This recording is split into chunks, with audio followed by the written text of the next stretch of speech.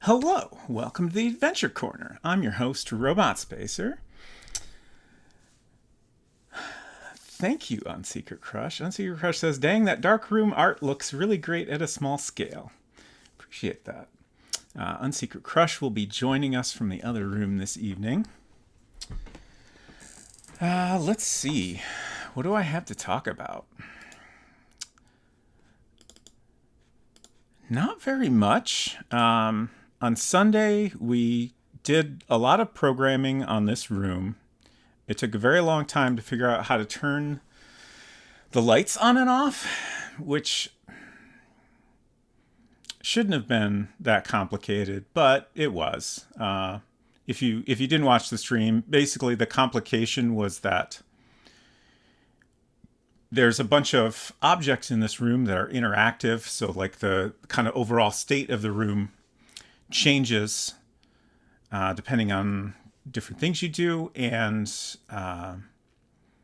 the initial way I was going to handle turning the lights on and off, things were kind of flickering because like each object that got swapped with a dark version was like rendering one by one, so you could see it all move in and out, and it was not great.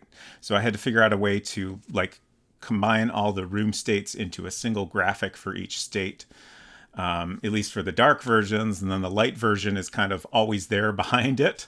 So it's a little weird, but in the end it worked out really well. Hello, Mousimus. Great to see you. Hope you're doing well. So I'll start off with a quick little demo of what we got here. So when you first get in here, the lights are on, of course. We haven't dealt with the cat yet. There'll be a lot of programming and interaction with the cat. But I think I'm going to try to finish up the dialogue for that before we get into it. And I haven't had a chance to do that yet. So basically, you'll have this conversation with the cat that's kind of required a bit of a puzzle. And then eventually the cat will leave, and then you will be able to turn the light off. And you can take off the lampshade. I guess I didn't... I don't think we've programmed any text commands in for this, but that's something we'll need to do as well. And then you can take this light bulb, which you'll need for another puzzle, which is another thing I still haven't done yet. There's so many things to do. So yeah, that's pretty much that. All that took 3.5 hours, but it's fine. It was all fine.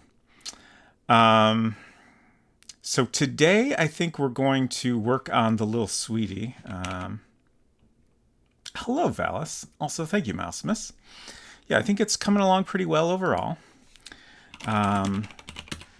So here's a cheat code to get all our items. And here's the little sweetie. One thing, I realized this at the end of Sunday's stream.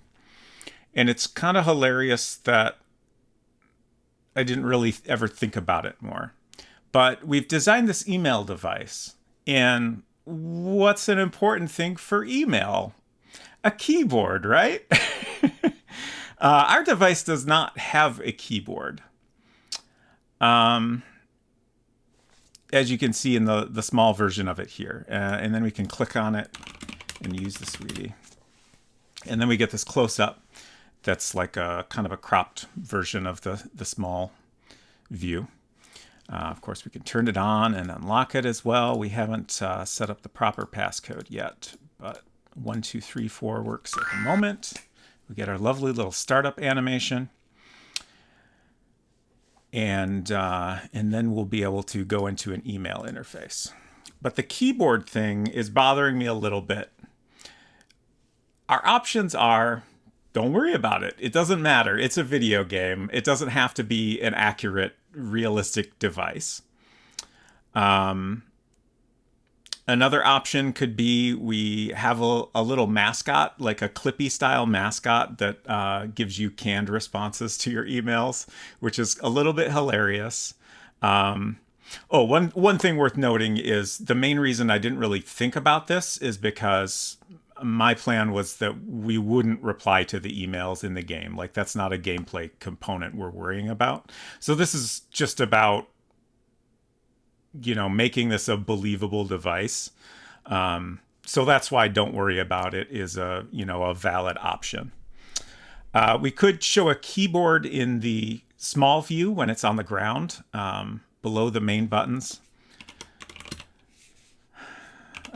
Drop little sweetie. Honestly, I don't think that's a great option just because I don't know that it would read very well. Like trying to draw a full keyboard at such a small scale would just get kind of messy, I think. And then the other option is that we could just kind of say that it has a slide out keyboard, which I think is pretty valid. And it's also something we could, just kind of mention in text just because, that, satisfies anyone that is wondering why this doesn't have a keyboard, including myself.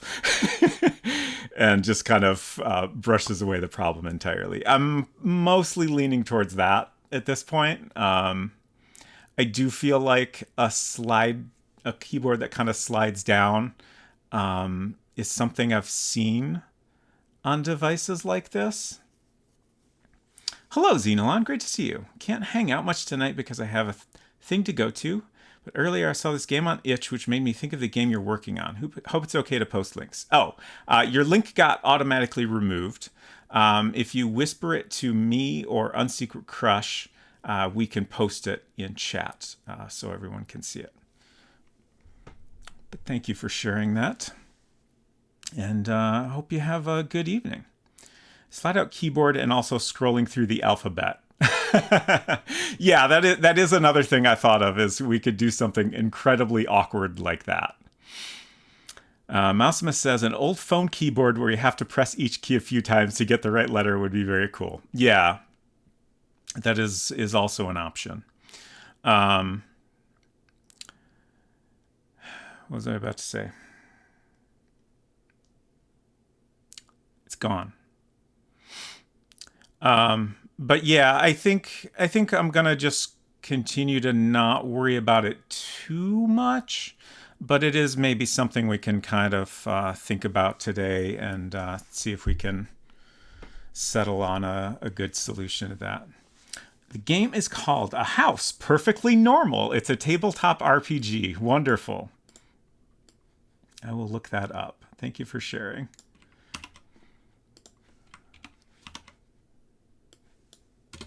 Highly relevant to our totally normal house. Okay, I got the itch link here. I will share that in chat. That's a great drawing. Very, very good normal house. That is on the art for this is honestly that's what I wish I could have drawn for my house art. Obviously, we did a much closer up view, but it's an Anaanthropy game. Ah, interesting. That name is familiar, but that's all. Just a familiar name.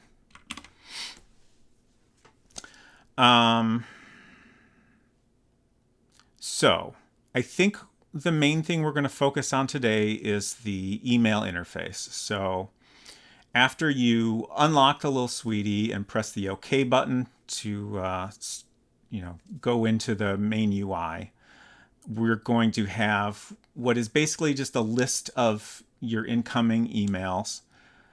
The plan is that there will be a few emails from a loved one. And initially, when you try to open them, you'll get an error that it can't download the messages because you're not on Wi-Fi. And then you will need to get on Wi-Fi in order to do that. So we also have to have Wi-Fi settings somewhere. We could either have a button to take you there, or we could have it kind of set up so that when the error pops up, that you're not connected to Wi-Fi, like that has a button to connect. I might kind of lean towards that, but if it feels like having a button in the like main UI also makes sense, I'm open to that.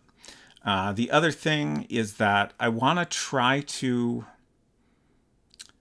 make this feel appropriate for the device. Like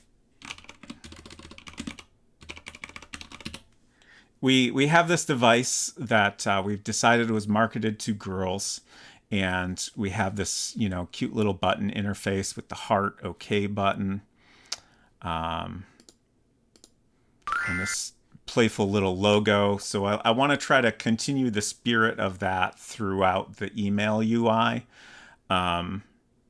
Not in a dramatic way, I don't think, just in a little bit of a subtle way. I'm also wondering if we might want to have a little like mascot character or something like that, just to add a little playfulness to it.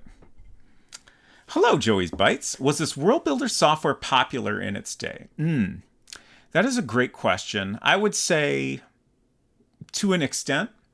I mean, it was only for Macintosh. It was released, well, the first game, Enchanted Scepters, came out the year the Macintosh was released.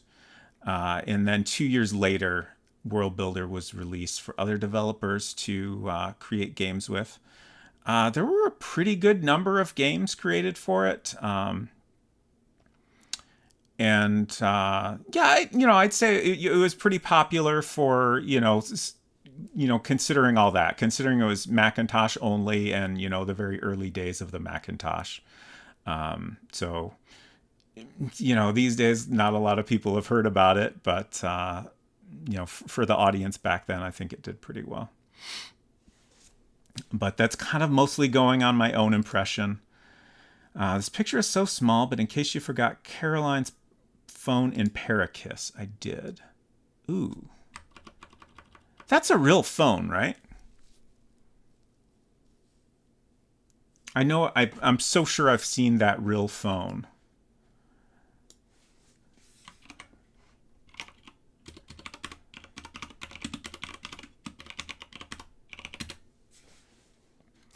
I'm trying to look up what the phone was.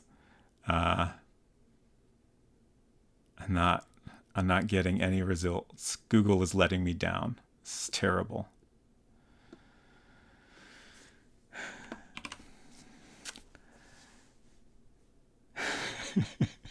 Thank you for calling attention to your messages.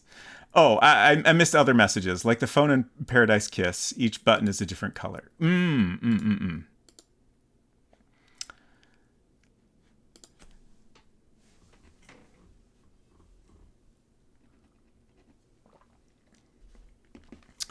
Okay. Let me check my notes about the Lil Sweetie in general. I think I've pretty much gone over everything. Oh yeah, one other thing to keep in mind is at some point we ended up with this back button that is kind of very similar to this up left button. And it has occurred to me that maybe this button is not necessary. Like, this is a back button. This is like a selection button to move your selection either up or to the left. But we could accomplish the back functionality just by having, you tap up or whatever to select a back button and press OK. But I haven't thought of anything useful to do with that button, so I'm inclined to just leave it.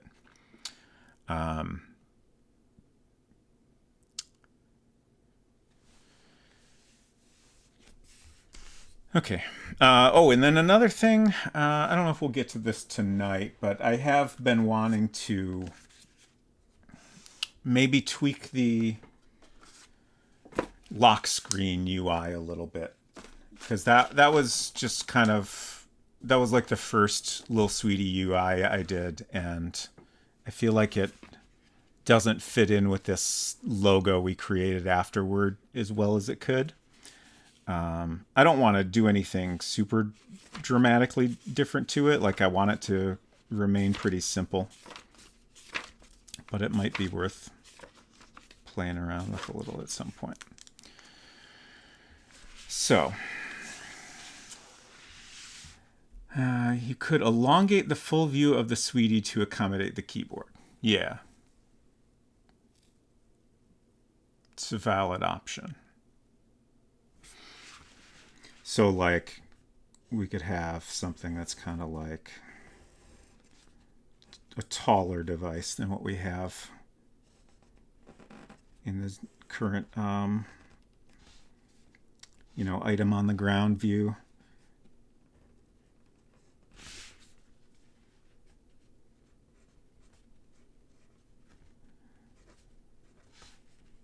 So then we have like a keyboard under here.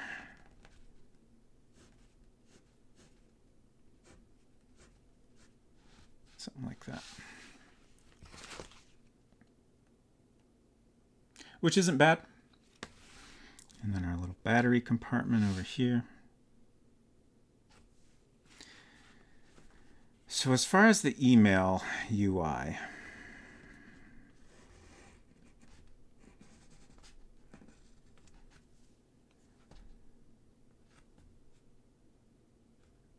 I feel like we want a title at the top, so maybe it just says, I don't know, messages or something.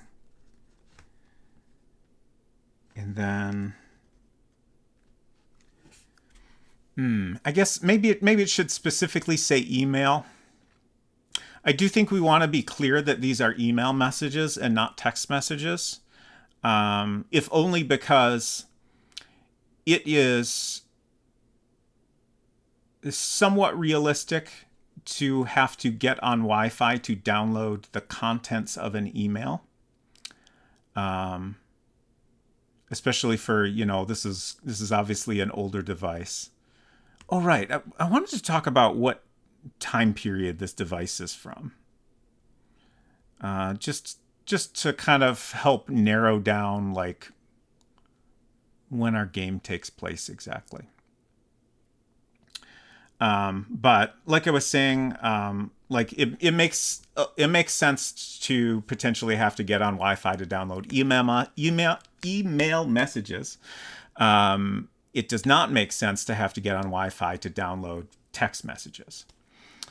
So I want to be clear about that. Like, it's just a little detail that I want to make it clear we're not doing something that doesn't make sense. So maybe instead of messages, this says email up here, or maybe email messages. And then we'll have a list of messages. So it'll be subject and then name, maybe. And we need at least 3 rows to fit on the screen. It might be good to have a little Wi-Fi icon somewhere. I like that. That would typically be at the top of the screen, but it also doesn't have to be.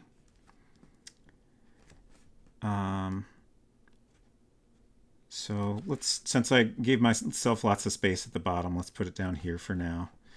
And then I'm a little bit torn on whether to have like a little settings thing down here.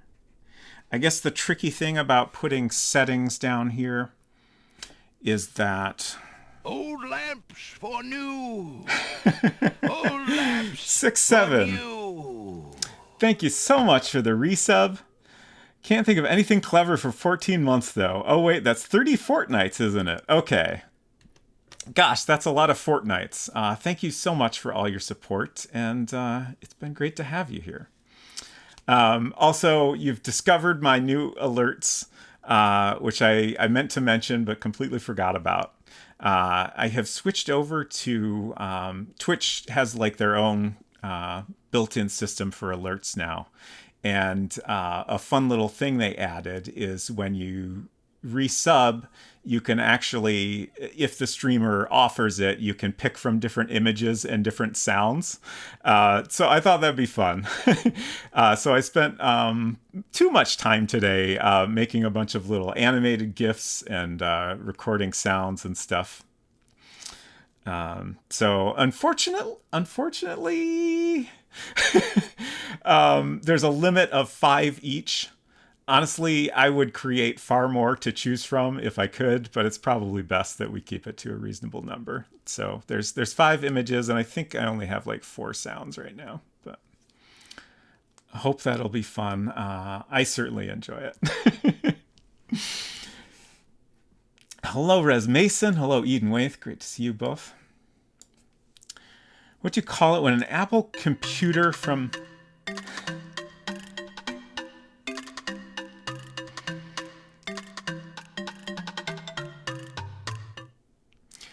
that one, I wish the sound could go on longer because it's a great song. We could do the whole song. Thank you, Val, for, oh my God, 17 months. That's wild. I really, really appreciate all your support. Thank you. I keep getting distracted. Eden Waith said, let's get a Newton eMate or Palm Pilot to check their old interfaces. Did the Newton ever have email?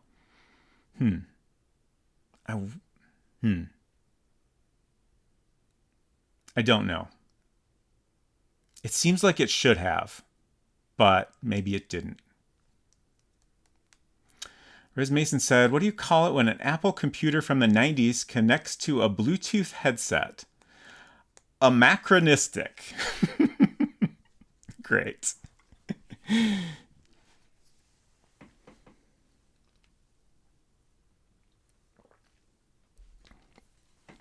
So yeah, time period. Let's, did the Newton have email? Apple Newton email. Oh, this is showing me some like modern app called Newton. That's not what I want.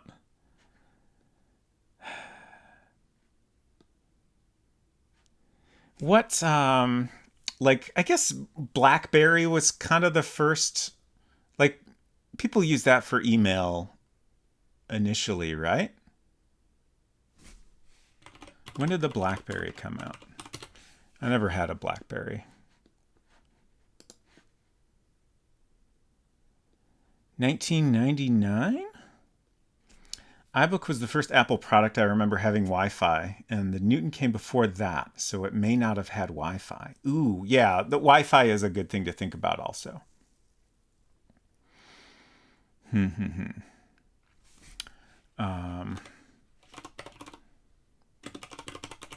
look at the Wikipedia page for Wi-Fi.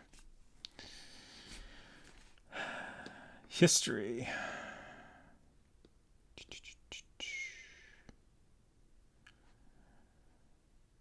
Okay, interesting. The major commercial breakthrough came with Apple Inc. adopting Wi-Fi for their iBook series of laptops in 1999. So,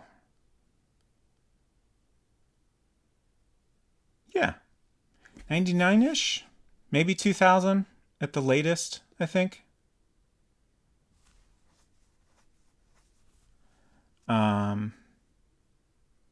I mean, it's believable enough.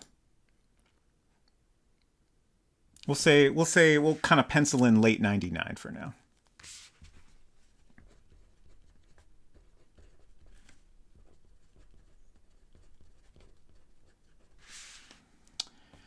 True story, I think the Newton OS organized data and working memory into structures called soups. That is great. Soup was the file system. That's wild. Any storage system could mount its own soup DB. I love that. I always wanted a Newton. I had a friend that had one, and what a neat, weird little device.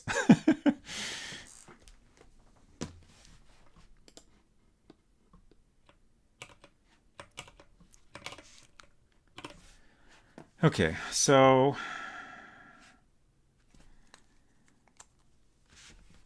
we need to be able to show selections on here. Like, I've been imagining this in a very like, I think maybe the iPod, the original iPod UI, is a good way to describe the look of this UI I've been imagining. So like my thought has been like, the selected row is inverted, so you get this dark black line, and then the text is in white on the selected row. I guess this should also have a date uh, on the email. So we need a date field. Should the name be first? I feel like that's more typical.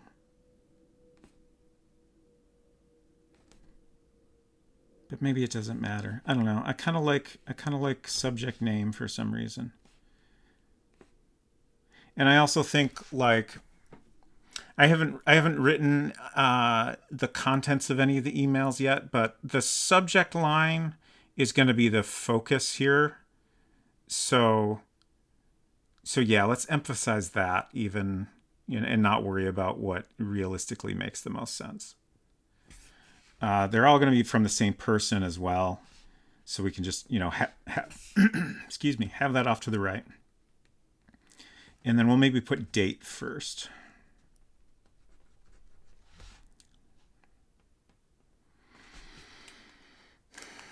Oh, I don't know if I finished saying about the settings. Like, if we have a settings button, it would make sense for there to be more than just Wi-Fi settings. And, I don't want to have to do a bunch of other settings. So maybe it makes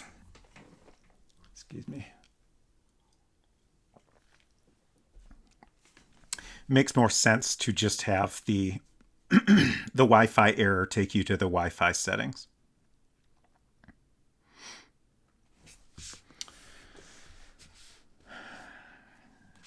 Show parental lock engaged and all settings grayed out.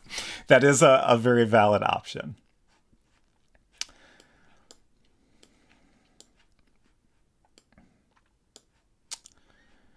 All right. Do we have... I'm trying to think if we have an artwork file that's got like the size and shape of the screen. I don't think we do yet. So let's go in and capture that. And then I can start drawing on top of that. What's a good mascot character? I do think like with what I've come up with so far, like I think we're gonna ditch the settings button down here. So we're just gonna have 3 emails, and then it's gonna say, email at the top or something. And then we'll have a Wi-Fi icon. And we're definitely gonna have some room. So we could put a little mascot character that maybe just like loops between a couple of frames. I feel like that would make it a little more fun and playful. So if you got any suggestions for a type of mascot character, feel free to share them, and then maybe we'll vote or something. I know it was previously suggested that we have a duck mascot. Paperclips are horrible mascots. Yeah, I think we'll definitely not do a paperclip, but it will absolutely be Clippy inspired.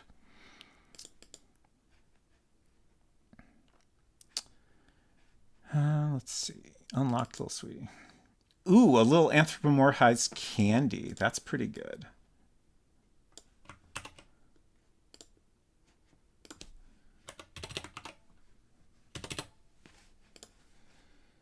Okay, so that's off. We want the on screen just because it's a white backdrop.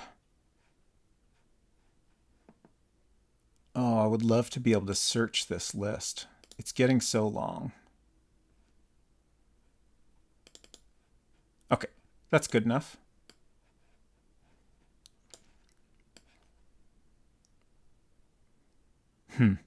I was about to explain how I keep doing this process in case anyone has missed it. I'm drawing a bit box, and then I'm doing capture bits, and that transfers all the vector art into the bit box as a bitmap graphic, and then I can copy it and paste it into the scrapbook, which that I can then paste into MacPaint. And I'm doing that because I can't just take a screenshot. And I just started wondering when screenshots became possible in macOS. I'm pretty sure it's not possible in this version.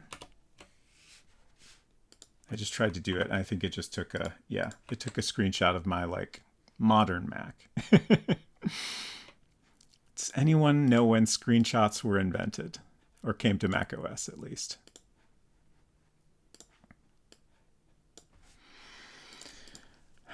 Why a duck? I'll tell you why. OBS, stop covering the text I'm trying to read. Say you're on a mountain and you want to get down off a mountain. Would what?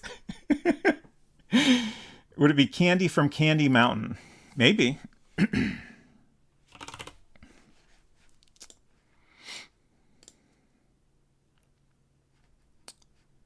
MacPaint. Where's my MacPaint?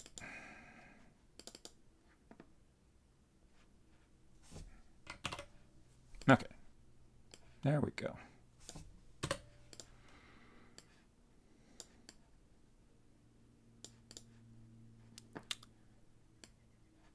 Let's go ahead and save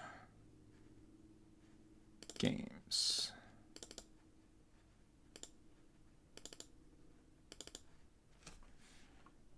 Email UI. Okay, so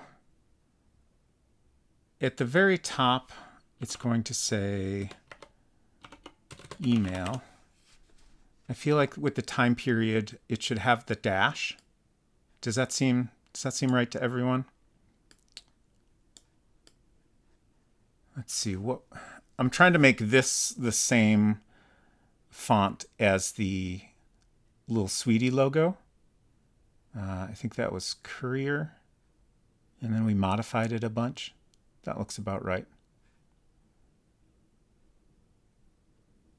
The rest of the text will be a different typeface because it'll be smaller. And I don't want to have to customize all of the text in the UI. I know the same screenshot keyboard shortcuts were the same in macOS 9 as they are today in macOS. Yeah.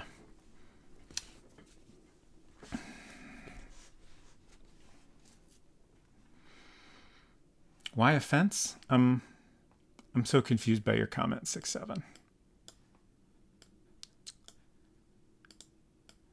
I'm going to open our thank you text because that has a lot of letters that are already in the correct little Sweetie style, so we can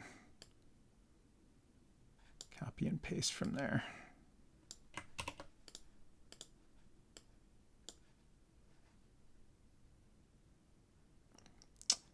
What did I name that? Email UI? There we go. Oh, shoot. This is going to not work because I can't move it off the screen. Let's undo that.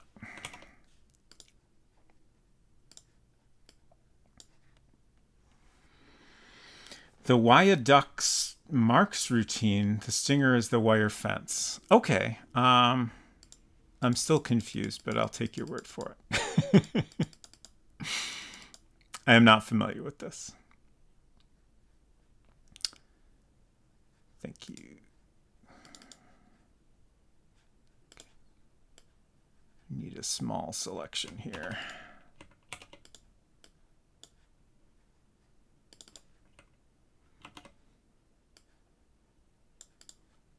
Okay, so we have an A, we have an E. We don't have a lowercase m. Ooh, should we continue the alternating caps?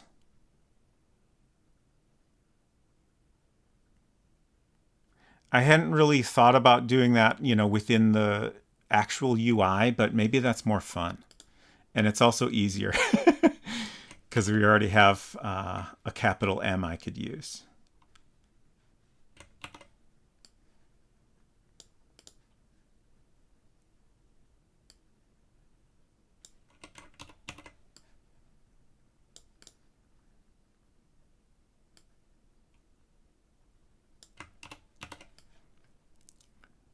And of course we want our little I with the heart.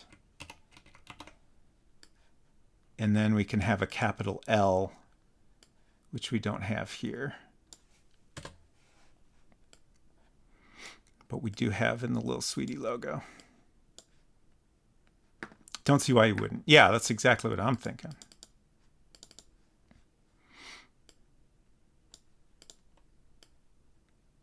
I guess I'll go ahead and copy this candy as well, just in case we want to use that as reference for our little mascot. We got any other mascot ideas?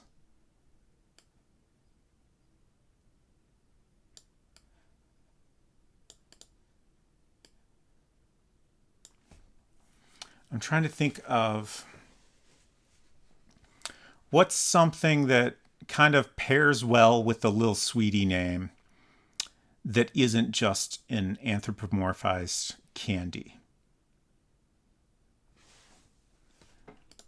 And I'm definitely drawing a blank, but I feel like there's got to be something that would work.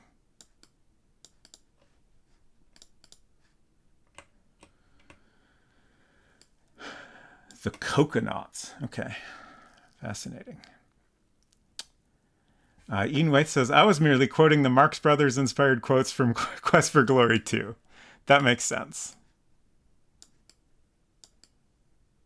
Someday I'll play the Quest for Glory games. How well do you think you could draw a knockoff Nancy cartoon? Jeez. Probably not that well, if I'm being honest.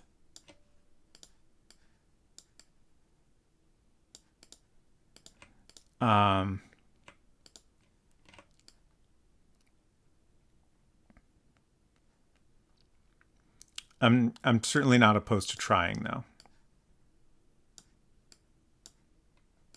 But if you weren't being honest, I felt, if I'm not being honest, I guess I would say I would do a exceptional job at that. I could draw the best knockoff Nancy cartoon you've ever seen. I'm struggling with the spacing here. I guess I want the same spacing as this. I think that's a pixel off. Bill Atkinson's relation to Mac Paint is like Cheese's relationship to me. Are you suggesting you invented cheese, Res Mason? That's a bold claim.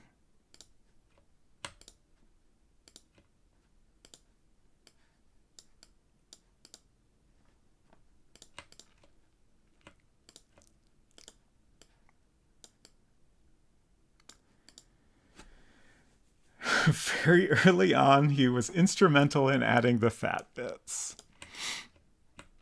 Got it.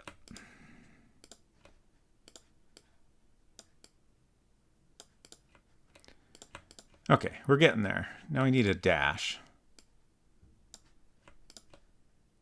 I might make that a little shorter. That's a very long dash.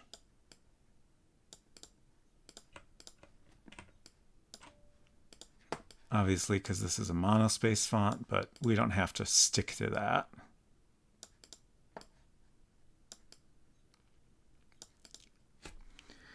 Incredibly old-fashioned, cherub-cheeked cartoon girl with a cheeky smile and winky face. Okay.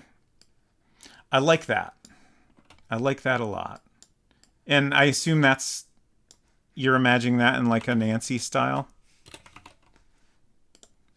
Or is that a separate idea?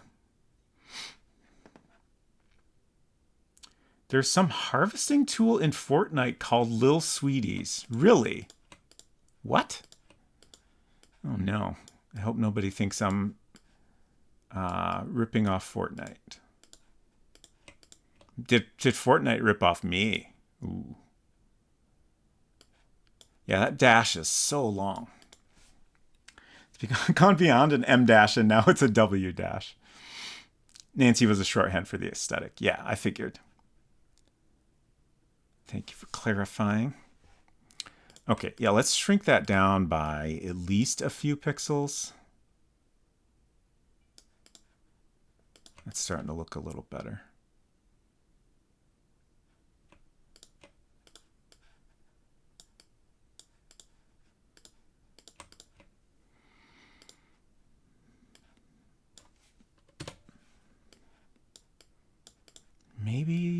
Maybe a little shorter still.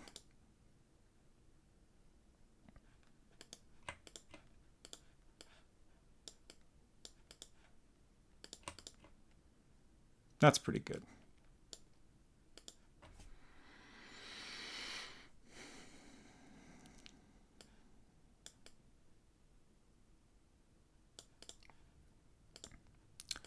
Okay, and then below this we'll have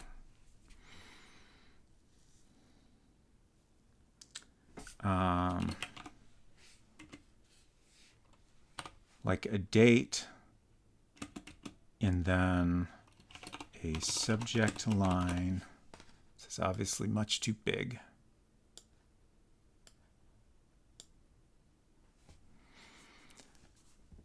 Excuse me. I'm not sure what font we'll use for this. I think... Oh, right. I was thinking about Geneva. Oh, did I put... I used another font already on the screen where it says press OK to start. I think that was Geneva 12 point or so.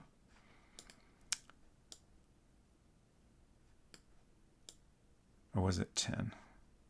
Let's look. But I liked the way that looked, and I think I'm going to stick to that.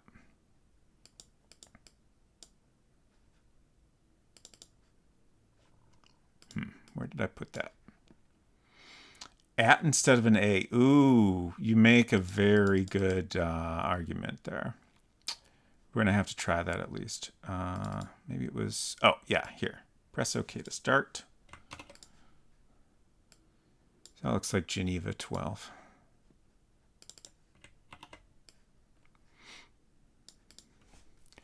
All right, let's see what this at sign looks like. In Courier 24. Ooh, it's a weird one. Huh. I might have to make my own at sign. What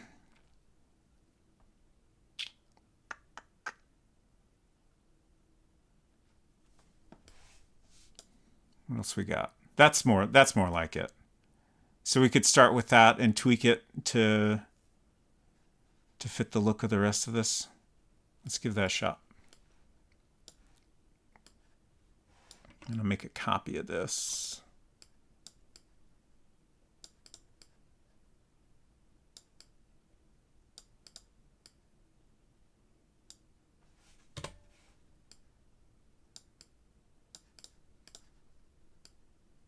Oh no, I goofed it. Okay, it's all better.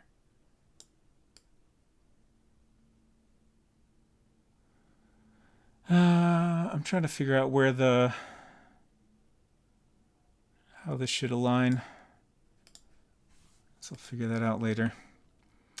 Geneva is really tricky. It can get into a lot of trouble if you break one of its conventions. I don't plan on modifying... Well, I guess this was Geneva, isn't it? For the smaller text, I wasn't planning to modify it at all.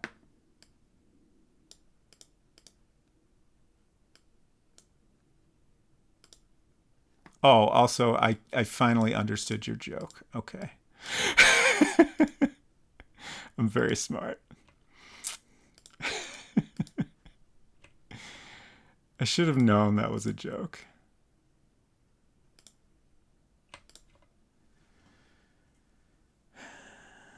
That's starting to look like something. It's I feel like it's too big overall, just by a little bit.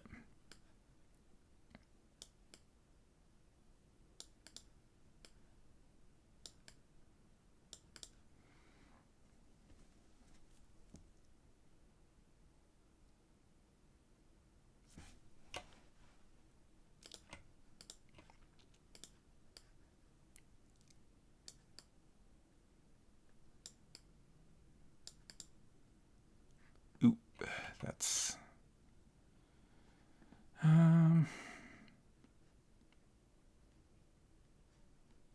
I'll just... Like, I want to bring this down a little, but I think I need to do it manually.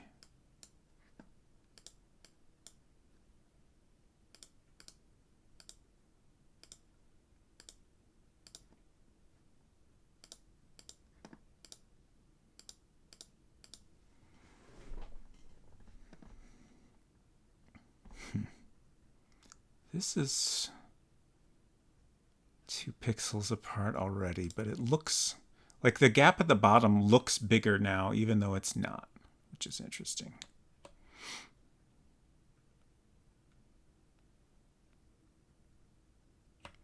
I guess it's maybe because this is small because of the corner of the A.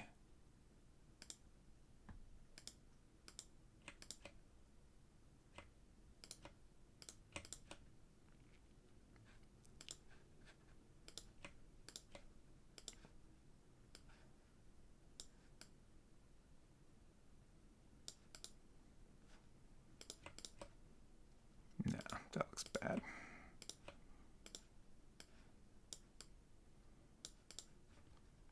I want to maybe have it hang down just like a pixel from the baseline, but not that far.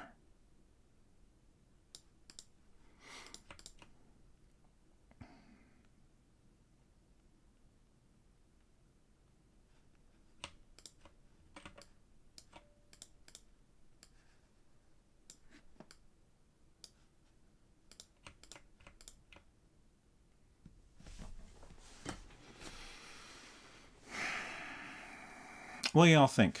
Does that look pretty good? Oh, you found the real Paradise Kiss phone. Nice. Thank you for researching this important information. Yes. KDDI info bar. That is such a cool phone. Thank you, Mouse Miss. Val says it looks all right. Ooh. It makes me think it could be better. I wish these pictures were bigger.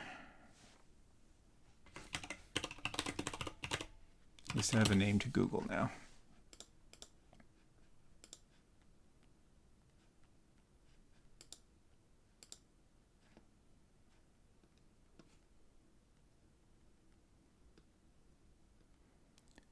Oh, interesting. I'm looking at a Verge article that's got like different versions of it and also different colors.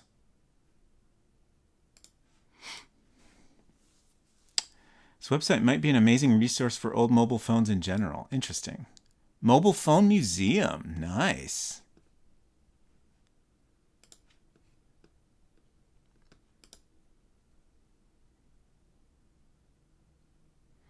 Oh, so this actually has a little email button right on the phone.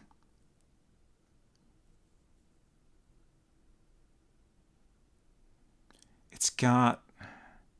There's buttons for... I assume the envelope is email. There's a book. I don't know if that would be like an ebook reader. There's a camera. And then... Well, at least some of the models, one of the models at least, has like a globe icon that I assume takes you to like a web browser. One of the other models has something else over there I can't really see. Not sure what to do with the A, but it's throwing things off a bit for me. Yeah, that's kind of how I feel about it.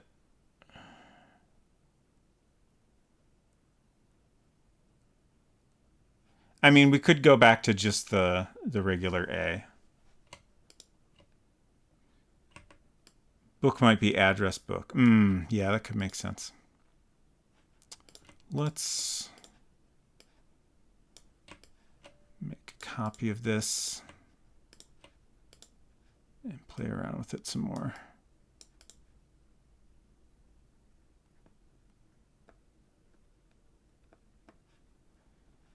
Is this 1, 2, 3, 4, 5, 6, 1, 2, 3, 4, 5, 6, 7? Okay, so it's taller than it is wide now.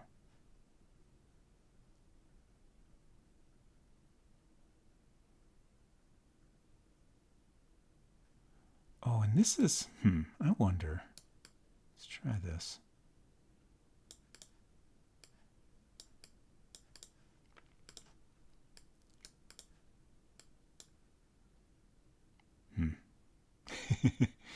Maybe not.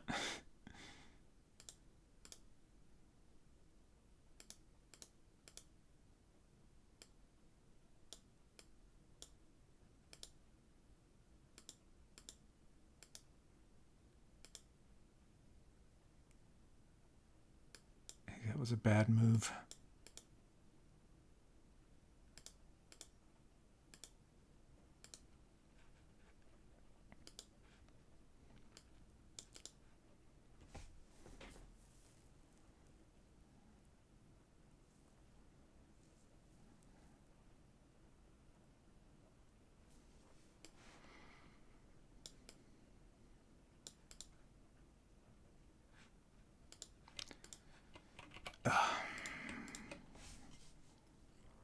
Yeah, I think I just made it worse.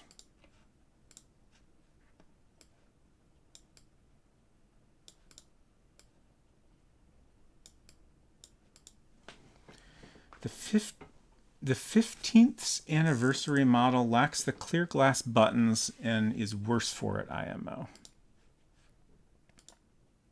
Yeah. Yeah. Very good point.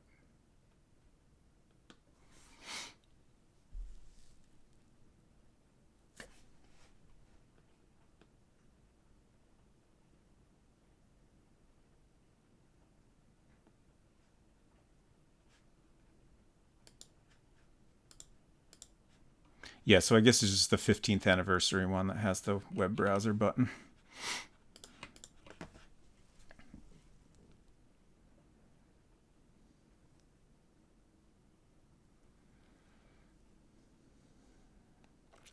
I think I'm just gonna let this sit for a while and see how I feel about it. I might tweak it at a different time, depending on how I feel about it. But I'm gonna drop this into place for now.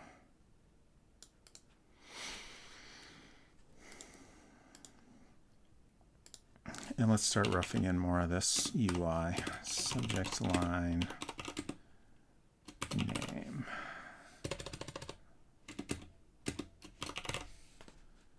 So this will be Geneva 12-point plain.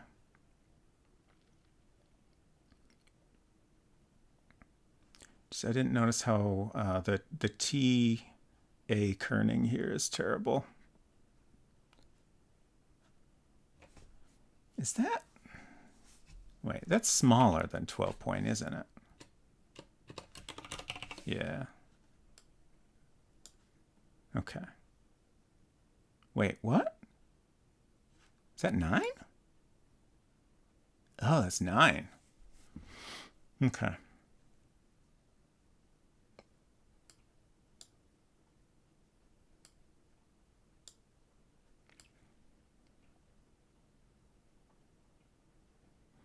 I guess we don't have to use the same size for everything also, like...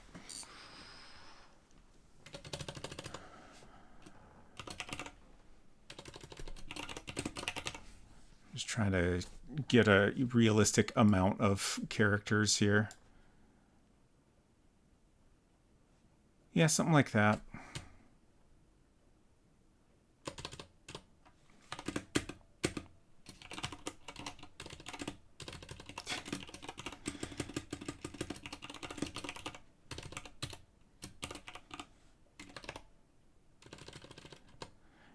I'm just kind of thinking about how... So my thought for these messages is that they're all going to be from a narrow period of time. I guess it makes sense to show the time and not just the date. But maybe since they're in the past,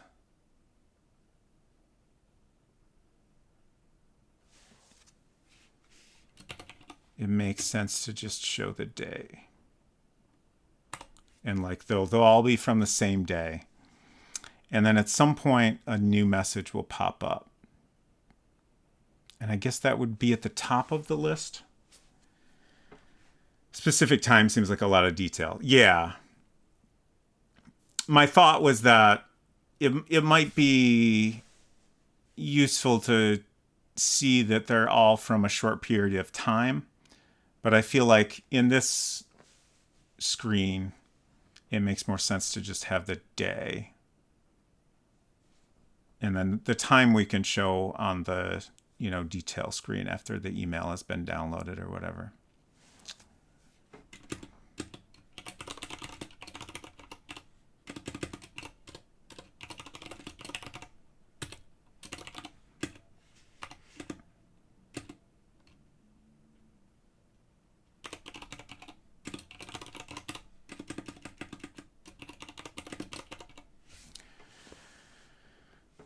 So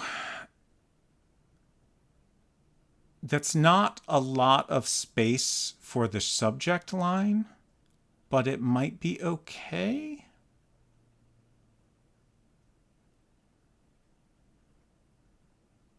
I think this is fine. We'll go with this font size for now.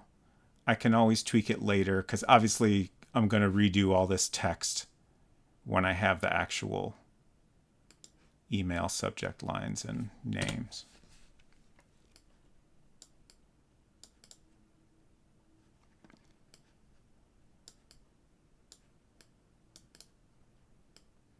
So these will need to be spaced out more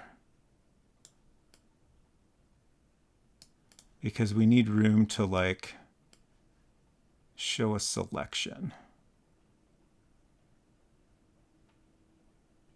I don't know if I actually want to do the inverted appearance for the selection, but that's more or less what it would look like. I do kind of like it's simple, it works, it's very clear.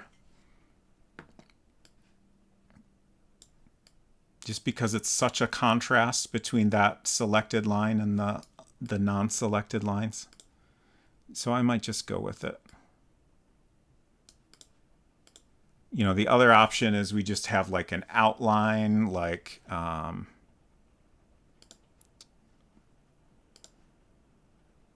thinking maybe something like this could work. I don't think I'd have it be quite so rounded.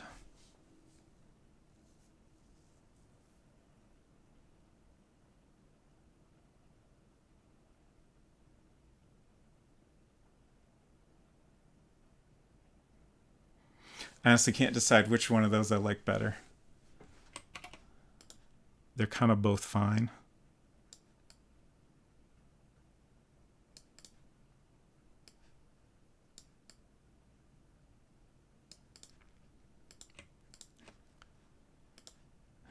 So this is 1, 2, 3, 4, and that's 5 pixels, so that's 9 pixels between there. 1, 2, 3, 4, 5, 6, 7, 8, 9. Perfect. Okay, so that spacing is consistent. I guess the subject lines aren't lined up.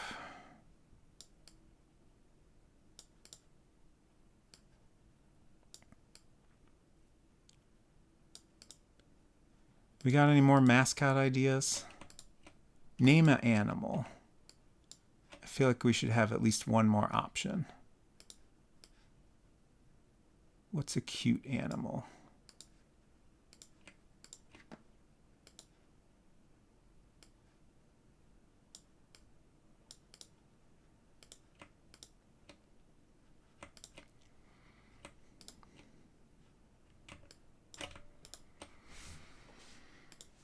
Capybara. Ooh, that is pretty cute.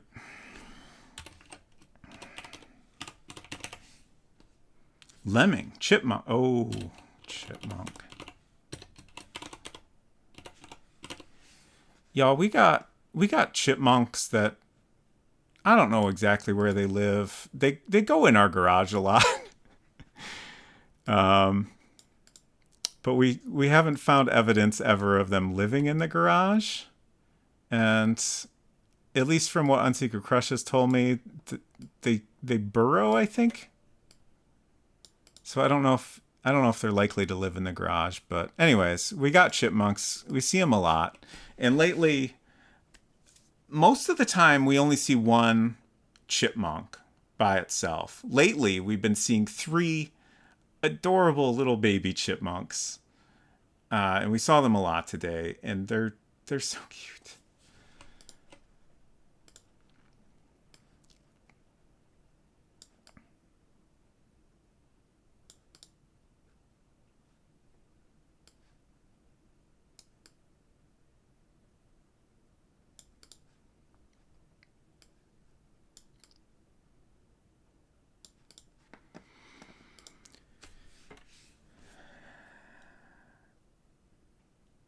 Oh no.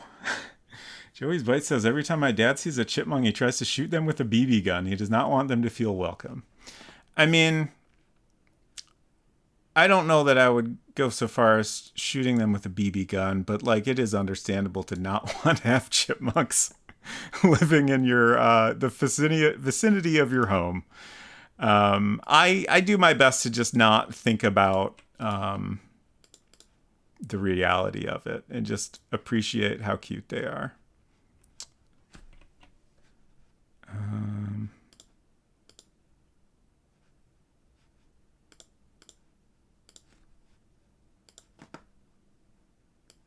Just trying to get myself a little guide here.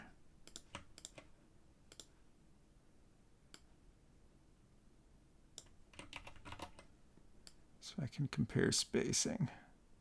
Oh, it's perfect. Nice. Okay, I think this is starting to look pretty good.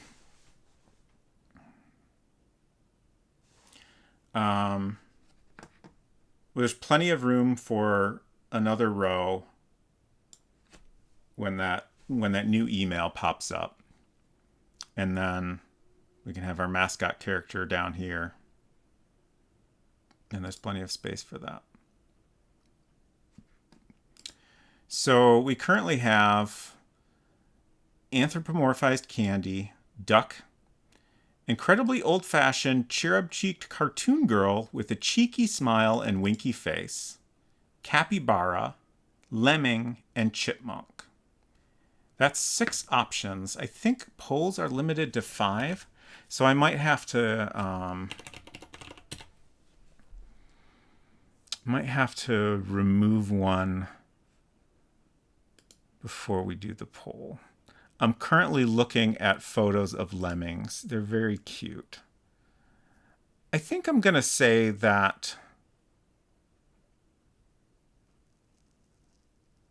a lemming is close enough in vibe to a chipmunk that we'll take out lemming and just say chipmunk. And, you know, that's like our cute little furry animal option. I guess capybaras aren't honestly that far off either. But that's a very distinct, like capybara got a real distinct face.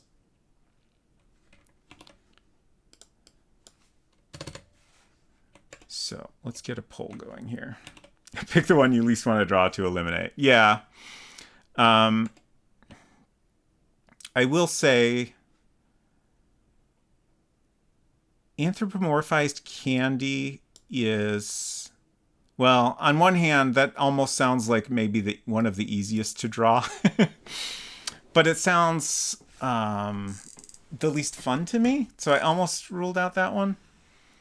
But also, like, I think it's a perfectly reasonable option, so I'm going to leave it in. I'm just trying to remember where I got to go to start a poll here.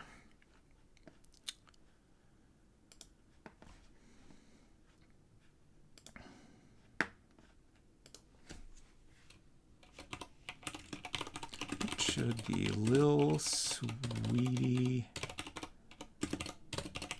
mascot be? Hello. Hello. Thank you for the hello. Lil Anthropomorph. Am I spelling this right? Oh, wow. That's all the space I get for... That's so short.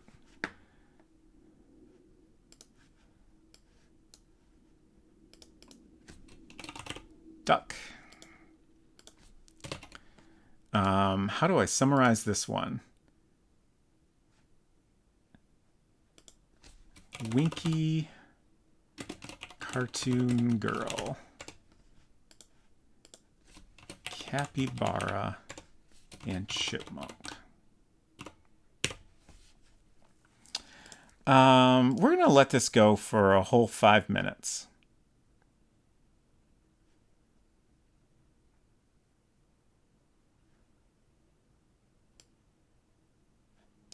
Yeah, that's fine. Get your votes in now. I'm picturing the dancing candy from Candy Mountain, one of the Charlie the Unicorn videos. Dancing candy from Candy Mountain. Is this going to get me what you're talking about? Charlie the Unicorn goes to Candy Mountain.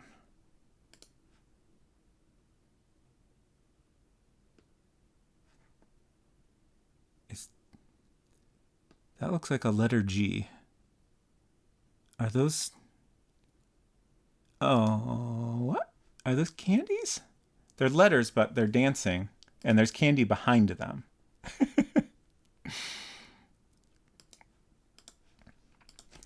I was thinking Peppermint Butler from Adventure Time. Ooh, yeah. That is pretty good.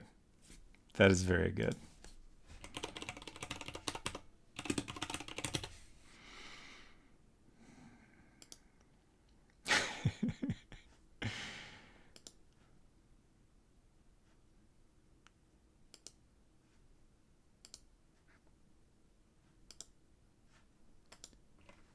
Here's Peppermint Butler, if anyone is not familiar. That's a weird URL, but that's fine. What are these results looking like? 1 vote. 1 vote for Winky Cartoon Girl.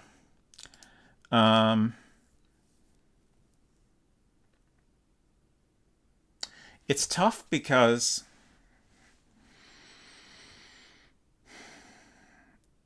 I have in my head a kind of vague image of that Winky Cartoon Girl idea, and I love it. But I'm concerned I won't be able to pull it off.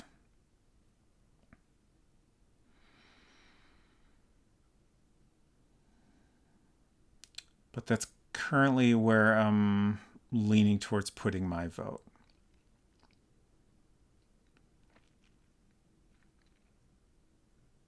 I need a quick bathroom break, so I think I'll go do that while this poll is finishing up. But y'all get your votes in, and I'll be right back.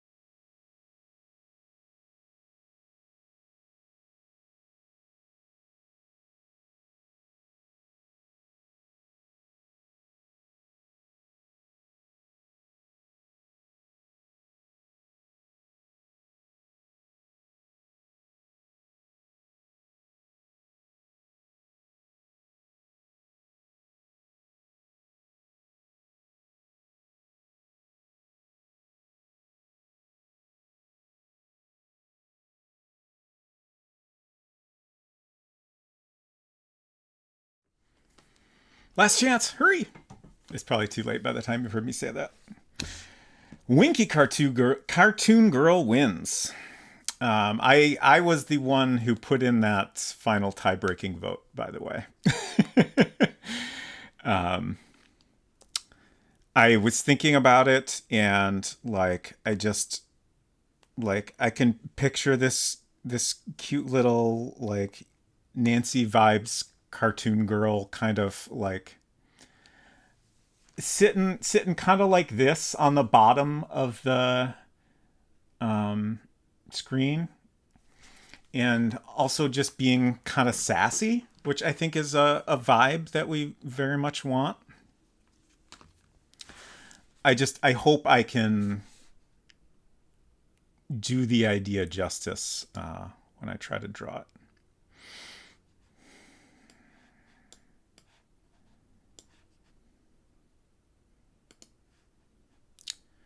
So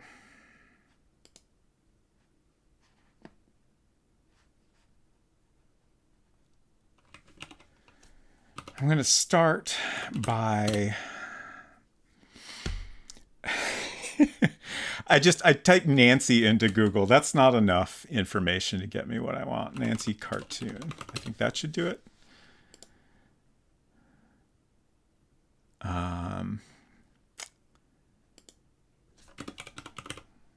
Nancy cartoon wink. There's a drawing of a very cross looking Nancy that is very good. I'm just kind of looking. I'm trying to get myself inspired here. Maybe I should start out by just doing my best to draw what I'm imagining. What does her hair look like? I'm trying to do my best to not make it look too much like Nancy. But I can't quite picture the hair. I guess if I'm being honest, like any details I try to figure out, I'm not quite there. Pigtails? I was kind of thinking maybe. Little pigtail braids.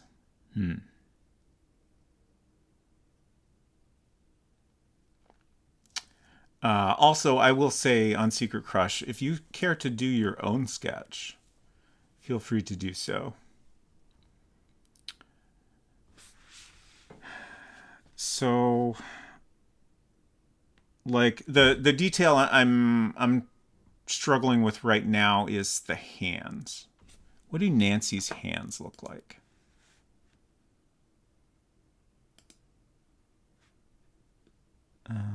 Okay. So they're just kind of... They're pretty normal hands, like pretty normal cartoon hands.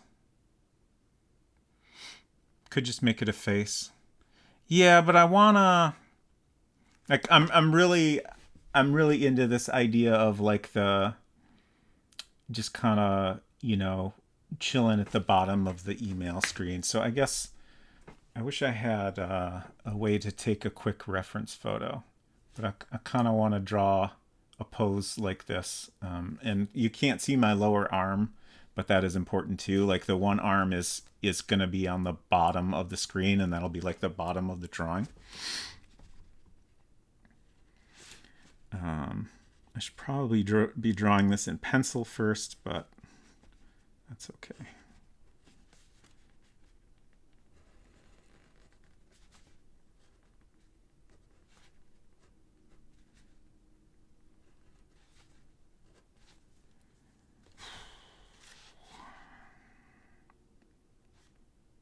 There's so many little details to decide. Sleeves. How do the sleeves look? I don't know.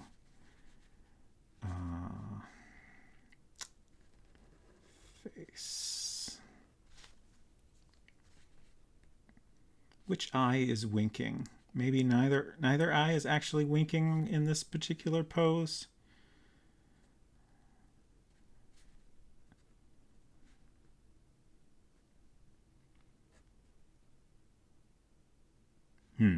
Nose shape. I'm looking at Nancy again. Okay, she's just got a little line for a nose.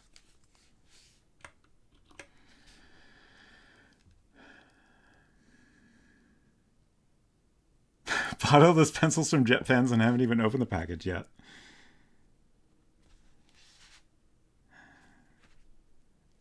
I like this is very rough, but I like where this is going. Hair. Here. I can't, like, when you said little pigtail braids, I can't quite picture that. Especially in terms of something that's going to read well in a small little pixel art thing. Can you give me an example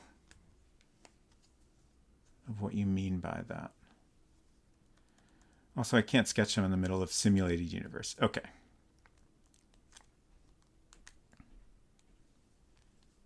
I hear footsteps. Hello. Can I use this? Yeah. Do you want me to draw off the side or can I draw on this? I'd say do it off to the side. Okay. I like what I've got, so I want to try to like finish my own sketch. Okay, so this is the face, little button nose, little eyes, little whatever. That's Very good. that's just for reference. So then the braids would be like little bow. And then Okay, yeah. maybe not quite this big, Uh-huh. but like this kind of shape. Yeah. Because like this is, remember, like imagine that this is. And the bows look a lot like the little candy. Yeah. So like keep in mind, like imagine, put yourself in. It's 1990 whatever. 9, apparently. 9. Okay.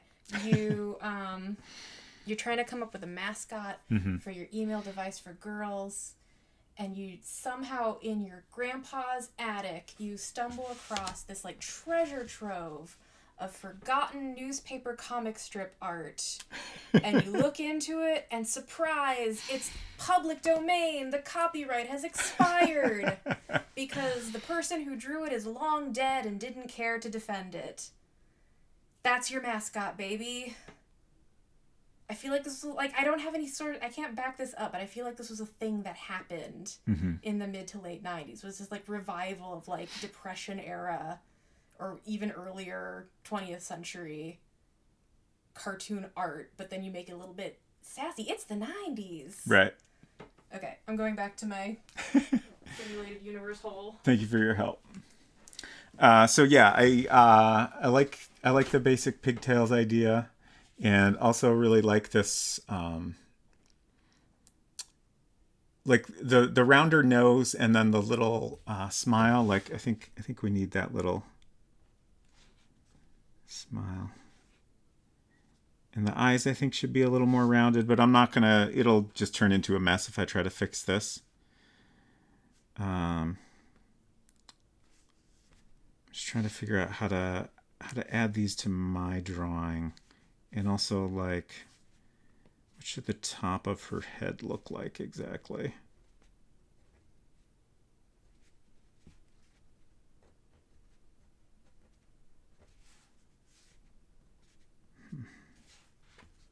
This is tricky. And then this one is the one on the other side is extra tricky because there's a hand in the way there.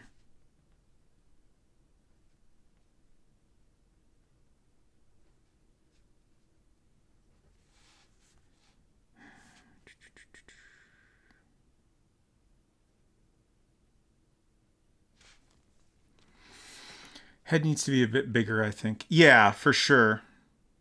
I just...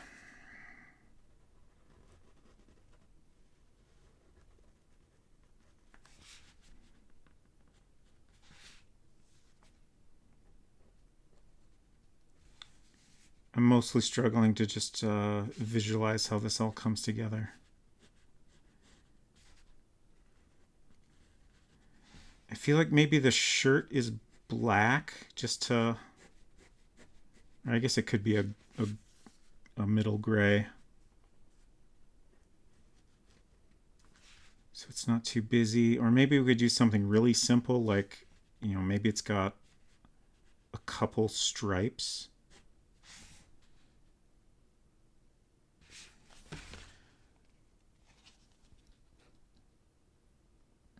It's not perfect, but I feel like that's getting there.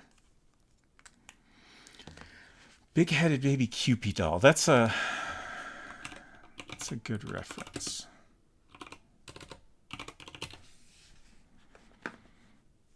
Ooh, that's Cupid dolls are weird looking.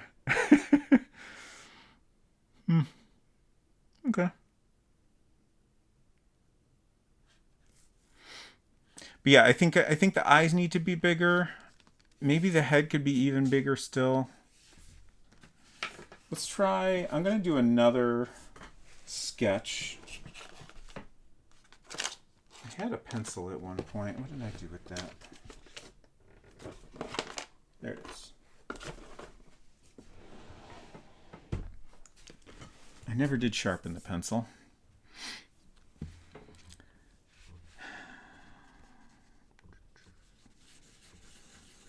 I'm just going to see if I can kind of refine this a little bit, and then I'll see if I can figure out how to turn it into pixels.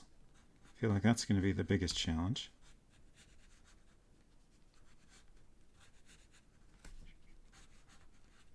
I can't decide if this hand here should have any more detail. Let's see that. The thumb would be in back, so there wouldn't be that much to see here. So maybe we just have a little suggestion of like knuckles here.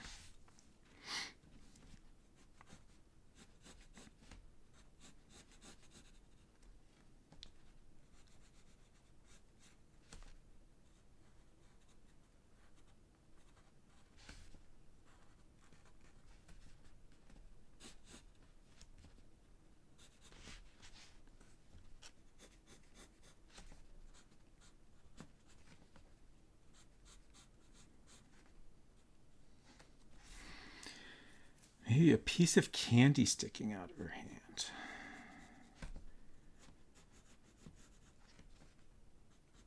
I'm trying to think.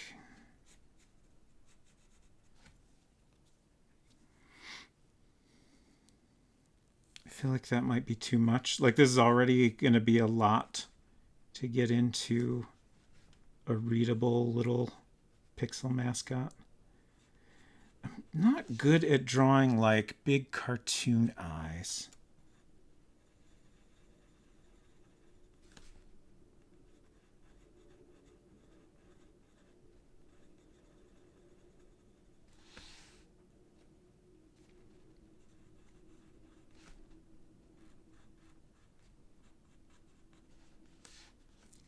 That's better. We're getting somewhere.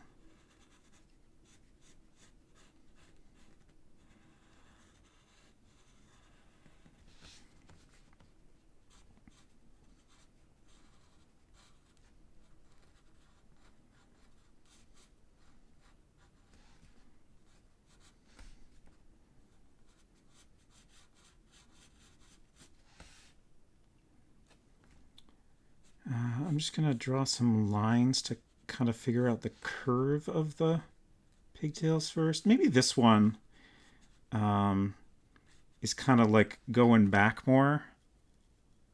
I like that. I like that a lot.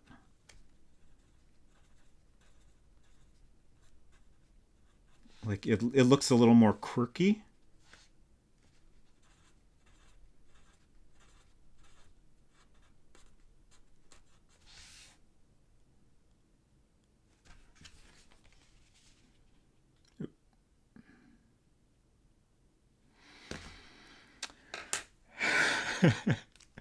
$19.99 would also be the peak era of Tamagotchi. Nice. Are you suggesting we have to feed and care for our little sweetie mascot?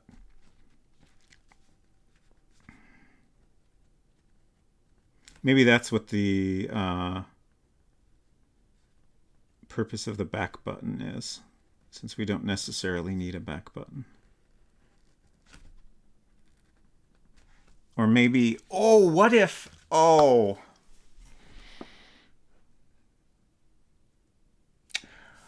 What if that button just makes the mascot say something?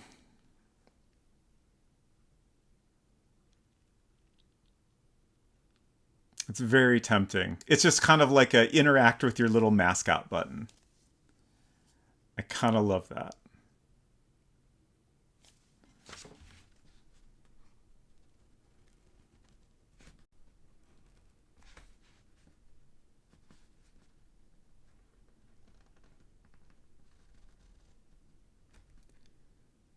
I'm trying to figure out how to draw this elbow situation. Maybe more rounded down there.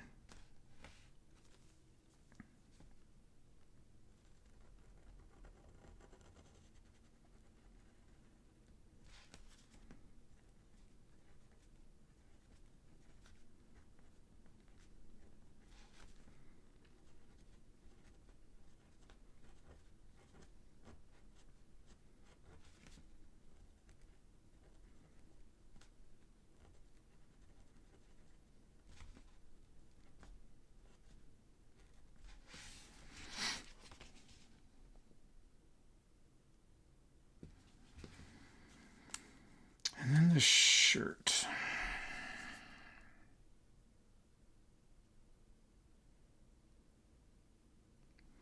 Maybe I won't worry about the shirt until we get it into a pixel form. Like how many pixels we have to work with could determine what makes the most sense there. Okay. I think that's pretty good though. I think we're ready to start drawing that. I'm trying to decide if we should do that right in here.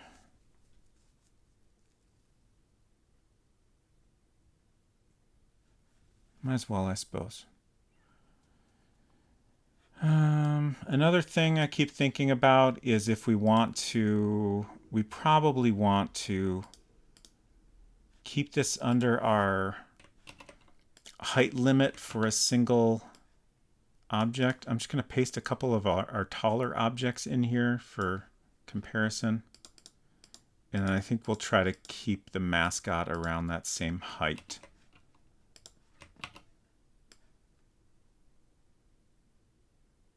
Just in case it ends up overlapping things, we want it to be opaque. And it needs to be a single object for that. Not sure which one of these is tallest. Looks like the sign is tallest.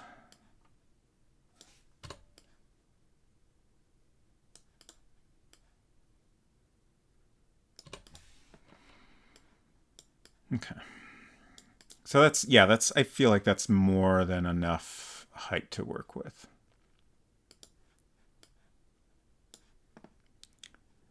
So I think the head is just going to be a perfect circle.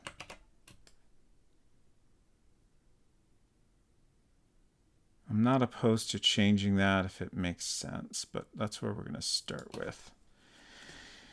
You click the mask on it, it says, looks like you're having a little trouble over there. Would you like a hint?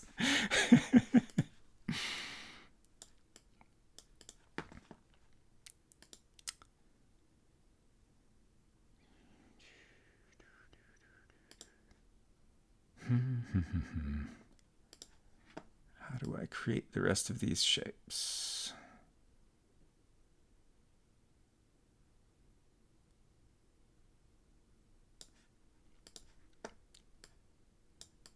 Right now, I'm just going to try to get the basic shapes in roughly the way I've drawn them.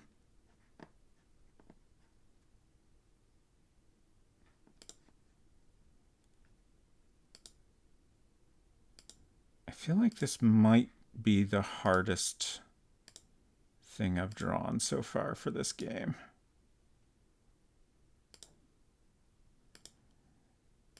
But I feel like part of that is also like I have a very specific like personality I want to give off here.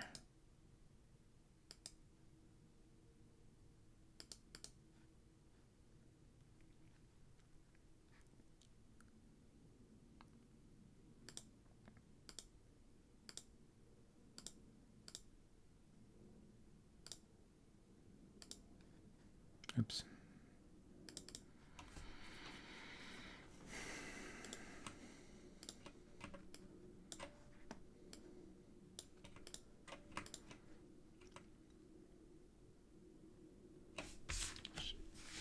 Keep this where y'all can see it so you can see what I'm doing here.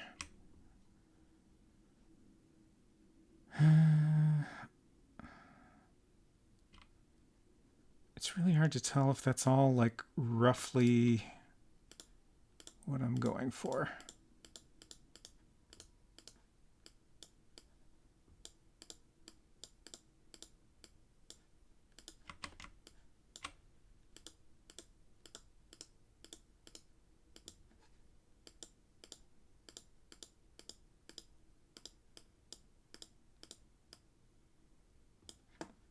I guess this is the hand, so this is not going to be a perfect curve here. I'm going to try to work in a hint of some like knuckles.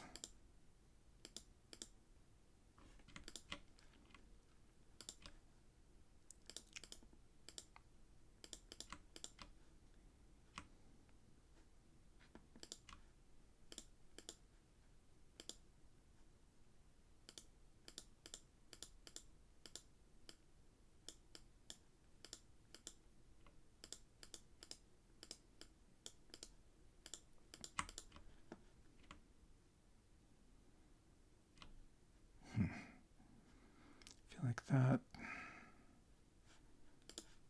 gap is too big.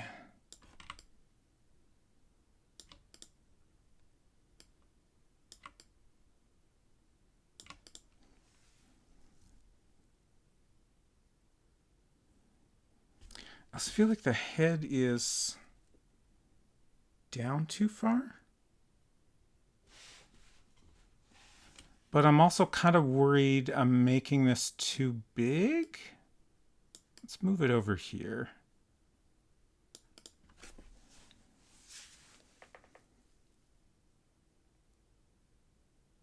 It feels a little too big.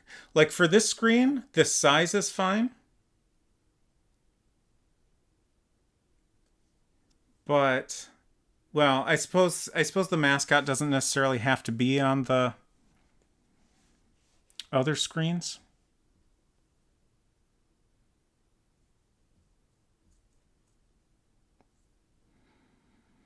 But on the, on the screen where you're actually reading an email, we want to leave plenty of space to, have that text in there.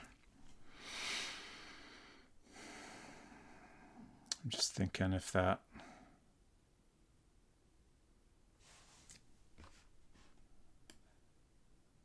So I do feel like we maybe want to shrink this down. This is going to look bad, but I'll fix it later. Actually, okay. If I hold down Shift, it keeps it in proportion.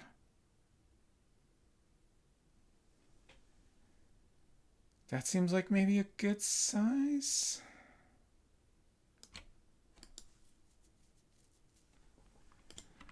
Let's start there, and I think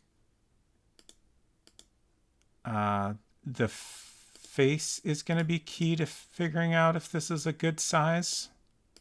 So I'll try to do that next.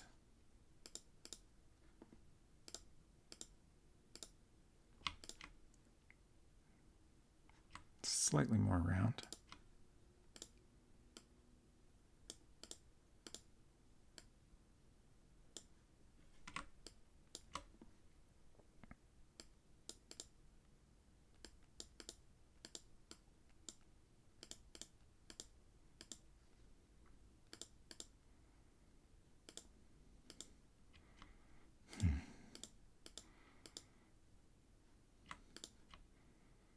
That's pretty good.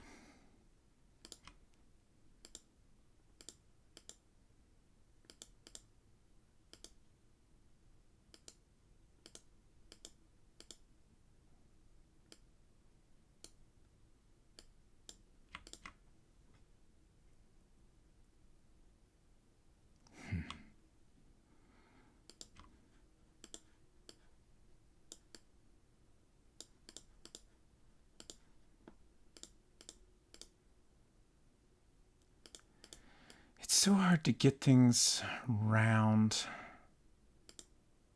with this many pixels. Maybe like that?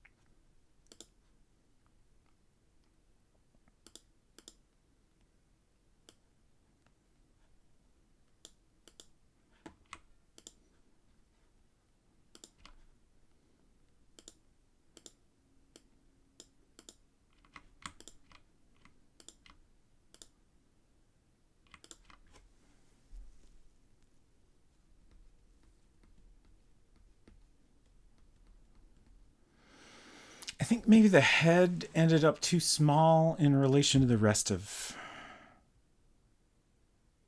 it. And I'm just trying to decide which... Should I make the head bigger or shrink the rest of it?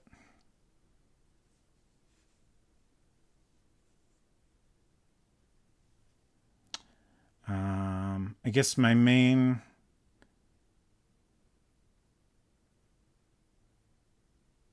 thought... It's hard to tell without the hair. Yeah. It's just, I'm not sure I want to put the hair in yet. If the whole head might need to change in size.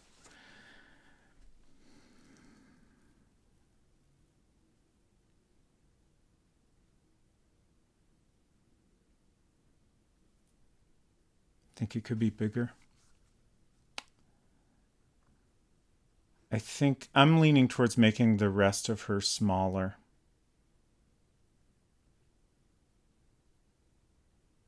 Or maybe a little bit of both, actually. Even though that's like the hardest option, I feel like maybe that's the right move.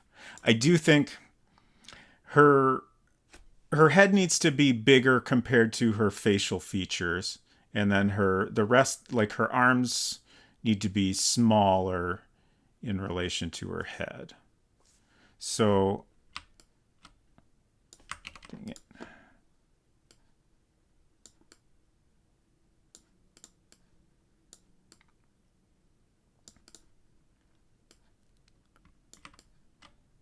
So I'm going to make the head a little bit bigger, just like a pixel or two, I think. And then I'm going to try to shrink down the rest.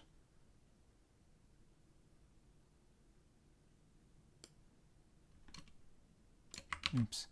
I always forget, if you want a perfect circle, you can hold down shift, but you have to remember to press that before you start drawing.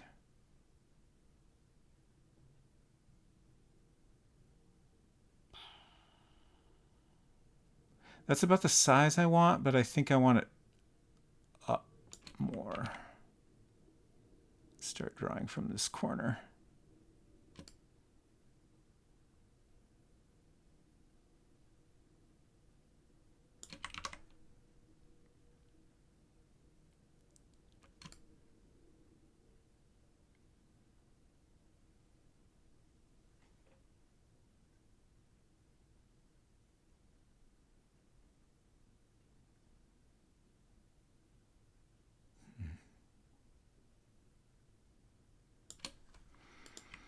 Let's try that.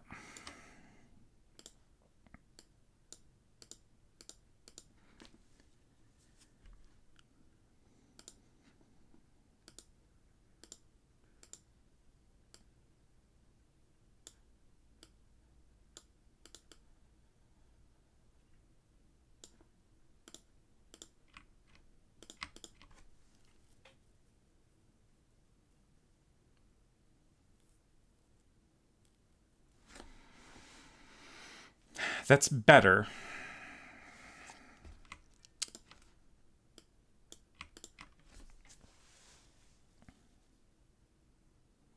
But I think the arms need to shrink a little bit.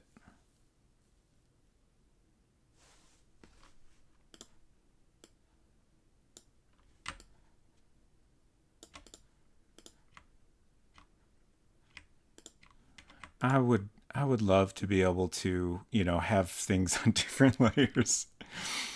It helps so much.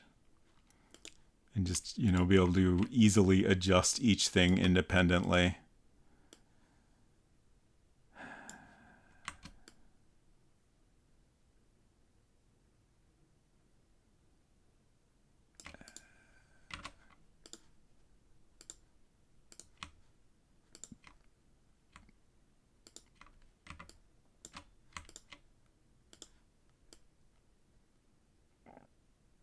Excuse me.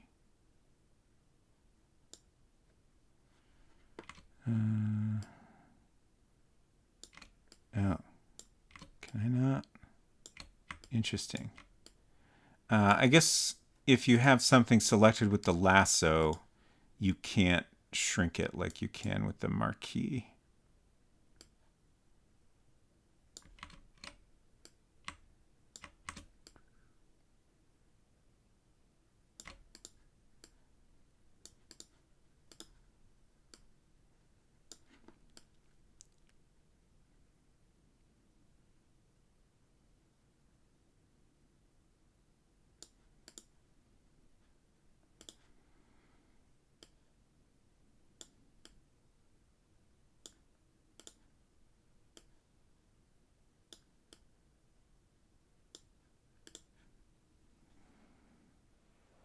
I think that's getting there.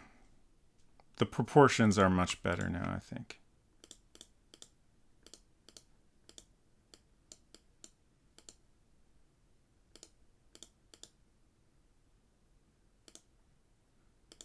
I'm trying to do like a hint of like her fingers curled under here. And I can't decide if I want a little line there or not.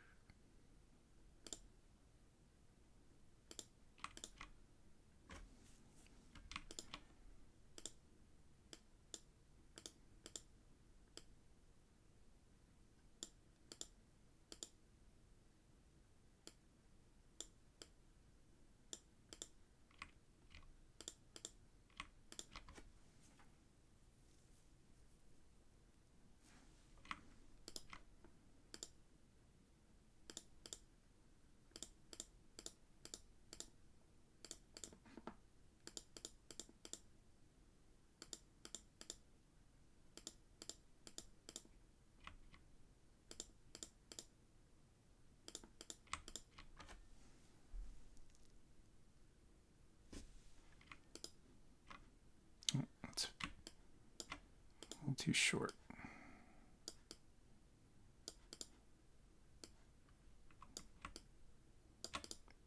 That didn't work. Whoops.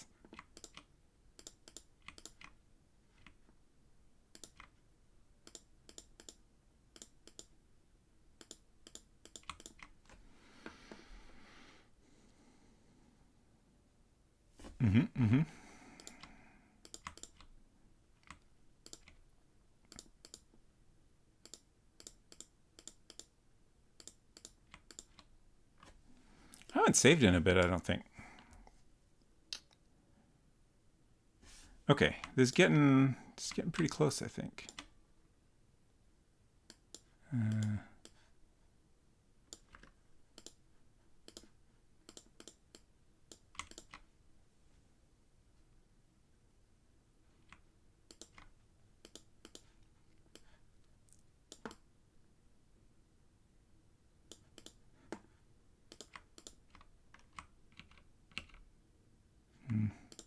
think that was a bad move.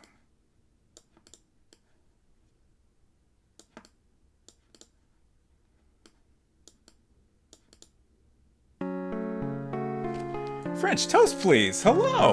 Welcome, y'all. Thank you for coming by. I hope you are doing well this evening.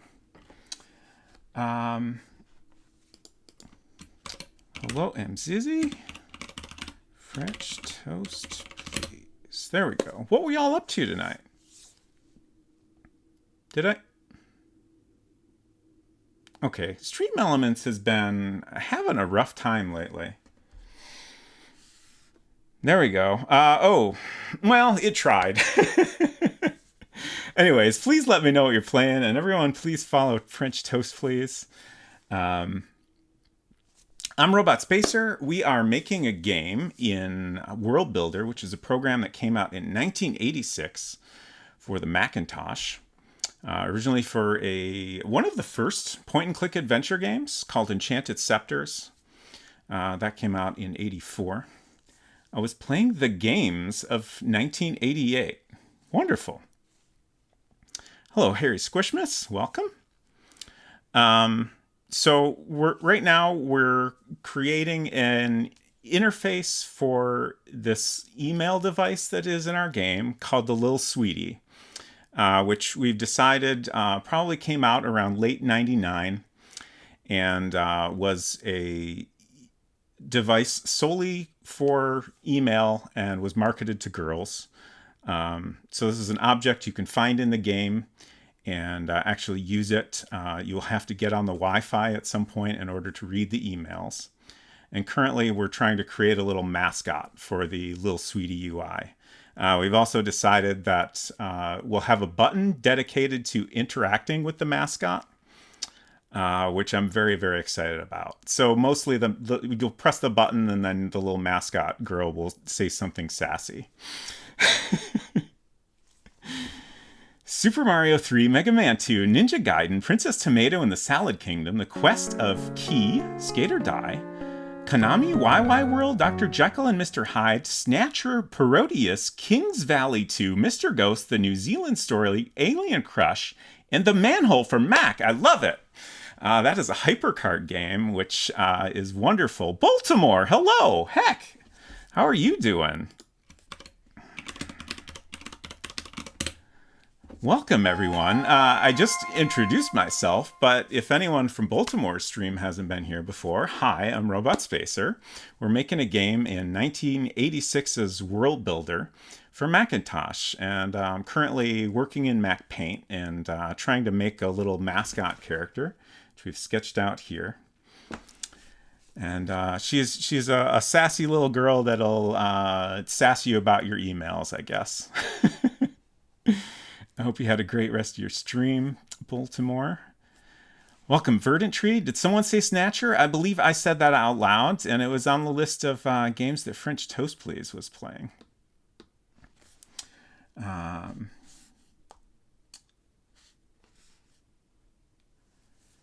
Sass Mails. Hello, Efton.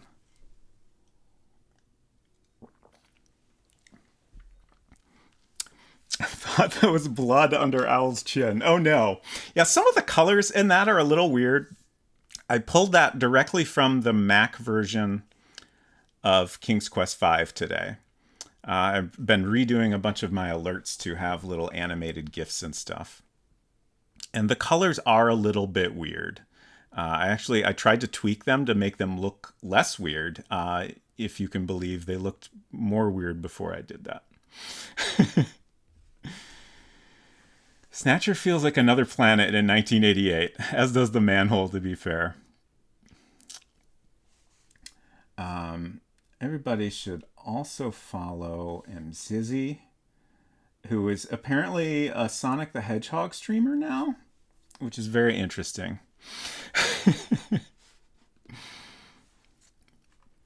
Oh no, you're out of anchovies.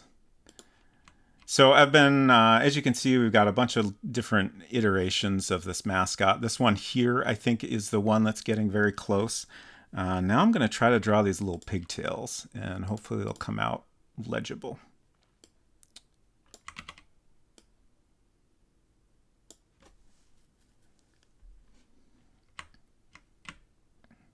I have never had an anchovy. They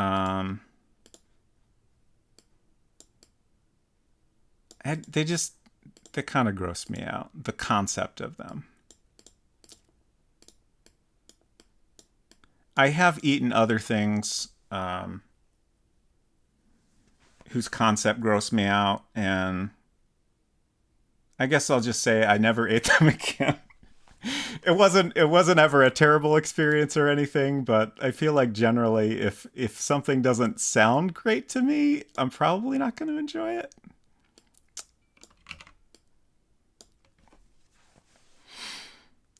Caesar dressing has anchovies in it. Yeah, that is true, isn't it? But like a full-on, like, complete anchovy is a very different thing. But I guess you do make the argument that maybe the flavor would not be that bad. I guess to me, like, it's more the texture that sounds unappealing. I understand people not liking them, but I eat them out of the jar like candy. Like, that's fair. I support this. Everyone should enjoy the foods they enjoy. That's great.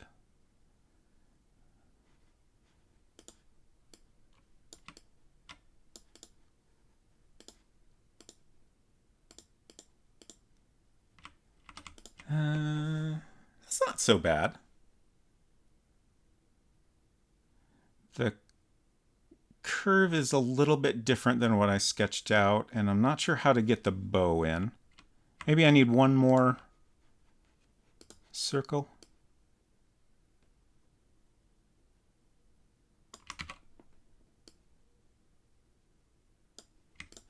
Oops.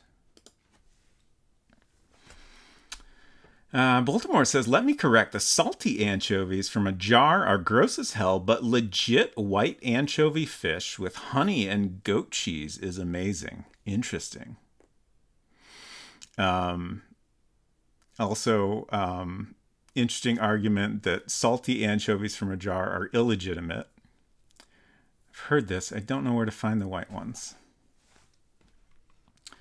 And Secret Crush says, I've never eaten a whole anchovy, but because I know I love Caesar salad and understand they are little umami bombs, I'm slightly more likely to try it someday, maybe. Give her one tail, rat tail, very 90s. I think I like the look, like this second pigtail kind of. I guess her head is at an angle, so it's not really going off in a different direction, but I like that sticking up on the other side there. Very into the vibe of that. Oh, this bow is tough. It needs the bow, though. It absolutely has to have a bow. I guess I could do the bow on the very end. Is that weird?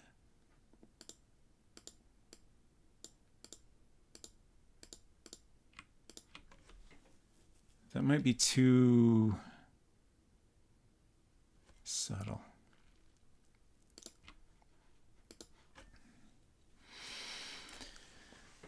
In Melbourne, there was an amazing restaurant called Portello Rosso, which was #1 date night spot, but it closed during the pandemic. They had them. Anchovies on pizza is great.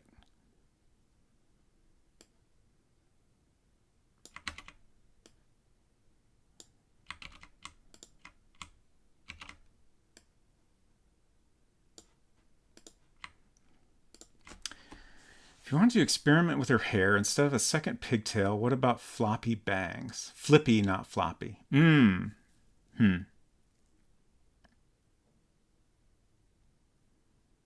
So just one pigtail and then the flippy bangs to kind of like that. I assume what you're suggesting would kind of give a similar vibe to this second pigtail here. Like kind of flipping out off to the left. Maybe I'm gonna continue with this and see how it comes out. If you want to draw an example, that's fine. But I feel like I think I understand what you mean.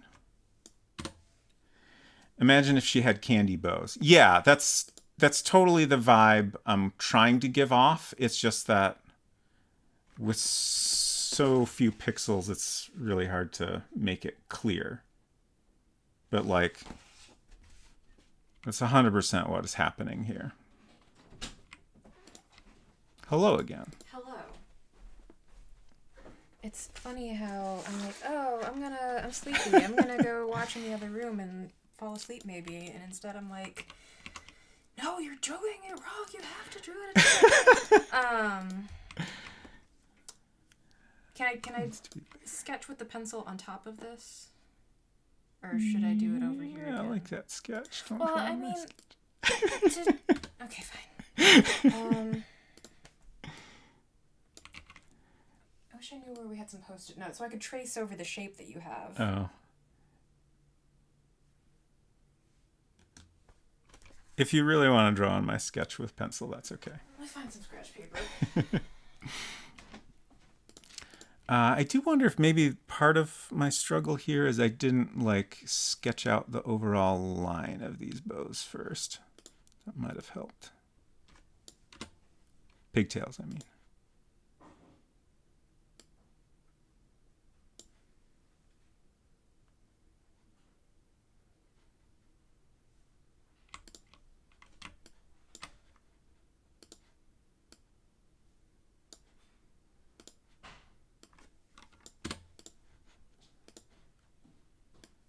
I don't think I ever played that much of the Manhole. I played a lot of Cosmic Osmo, which is another hypercard game by Cyan that has I would say it's like the Manhole in a lot of ways, but it's a lot weirder.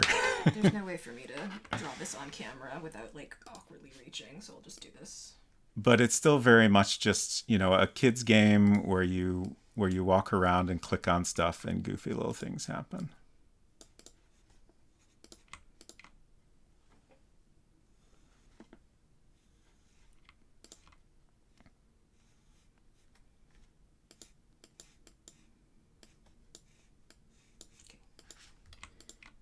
I messed up the head shape a little. It's just weird that it's like, oh, these ideas eventually became mist. Yeah. It's kind of interesting. Like, they actually struggled for a while. They really wanted to do a game that was, you know, designed for adults. And, okay, interesting. How do you do the positioning here? I mean, you just move it around till it gets in there. That's such a different vibe. Sure. I was picturing, when you described this, I was picturing more like, just like bangs that are more liney. Like, I don't know how this is going to come off drawing, but something kind of like that. And then, I don't know, maybe like another line over here. I mean, when I suggested it, I was just thinking like you've got, it's shorter, but like it's a shape. It's like it's a 3D shape coming off her head, and it kind of mirrors the arc of the other pigtail. Right. And also, that's an incredibly shitty Sure. sketch. I'm just trying to give you an idea of the shape. Sure.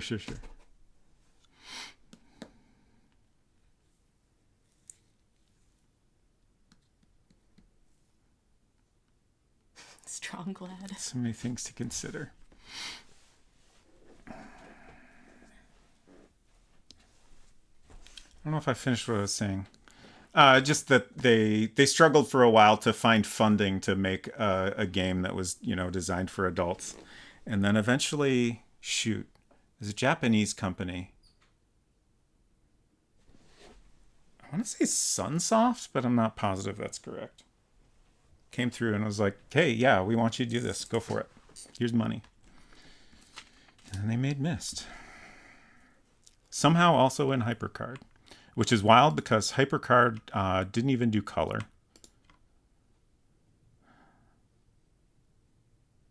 I feel like these should also be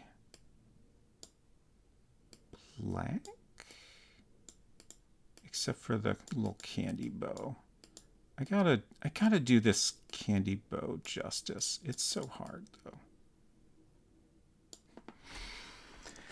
Surprised they found funding to even make the kids game, because what else was like that? Yeah, that's interesting. Like, I've heard the story about them struggling to find funding for an adult a game designed for adults, but I don't really know much about how they got funding for their initial games.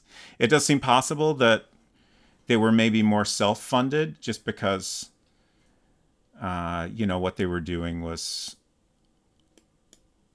with like, it was within what HyperCard was designed for, and like the art is, it's not 3D rendered, so it's probably a lot more reasonable to create within a smaller budget. Man, the Dark Pigtails just is introducing its own set of problems. It did just occur to me that that shape for the bangs that I suggested, I think I might have subconsciously, unintentionally stolen that from the webcomic Cat and Girl. So maybe don't do that? You might have. So maybe ignore me. Okay. Noted. Or if you want to borrow from a very good webcomic, because I feel like that character design is kind of like it's not borrowing, it's calling back to the like incredibly simplified cartooning aesthetic. She's also I feel like the way she draws the characters has evolved a lot over the years. Like the way she draws them now, the bangs on Girl are almost like antenna. Compared to, however many years ago when I was first reading it. I did an image search for Cat and Girl, and Google was just like, here's girls with cats. Yeah, but that first one, that's totally yeah. That's from the era that I remember. The way she draws it now is completely different. Yeah. Like, see here, it's getting more pointy. Right. Anyway, here's some Cat and Girl comics, if anyone doesn't know what we're talking about.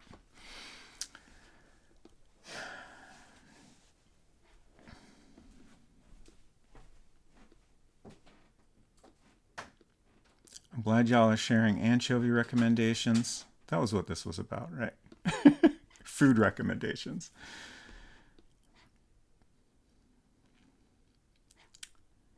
Zizzy said, absolutely will fight you on that. There's some hectic educational games all throughout that era. What is that in response to?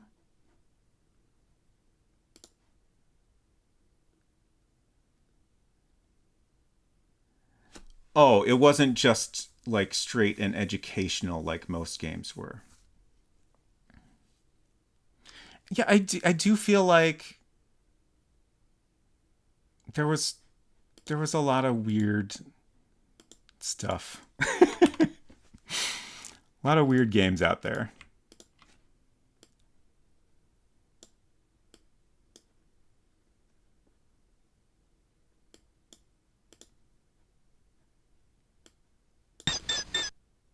Thank you for the rats, Zizzy. Oh gosh. If y'all get bored of me drawing this at any point, oh yes, thank you. One moment, please. We'll be right back.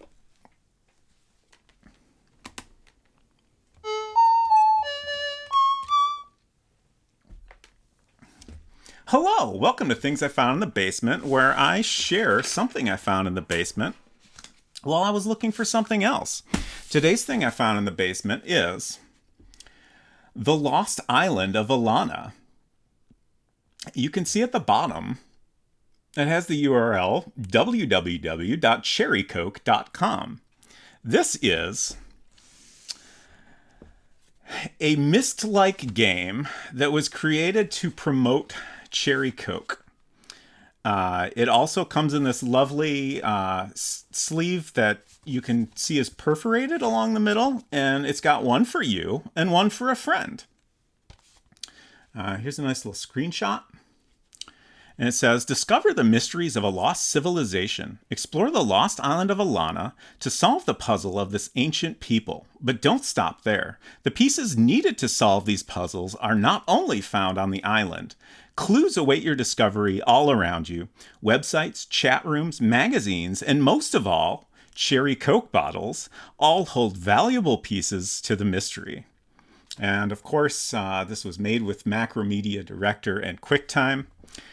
System requirements, Windows 95, you need a 100 megahertz Pentium, 16 megabytes of RAM, 2x CD-ROM, or macOS System 5, 90 megahertz PowerPC, 9 megabytes of RAM. And good news, we got that. We're going to play this game. So this was designed for you to like go online and like get Cherry Coke bottles to like guide you through the game. So obviously like all that stuff is gone. It's lost to time, but I did find a walkthrough for the game. So we should be able to make some progress. I'm kind of hoping we can actually go through the entire game. Let's say I'll spend no more than a half an hour-ish on this.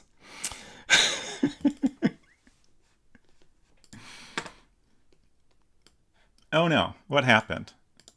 The capture broke. Let me fix that.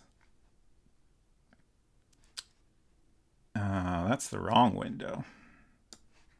There we go.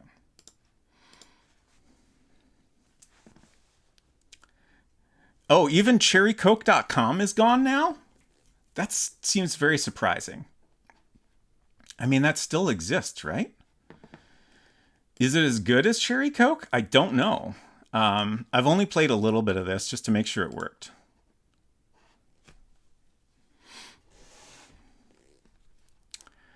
So this interface is great. For hints, jump to the Cherry Coke website. Obviously, we can't do that. I don't know what this button does. Oh, inventory. Also have volume. Okay, hopefully that's a okay volume. Sonneveld, hello. Great to see you. Everyone should follow Sonneveld as well. French Toast Police said, Macromedia Director takes drag of SIG. I haven't heard that name in 25 years. I spent a lot of time in Macromedia Director back in the day. Most of the time not really accomplishing anything useful. Okay, so this is like a spool of thread. This is a... What is this? It's a little bag of something. Wait, what? Oh, bag of gunpowder. Yikes. A bullwhip? And a box of matches. Okay. I don't know what it means to... Oh, maybe if I put the items over here, then I can access them while I'm playing. I think that's what's happening here. How do I go back? Oh, this... No, that's help.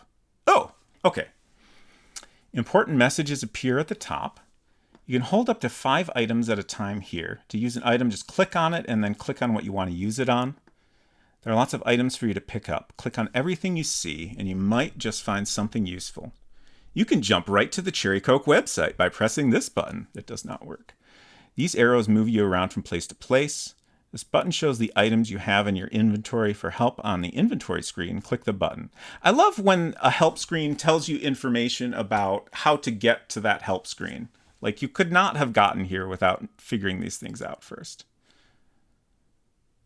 Set the volume. Some items can be used together to make something different. Try clicking on combinations to build a new tool.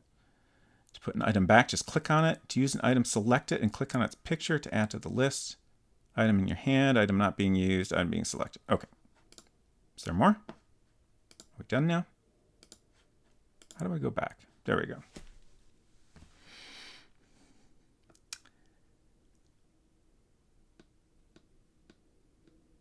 Catching up on chat here. Yes, Efton, we are playing it. We're in the game. We're playing the game.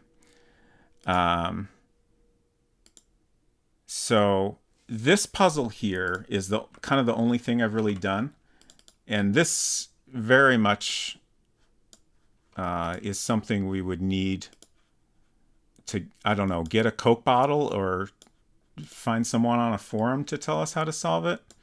But fortunately, I have this walkthrough. So pull the left lever 4 times, center once, and right once. 1, 2, 3, 4. Okay, can I also just say I love that we're trying to get past this gate, which we could absolutely not just walk around.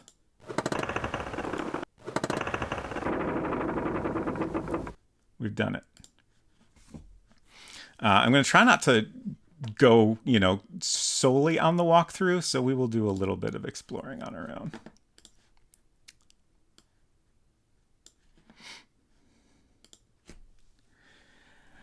Sonneveld says, I'm just tuning in, but are these hints maybe on the Wayback Machine somewhere, or did you already check? Yeah, I have a walkthrough.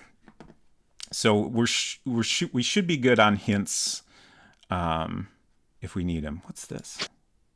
What? Oh. It's a short piece of rope. Okay. Oh, and there's something in this tree. Huh. Oh. Oh, okay. The text at the top is kind of easy to miss. The path ends in a steep drop, so we can't go forward. We need to figure out how to get across a gap here. It's not very clearly illustrated, but there is a gap there. So I do think we might have missed some stuff. Yeah, let's go back here. Ooh, everyone's favorite. I forgot I actually came across this when I was testing things too. I don't think I'm very good at sliding block puzzles, but I am persistent enough to eventually solve them. We'll see how long this takes me. Let's see. So we want that up there. Let me know if is this sound a little too loud? I think it might be. We'll turn that down a little bit. These are kind of terrible sound effects.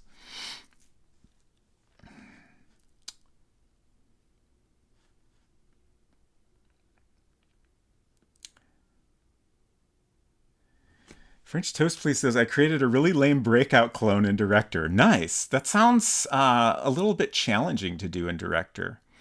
I spent a lot of time basically trying to make my own Sierra games, which pretty much amounted to me animating a little guy walking, and then, you could click somewhere and he would walk over there. And then that was generally when I ran out of, Steam to actually make anything useful or interesting. I also made, I was in a band in high school, and I made an enhanced CD-ROM for my band. That was a lot of fun. The biggest thing I did in Director was I worked on a demo for a children's game that never turned into anything more than a demo. But that was all in Director, and we did worked with a couple other people on that, and we did a bunch of animation and music and all kinds of stuff for that.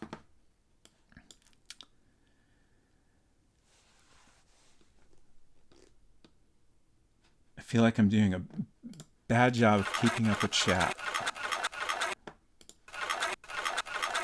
But I have a sliding block puzzle to solve.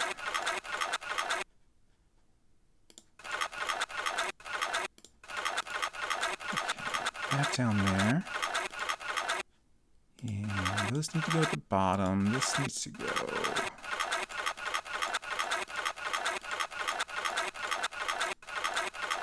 I don't know how long it takes to get through this game, but the walkthrough is not very long, so I feel like we could maybe do it.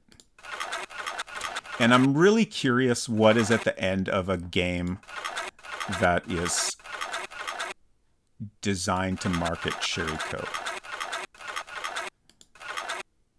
Like, do you think it'll give me a coupon code?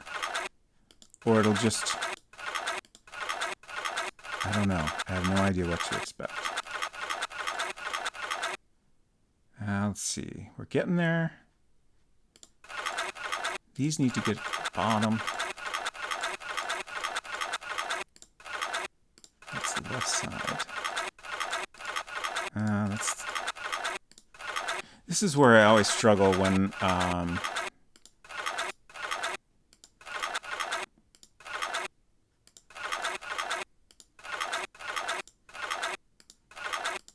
when it starts to get close, and then you're like, oh, how do I get these last couple pieces into place?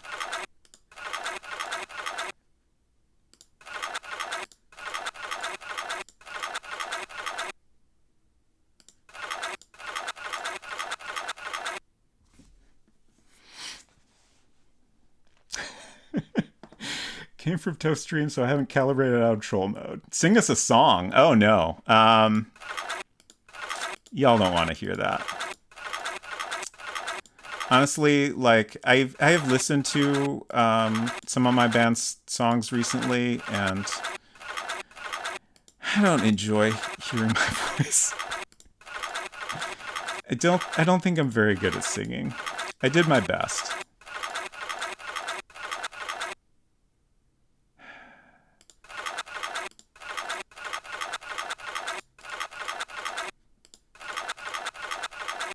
Okay, I got that back in place.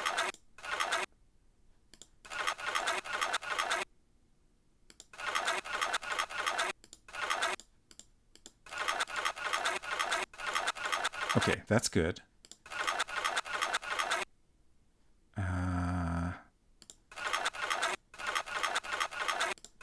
Yes. Okay, we're getting close. What's off? These two need to swap, I think.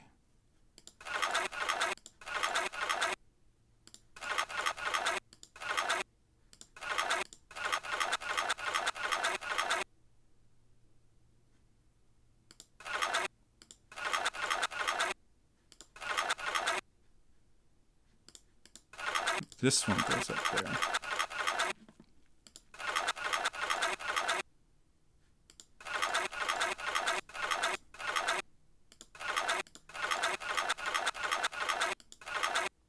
Dang it.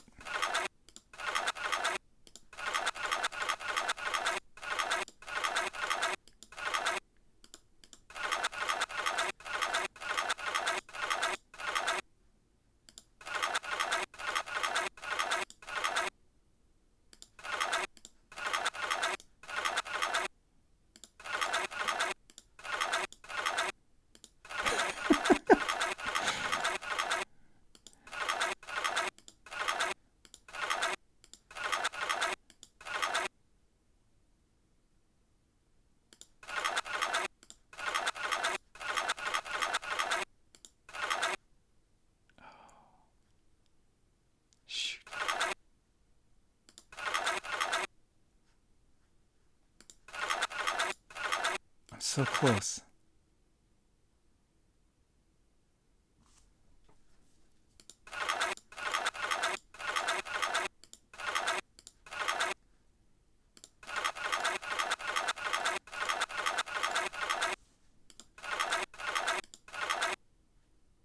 Wait, where did... Oh, no. How did it end up down there? This needs a cheat button.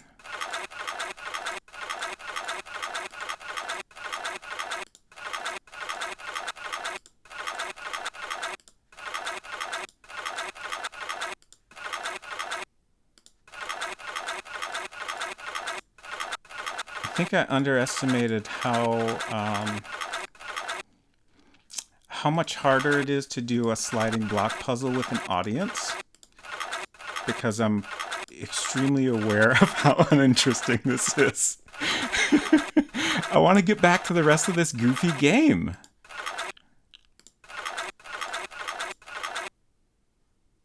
Oh, it's so close.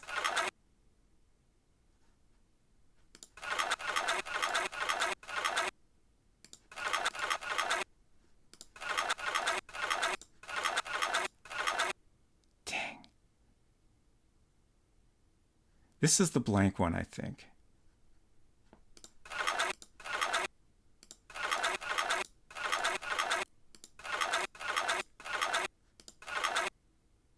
Shit. Oh, I think these two just need to be swapped.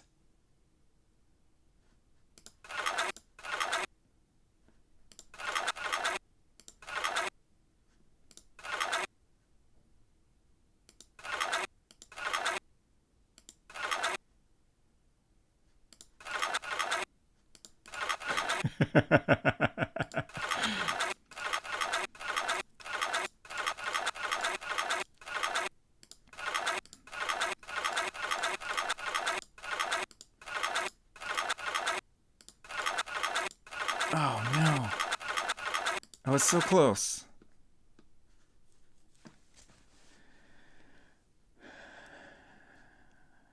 If only I had a cherry Coke. Jabberwocky, hello. This is not World Builder. We are currently in the things I found in the basement segment. And the thing I found in the basement is The Lost Island of Alana, a tribute to Myst and also an ad for cherry Coke.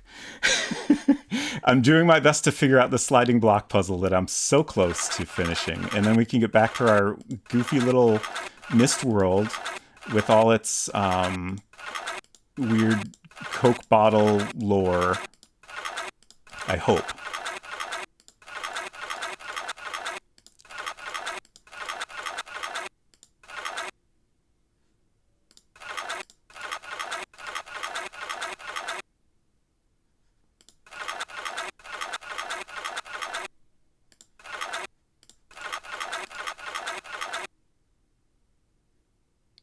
Why is this so hard?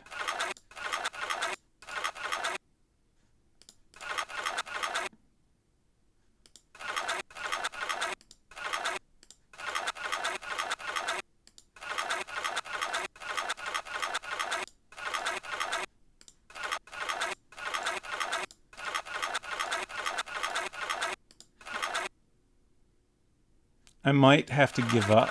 I'm so upset, but I might have to just give up.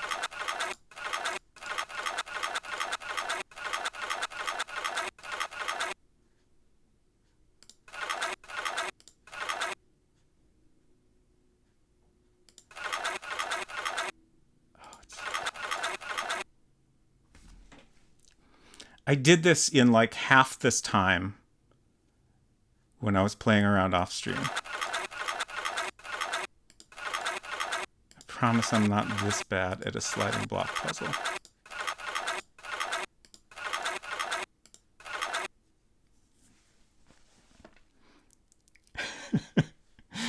This ain't no Chex Quest.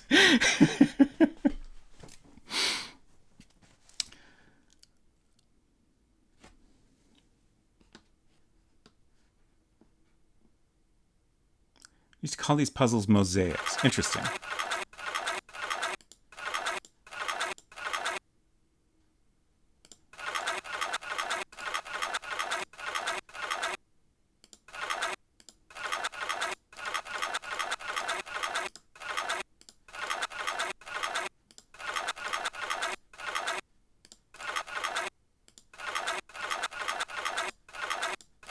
Those are going to be backwards.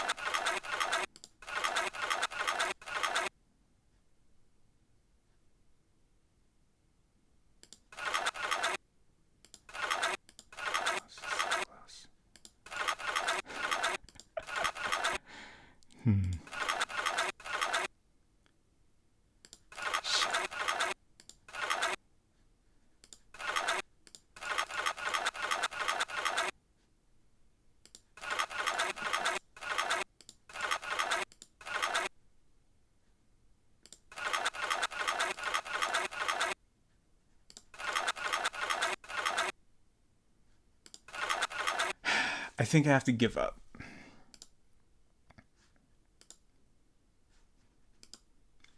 How do I get back?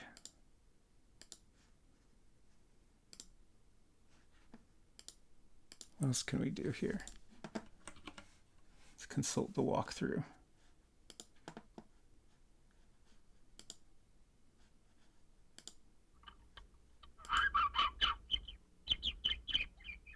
Excuse me? Is there an animal? Can't go into the water this way. There's nothing to see in the trees. I can't go forward? There's a path. Path is too steep to walk up this way.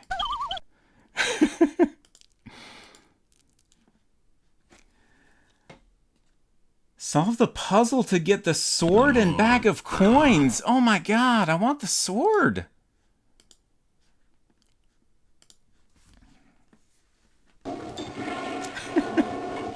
Thank you for the flesh.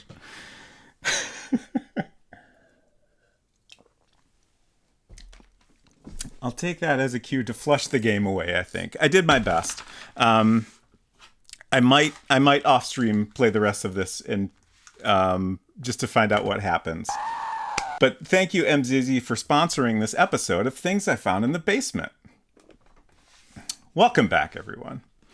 It was a good time. I did my best. I thought that would be more entertaining, but that sliding block puzzle just destroyed me. I'm glad you mostly all still seem to be here. This isn't fun. That's fair. Thank you for all the sounds. Baltimore, Valis, French Toast, please, Mzizzy, and Fton. Use the L-shaped method to get blocks where they need to be. Yeah, like that's kind of what I was trying to do. My brain is just not having it right now. Okay, so we're back here. Y'all got any thoughts on this little mascot? I do think we need to fill something in for the shirt. I'm going to try, let's try a couple patterns here. Could just do black shirt. We could do like a middle gray. I'm not really feeling either of those. I'm kind of leaning towards maybe just some like bold horizontal stripes. We don't really have a pattern that fits. Let's try. Well, I want to duplicate this before I mess around with it too much.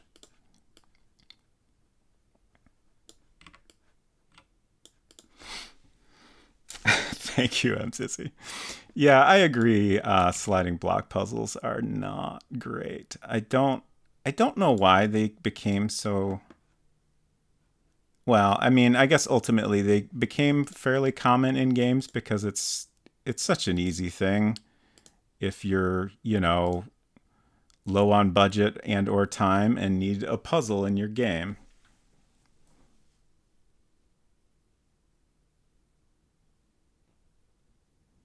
I'm kind of liking the stripes, but I'm not sure.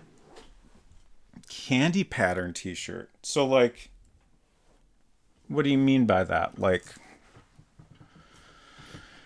the swirls on the peppermint? She looks like she's in prison. Yeah, I was kind of thinking that.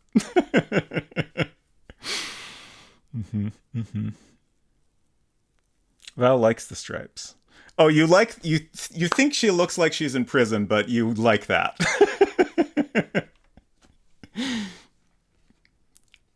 Okay, thank you for clarifying.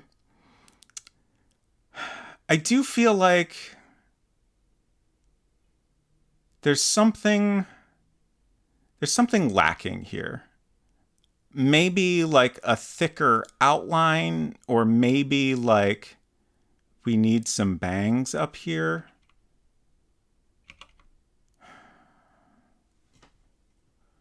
And I'm not sure if the ponytails are quite right, but I feel like that's not the big thing that feels off to me.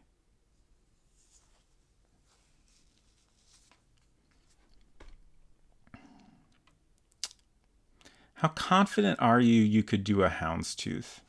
I mean, that means nothing to me. Well, it doesn't mean nothing to me. I can't quite picture what a houndstooth looks like. But I think if I look up... Ooh, that would be hard, I think. That would be hard to communicate at this resolution. I'm looking at the other weird patterns we have now.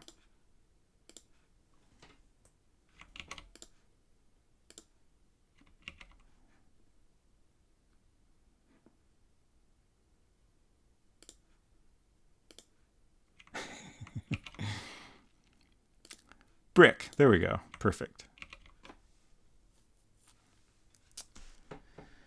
Repeating heart pattern. Could you sneak like a heart logo in the middle of her shirt?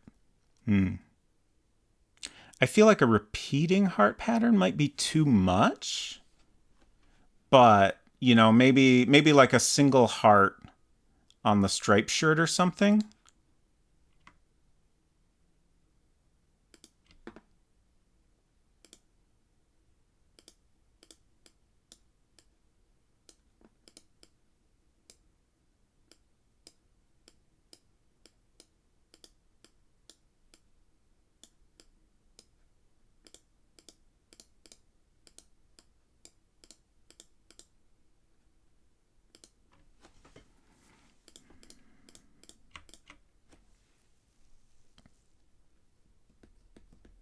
I mean, that's pretty rough, but I kind of like the idea of it.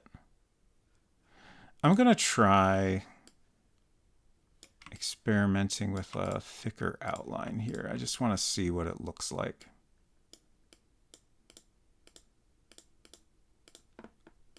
Don't know if it's going to work.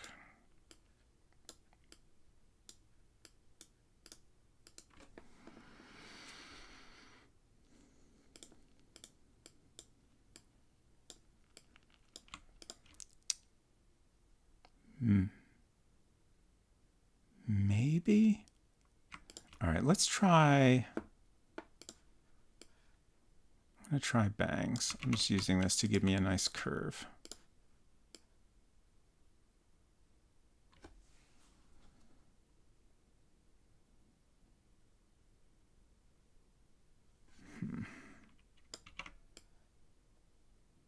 There's so many different bangs options is the thing.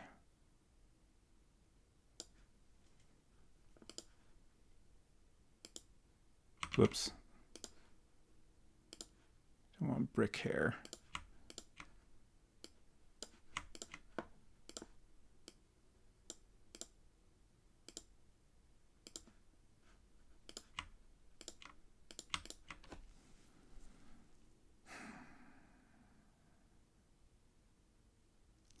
I think the problem with the bangs is it's losing the weird like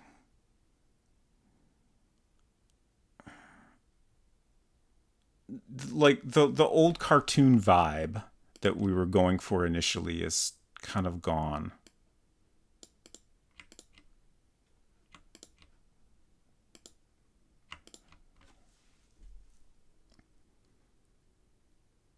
I don't know. It just it changes it too much. Something's not right.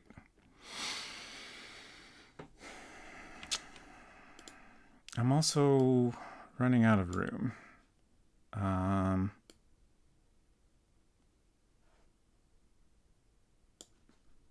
Let's make a separate file for email mascot.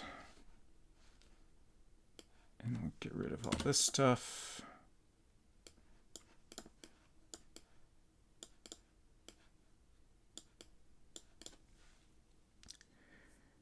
Based on Wendy's for inspo. Oh no. Oh no. I think actually the bangs are making it look more like Wendy. I'm looking up the Wendy's mascot so I know what to not make it look too much like. Yeah. Okay. Yeah, I'm not digging that.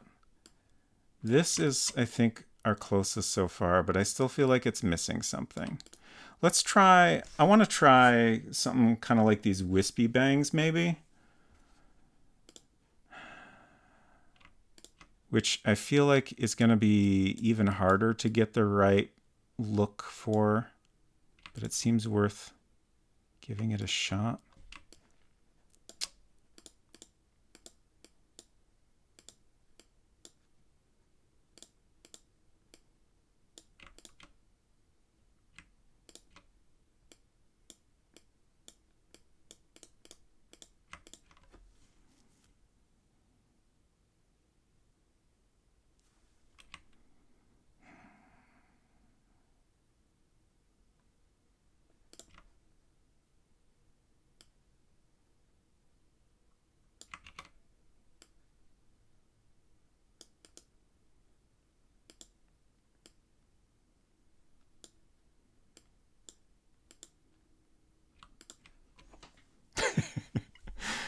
It's not terrible, but it looks a little goofy.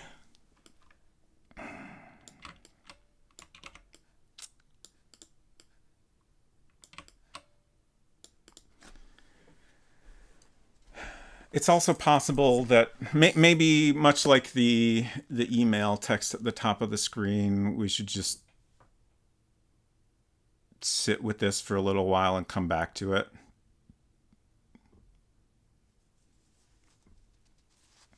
Somehow looks more bald than Charlie Brown. She needs something to suggest hair, though, or it looks like she's bald with pigtails. Yeah. Yeah.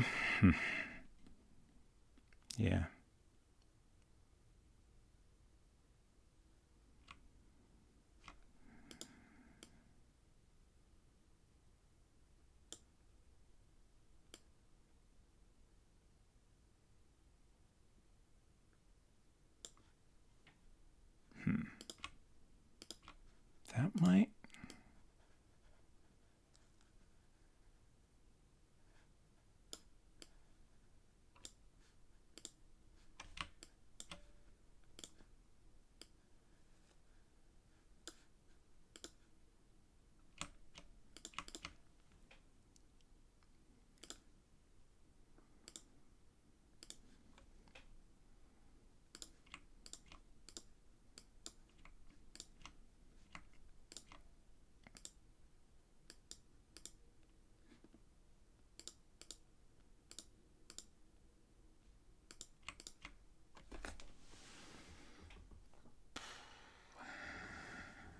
Mickey Mouse ears works. Just give her my hair. It'll clip the screen and you don't have to worry about drawing it. I feel like the rest of the screen is important, though.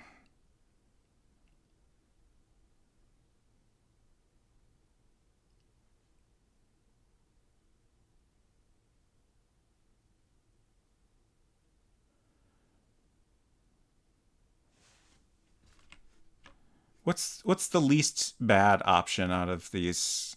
Like, obviously none of these is perfect, but do y'all have any opinion about these three approaches here?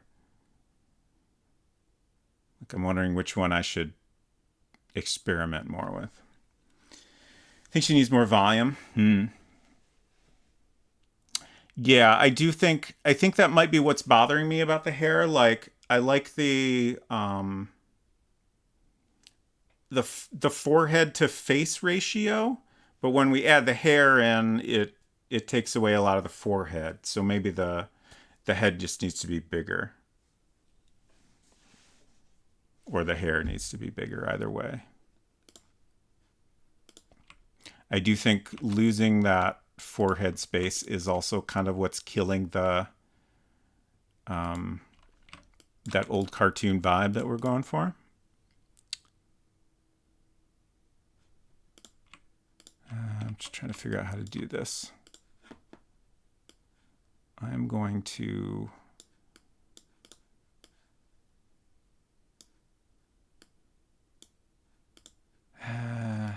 I don't like any of my options here. If I draw a complete circle, it's gonna obscure a lot of stuff. I guess I'll just deal with that. I have a lot of cleanup to do, but that's okay. Let's try that.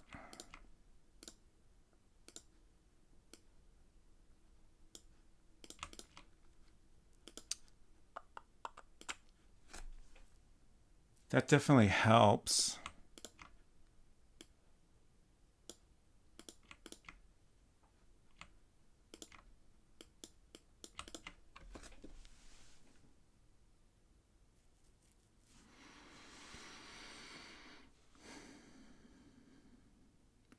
Oh, Silver, hello. Welcome. Are you just like coming by in the middle of your stream? Or are you done? Either way, good to see you. Oh, Maple Mystery is here also. Welcome, welcome. Hope you're doing well. Everybody should follow Maple Mystery. Her streams are fantastic. So many wonderful folks in here. Unsecret Crush has come to give me more drawing advice. This is harder because I can't put a post-it note on the sketchbook anymore because now the drawing is in the computer. Okay, so... Oh, it was a fast game. Nice. I hope it was a good time. I'm excited to watch that VOD. I'm trying to copy what you have done already. Wow, this bled is really wiggly. Wiggly. Yeah, you didn't notice that? It's loose. I did not. Or maybe it broke since I used it last. Okay, so this is an extremely... So this is what you have, right? Yeah. And you... Did you see my comment about bangs being on top of the head circle instead of within it? I'm not sure that you did see that. The bang. I don't Okay, well, let me finish this. I don't really understand that. Okay. I had to bust in so that I could draw this. And I don't know if that's... Nope, that's not on. It's just what you have, a little head curl. Just like there needs to be some three-dimensionality on the top of her head. Yeah. If you don't like the head curl, I also have hair bow. Like big top of head bow in addition to her bangs or her braid bows.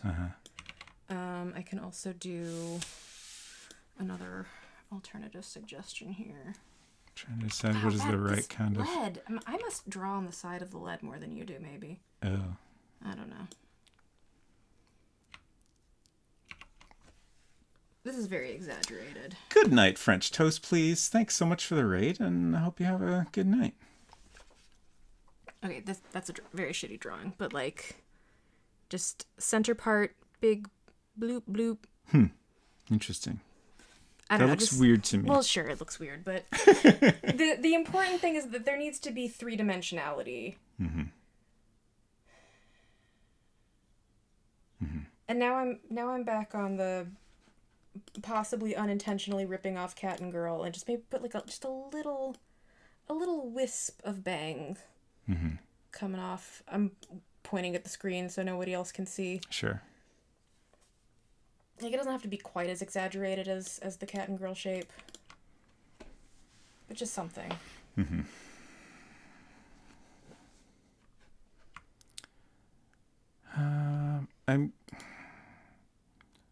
This little curl, I like the idea of it. Dang it.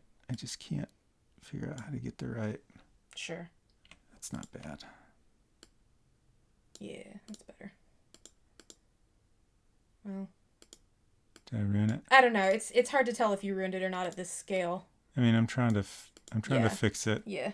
You got to turn the pixels on and off until they look good. Exactly. Yes. It's a process. It's not quite right. It needs to be Give her a It needs to mullet. be thicker. Maybe at the bottom. Yeah, I think Or thicker. more exaggerated. Thicker at the bottom. And just maybe a more exaggerated curl.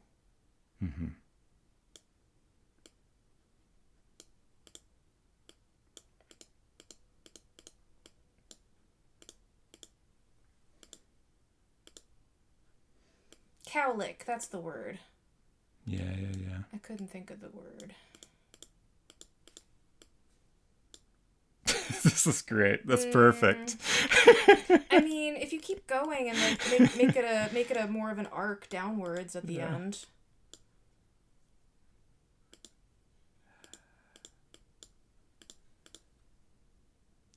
The thing I'm struggling with is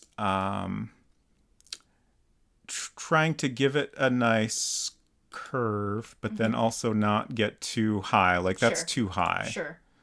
But what if you... But Okay.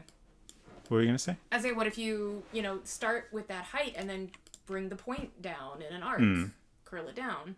I mean, I think it's going up too high. Okay. For my liking, anyway. Chocolate ice cream mascot is honestly a vibe, and I think we should embrace it. I agree. Also, I want some chocolate ice cream. We got some vanilla ice cream and chocolate syrup. That's pretty good, I think. Yeah. What do y'all think of that? I maybe want to move the part over a little bit more to the right. Yeah. Like it's a little too centered. Yeah. We need more of a side part for this situation, I think. Yeah.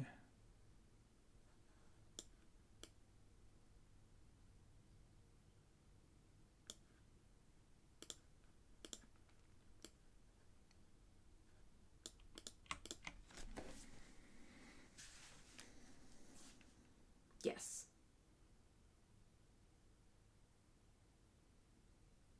Thank you, Silver. Harry Squishmas says, when you said chocolate ice cream mascot, I immediately thought of the Utz girl. I can't quite picture that. Kind of also looks like a knockoff Nancy. Oh, yeah, yeah. Mm-hmm. It's very different, but somehow extremely the same vibe. Right.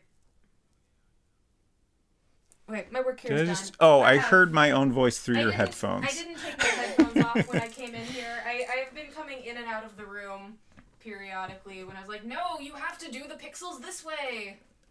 And now I'm leaving again. Goodbye. Thank you for your help. Okay.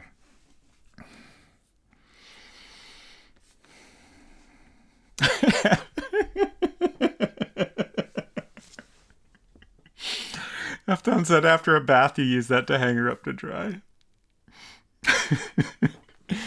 All right. I think we're getting very close. Like this is I think the head in face is like almost perfect. I maybe want to tweak it a little bit more. But I might just leave it as is for now. I'm trying to decide if I should tweak the pigtails anymore right now.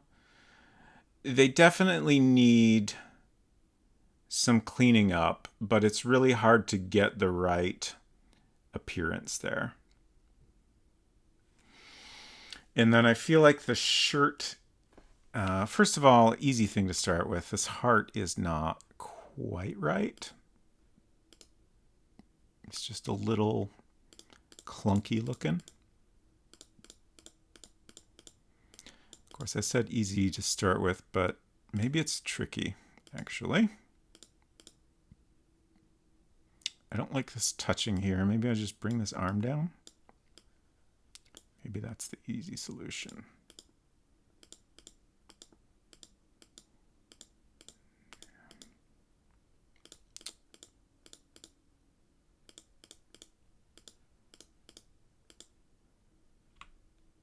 I guess that's okay.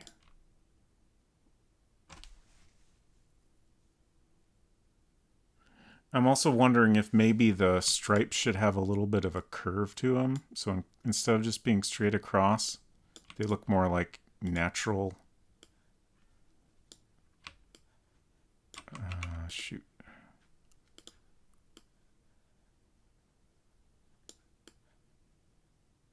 Just trying to make myself room here. I guess really I made a separate file so we can get rid of all this.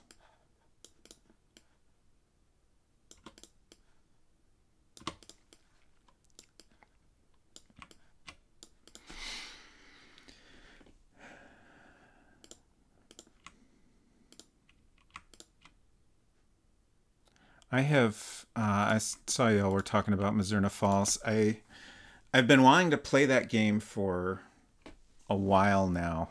I watched a lot of Resident Evie playthrough of it, and they were involved in the translation. Like the playthrough I watched was like live translating it, which was fun. and I've been wanting to play it since then. So I've been enjoying watching Sonneveld play through it. I've missed a lot, but the parts I've caught have been great. I think I made that worse.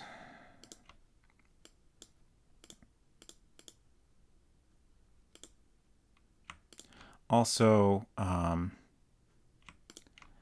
been obsessed with this game called Murder Club since yesterday.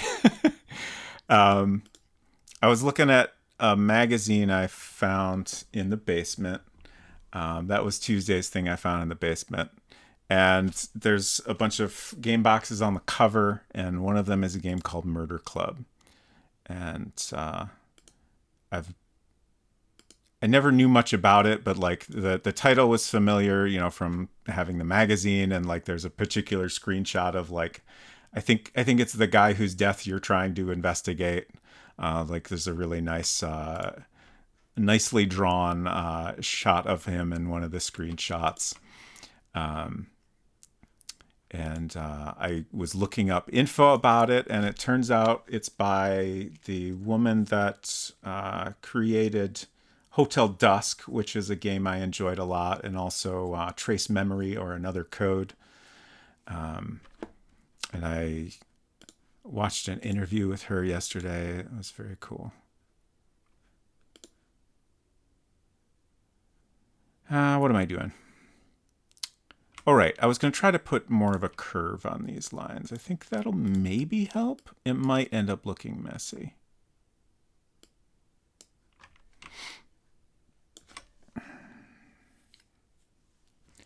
Yes, you should definitely follow Sonneveld, and also Sonneveld does have an excellent beard. Also, lots of wonderful dogs who come in and say hello.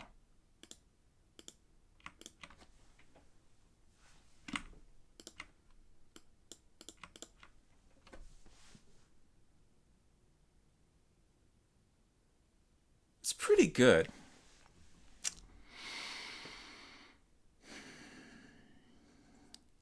Maple Mystery said, please play it, referring to Murder Club. I actually downloaded it ages ago, but the controls were hard. Ooh, interesting. Yeah, I haven't looked into the specifics of how the gameplay works yet. Interestingly, like I saw one comment that said it was like one of the hardest games ever made, which seemed like very dramatic. But I've seen other people say it's, you know, really easy to get into. So I really don't know what to expect. I miss the pocket puzzle games of the DS era.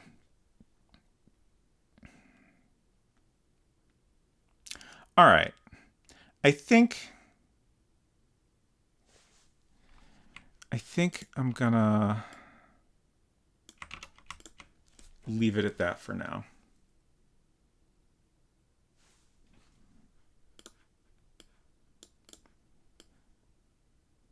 I think I'll probably want to mess around with it at some point and tweak it a little more, but I think I'm pretty happy with that. I didn't mean to quit. Let's get this into the email UI and see how it all looks together now.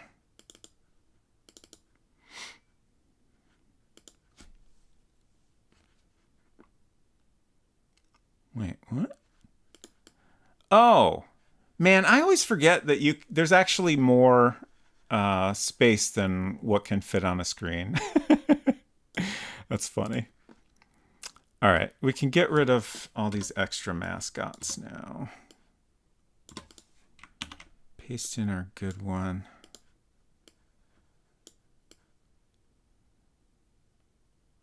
So she just kind of hangs out in the bottom right corner and sasses you about your emails. What icon should be on the button to interact with the mascot? Also, what is the mascot's name? Is it possibly just Lil Sweetie? Or should the mascot have a different name?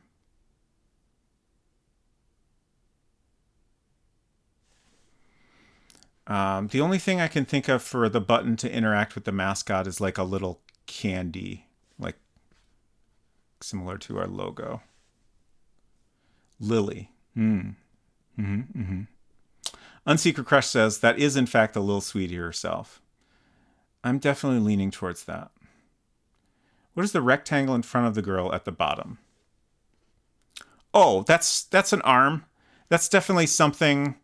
Like she's sitting. I'm trying to do this so you can see it, but she's sitting like this. So like my arm is down here where you can't see it very clearly.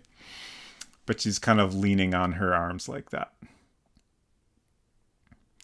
Mzizi says, "Yeah, I think of her as Little Sweetie already." Okay, great. I think I'm on board with this.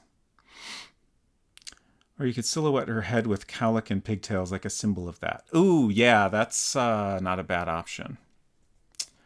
But yeah, in terms of the arm, I do think that is something I want to make a little more clear what is happening there. Like that might be the part I'm least happy with, is that bottom arm. It just doesn't quite read well.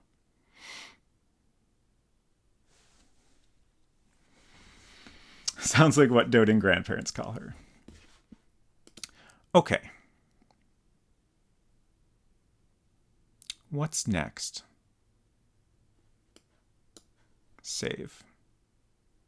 I'm trying to decide if we should go ahead and drop this in the game. I do think I maybe want to make this selection just a tiny bit bigger. Oh, and the corners should be rounded. That would help a lot.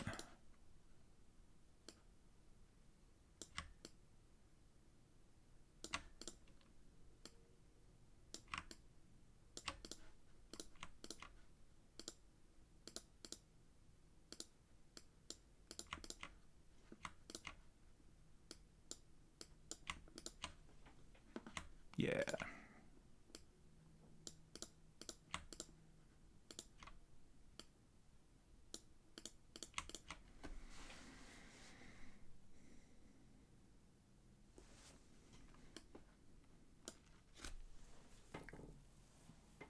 Lillian Sweetie is her legal name. Like how Barbie is Barbara Millicent Roberts? I did not know Barbie's full name. Thank you, Joey Spites. I got really confused about pet names as a kid. Once a lady at the grocery store called me a cutie when I was about 3 years old, and I started crying and said, "I'm not a cutie, I'm a gorgeous and a sweetie pie." It's very cute. Do you not know the Barbie lore? Apparently, I'm not up on my Barbie lore.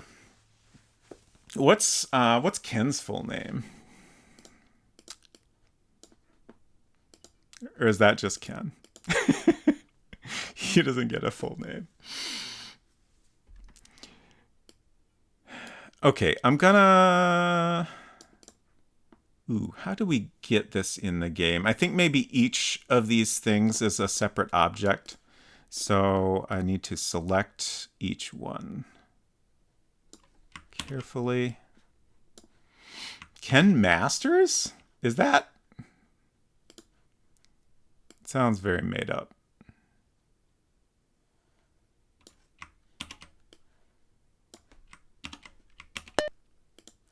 Sorry about the beep.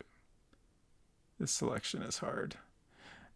This would be much easier with the rectangular marquee tool, but that's not the best way to paste things into World Builder. So that's why I'm not using that. I do think for this selected row, I can just make a perfect selection with the rectangular marquee, and that should work out fine.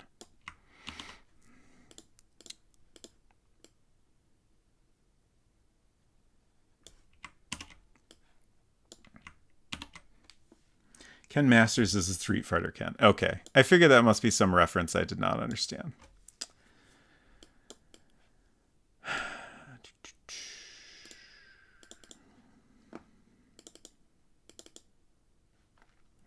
Okay. So this goes into the unlocked little sweetie, but it's going to be a separate object. So I need to find... So this is the locked screen, and then we have all the selected numbers. Wait, what are these? Oh, the dots. Okay. Okay, and this is just an on screen. And then we have the animation. Okay, there's the start screen.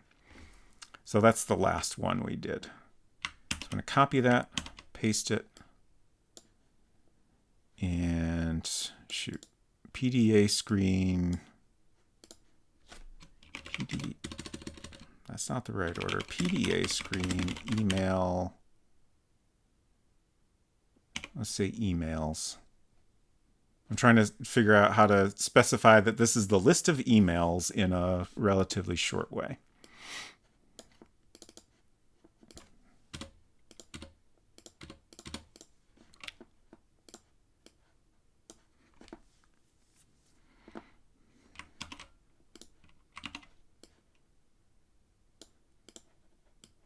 I wonder when I'll be done with this game. I gotta say, like, it's at the point where I'm like, will I be able to finish this year? And I don't know what the answer to that is. I just realized how I spent so much time lining these up, and then I have to do it again. It's a shame.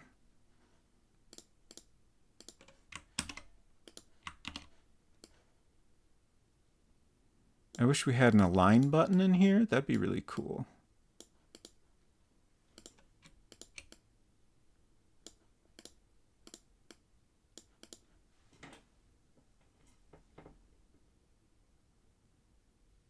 I think I need a rectangle to check the spacing.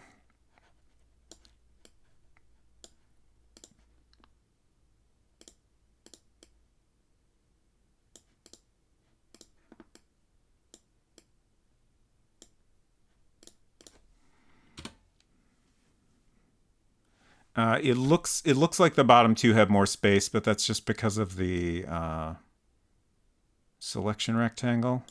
I'm pretty sure that's correct now.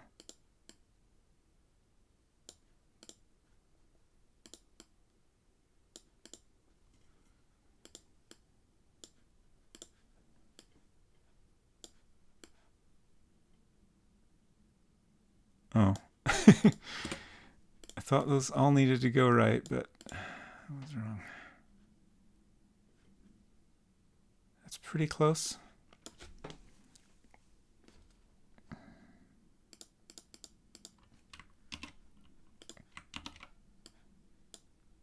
Oh no. So she ended up getting, with the little cowlick on her head there, she ended up getting a little too tall to fit in a single bit box.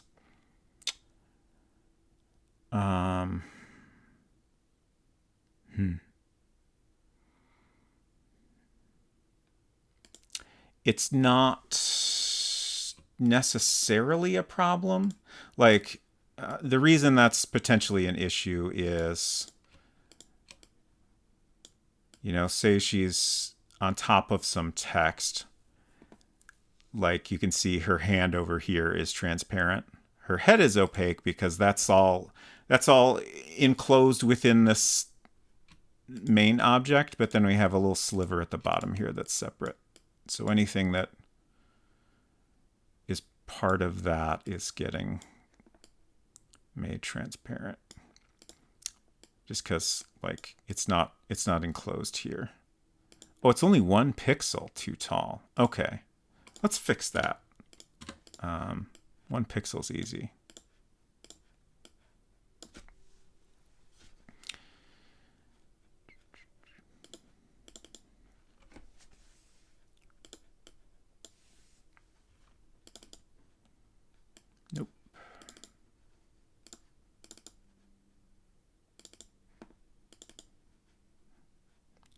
wondering what we're going to end up calling this game.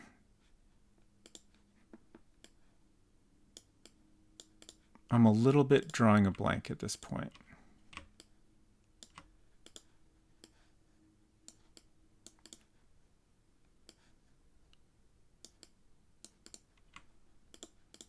Oops. Yeah, I think we can get away with that.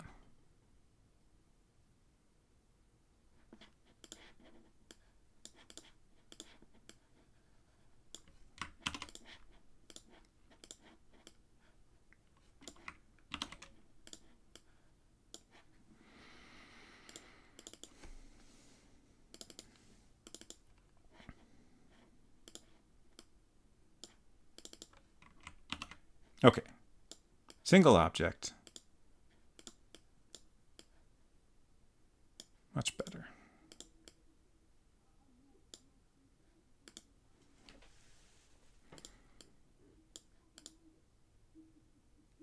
I'm just trying to figure out the alignment of the right side.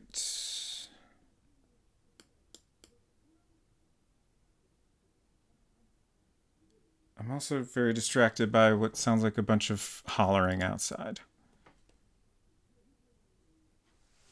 Okay. That's pretty good, I think.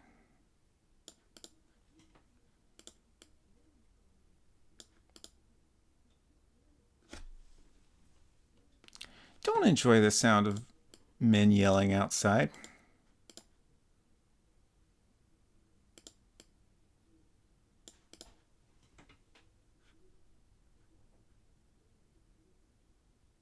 Okay.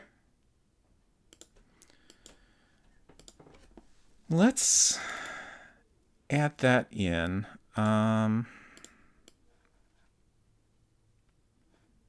Scene code.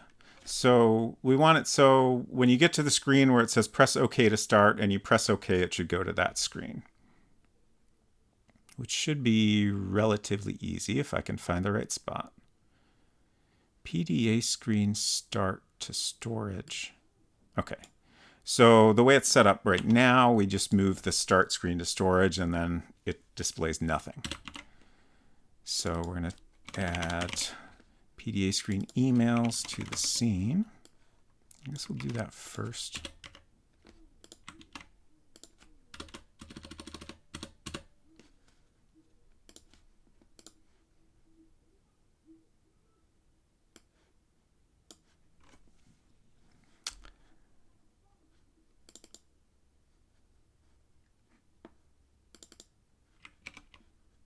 Okay.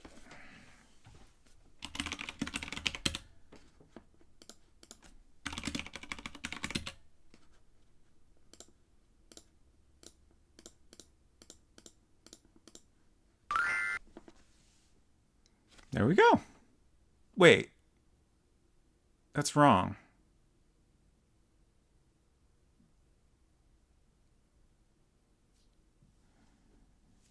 Also, we could probably... Oh, no. Okay, that's right. Oh, okay. I know what happened. I copied the start screen, and that's set up to be in this scene by default. So we just need to change that. So it needs to start in storage initially. That's the problem.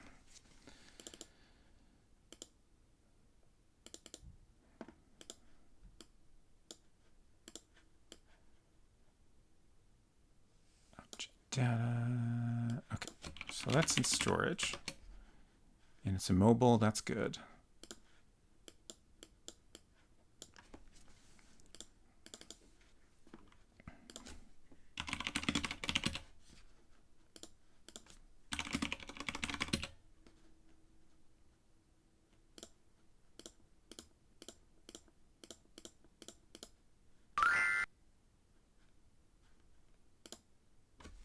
Perfect.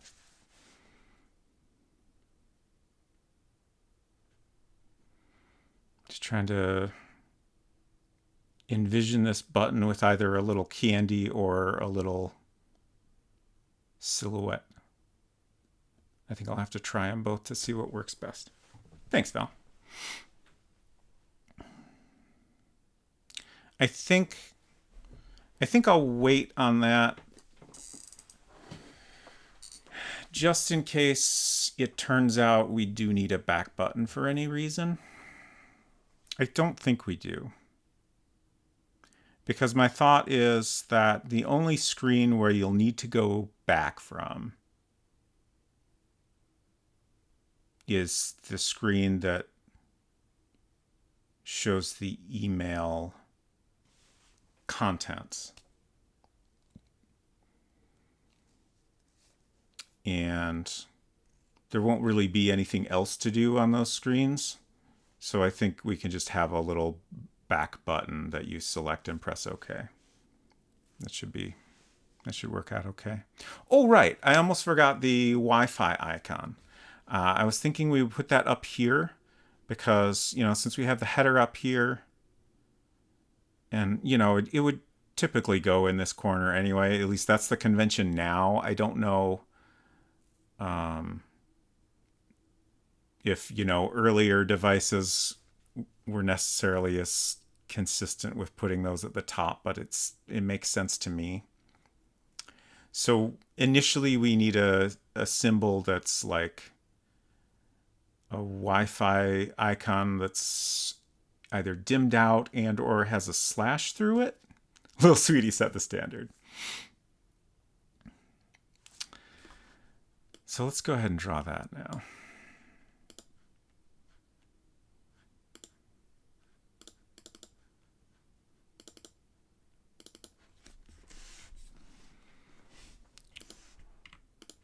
So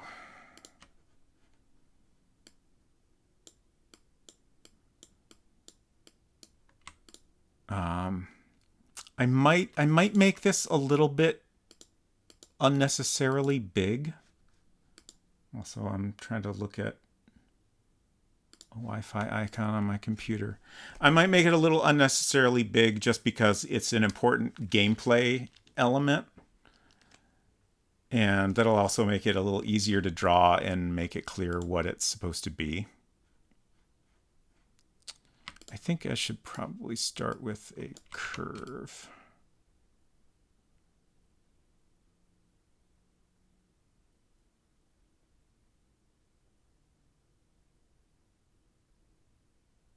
Maybe like that.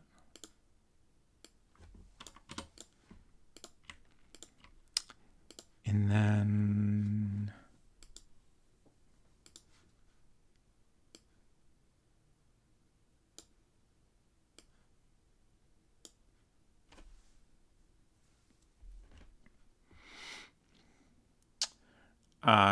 Joey's Bite says could make it like a cell tower symbol. I want to be it's for story reasons important that it is Wi-Fi.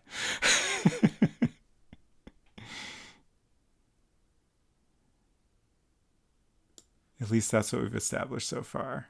Yeah, I think that is important because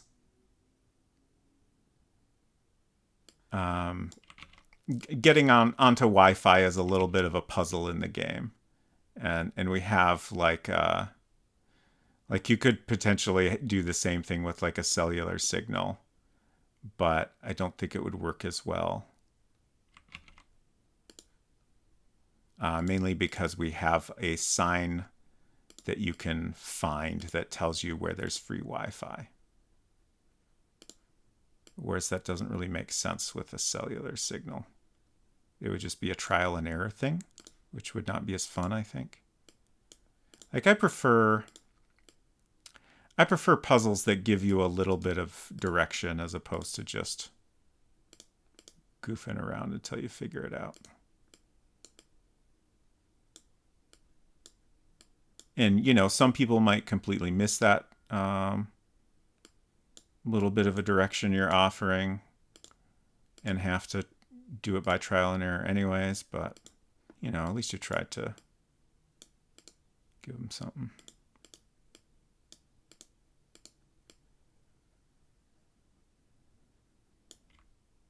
It's not quite right.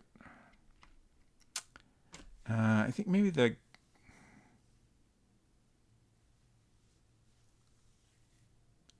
maybe I should start out by drawing 3 concentric circles. I think that would look better in the end.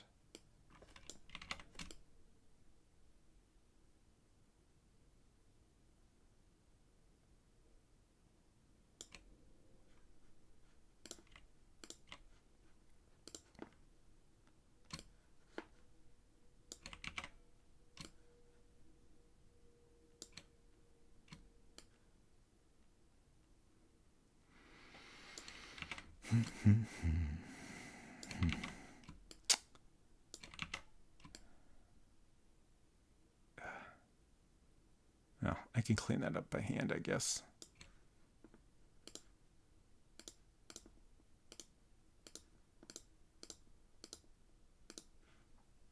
It's a little better.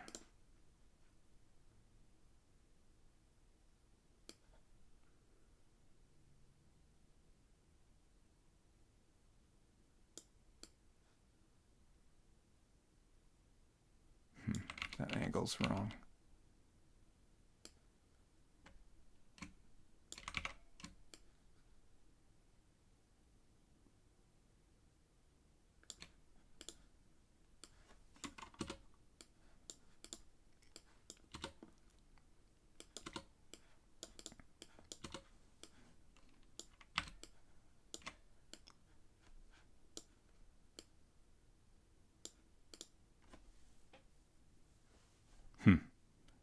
That still looks weird. Why does that look weird?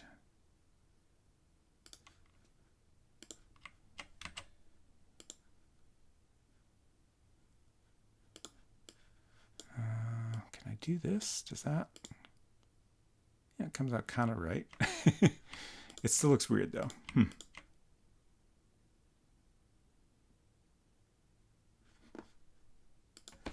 I'm studying the Wi-Fi icon.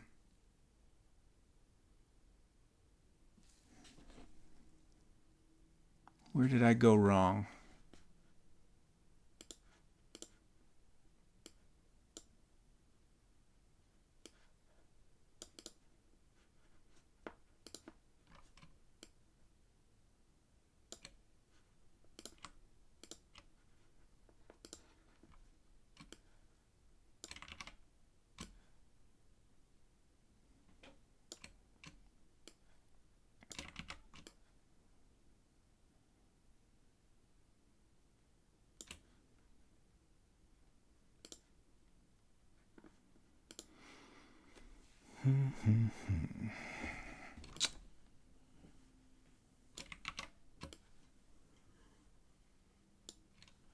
Intense circle creation. Yeah, it's pretty intense.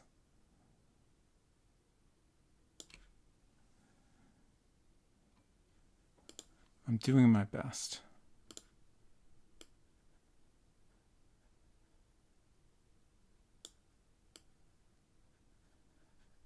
That's better, I think.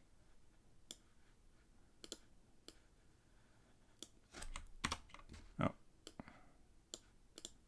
No invert shortcut.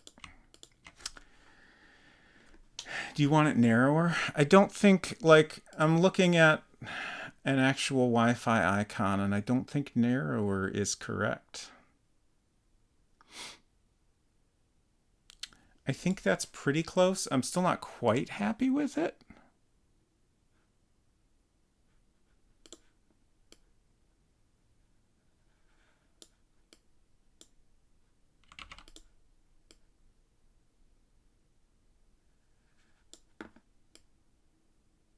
No, that doesn't work.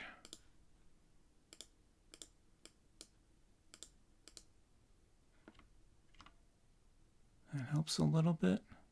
Oh, it's lopsided. Did I just make it lopsided?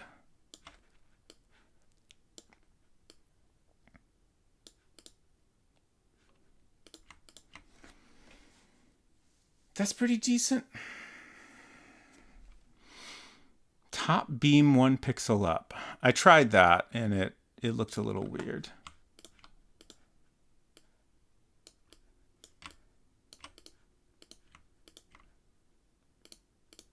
Let's try this. I think this might help.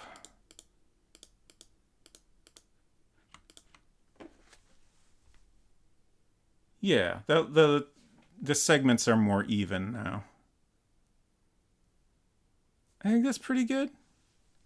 Someone say top beans.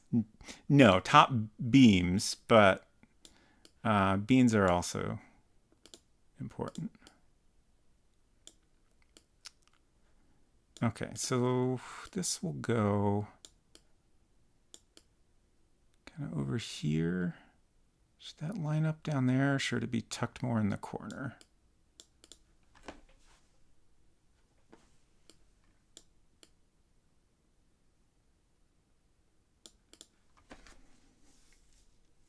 And then the question is, how do I show no Wi-Fi? I guess I feel like it needs a slash through it. I'm doing an image search for no Wi-Fi icon right now just to see how that is typically indicated. Like I could do like a faded out appearance, right? Like that. But to me, that reads like you don't have a signal, or you don't have a good signal, more so than you don't have a connection at all. So I think we need to try to get a slash through here. I'm just a little bit worried that it'll come out looking very messy. Whoops. Let's save before I goof anything up.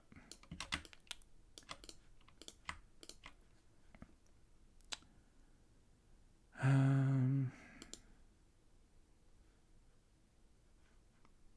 I do a white line? Because that'd be great. I don't think I can. I don't think I could change the line color in here.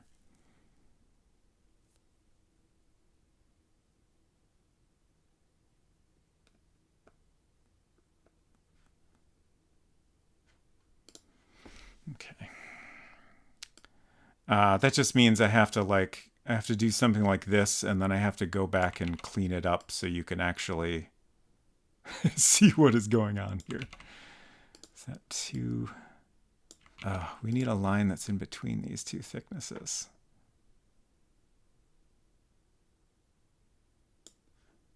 So I need to do like this.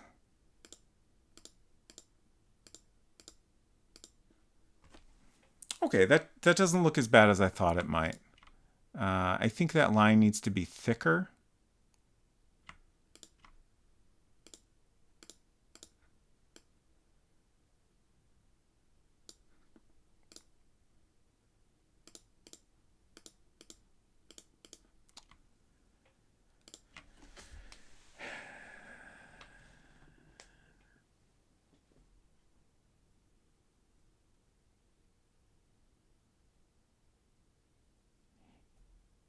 I'm thinking because I don't think, you know, when you first get this device, this is the version of the icon you're going to see because you don't have a connection.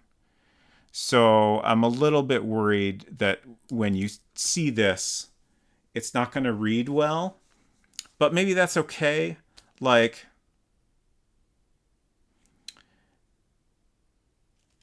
once you try to load an email, it's gonna give you like a message in text that says, "Hey, you're not on Wi-Fi." So it'll be obvious then, even if this icon isn't 100% clear. Thanks, Bolt. I want to try to... Yeah, there's no way to get it.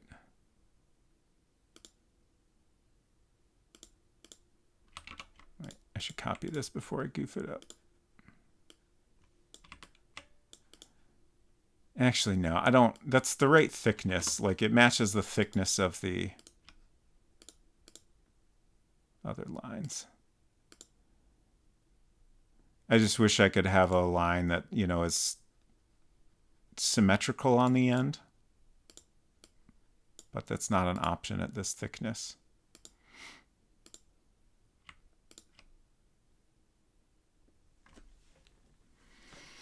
All right. I'm happy enough with that.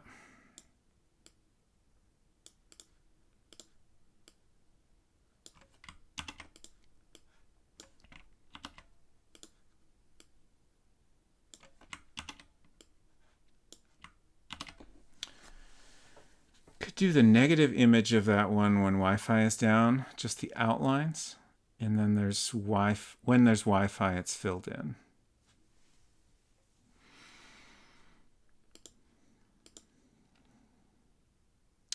I feel like without some sort of slash, it looks too much like you don't have a signal versus not being connected. Maybe that doesn't matter in the end.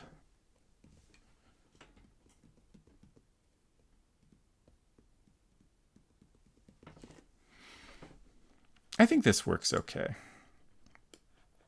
We'll stick with it for now, at least.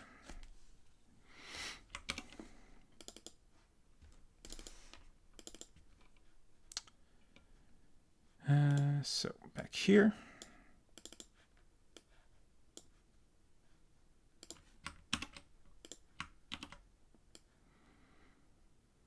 Now I'm just thinking about programming all of this.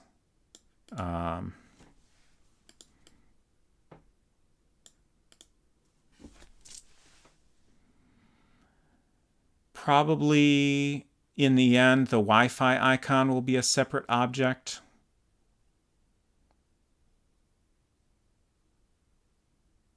Maybe also the mascot. We'll deal with that when we get to it. Is there really a meaningful difference between no signal and no connection? In the context of our game, not really.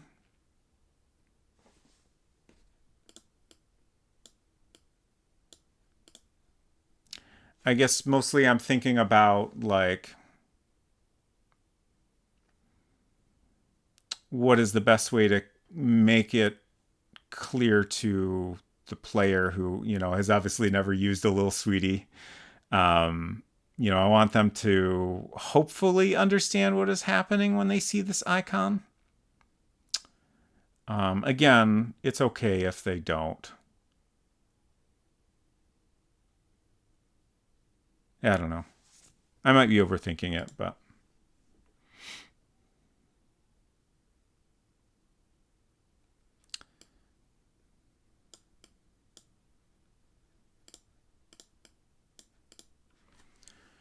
Okay.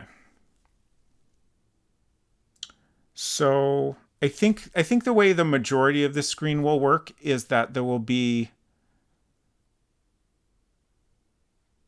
like the Wi-Fi icon is going to be a separate object. Probably Little Sweetie will be a separate object. But then the rest of this will, like the whole screen will change depending on which email is selected.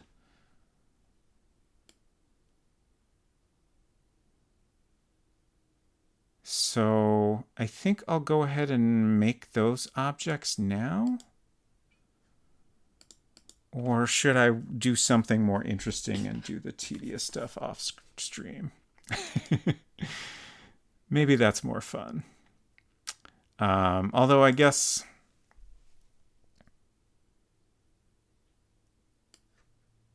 What time is it? It's almost midnight. I'm just trying to think of what's the best use of our time here. Whoops, I didn't mean to open that, but we can just save as.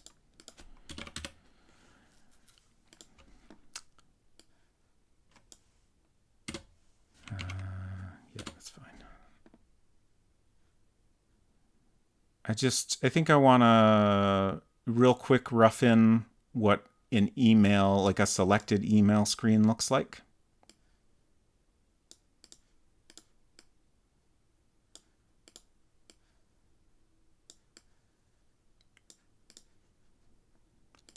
So what is a normal email UI look like? I feel like subject at the top is pretty typical,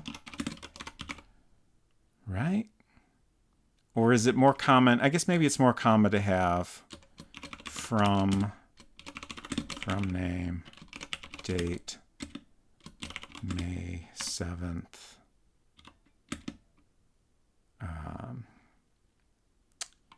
I don't know what time of day it is, 7 o'clock p.m. And then subject line. And then you have your email.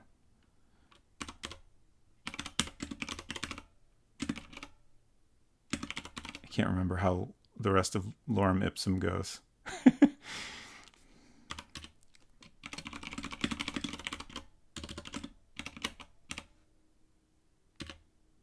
This should be smaller, I think.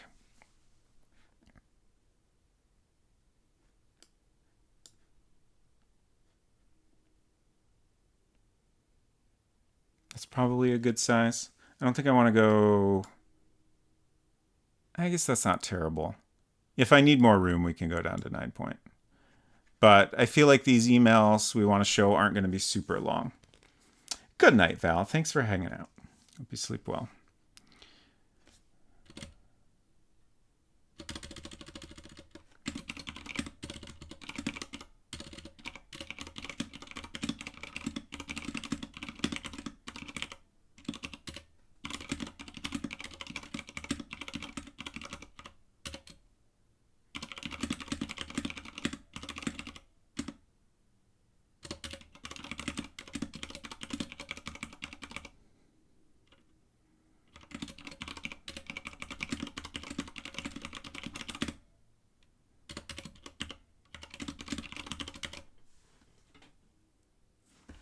I think that'll work.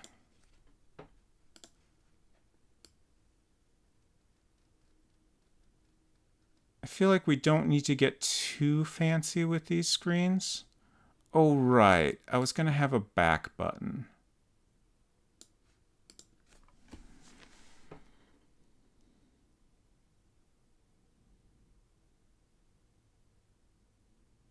I'm just thinking.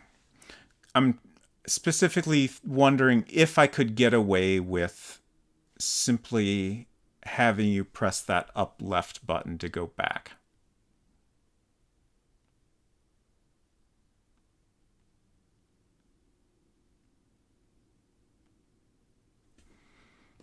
I can't decide if that would make sense.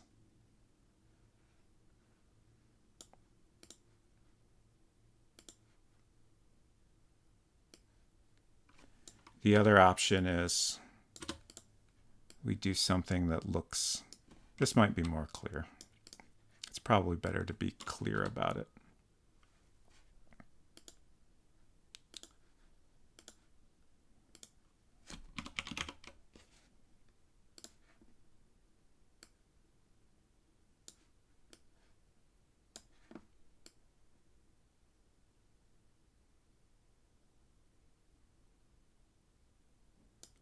Yeah, making those bold might help.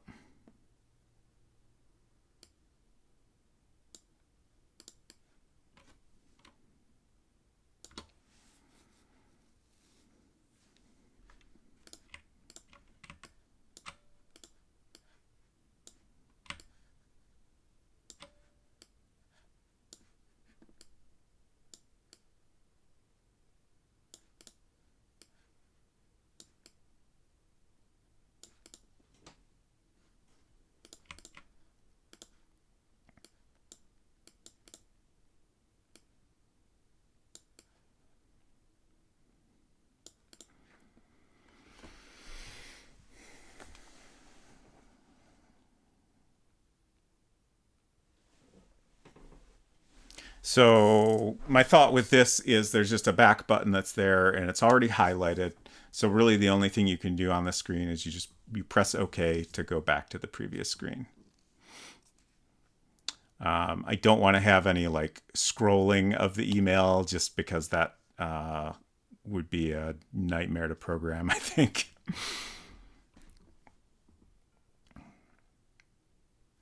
And again, I think this is enough space for email text. I want to keep these emails short. The intention is that they're meant to be like brief emails that were kind of written in a hurry. Let's save this, and then I'll try bold text for the stuff at the top. I'm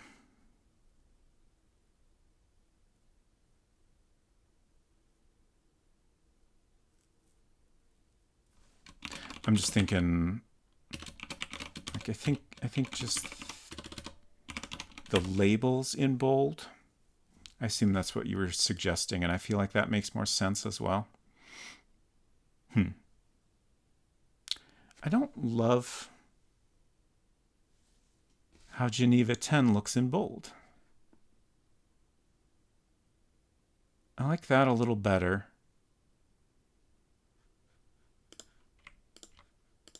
Maybe we'll make the info at the top smaller.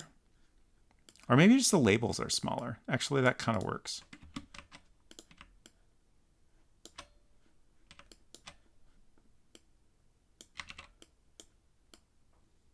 These colons just look weird to me.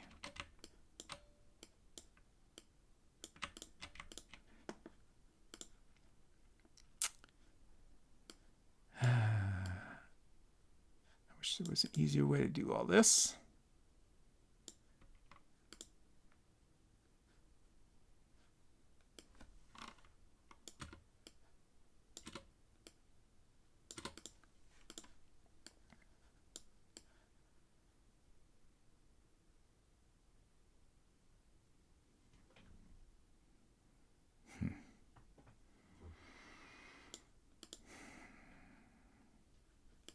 Look weird.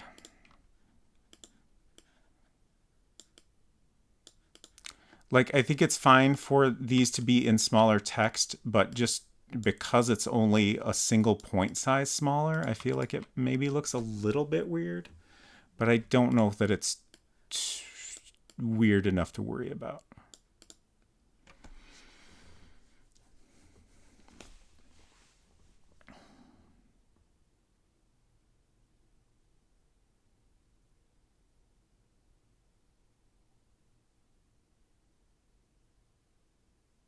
I think I like that for now. It's not perfect, but I feel like I don't want to fuss with this too much until I have the actual email text written, and then, I might need to adjust things to fit stuff in. My review of the game so far, not sure about the relative font sizes in the email screen. That's fair. I appreciate your honest review of my game, Hinton. I hope you can bring yourself to give it at least 2 stars. But if you decide to ask for a refund instead, I would understand.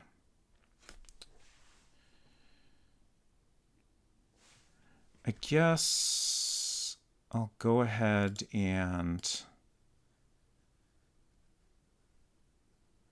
drop this into the game just as a placeholder. This is going to get split up into a bunch of different objects, but that's okay because, we're not worried about anything being opaque.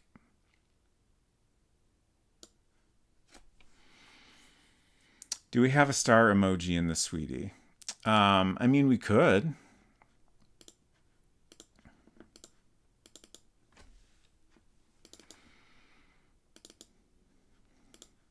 So now I got to think about, like, how do I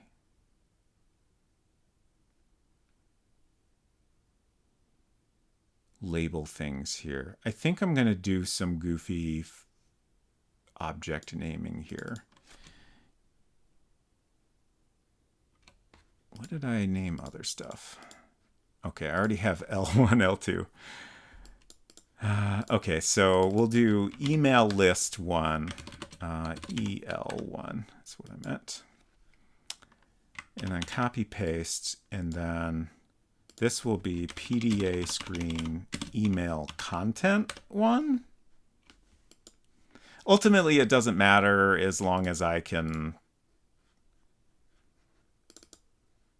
figure out what's what.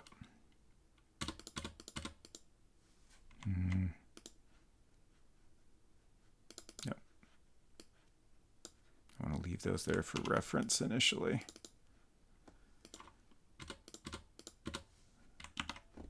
Mostly I just want the left side to kind of line up here and the top. Oop.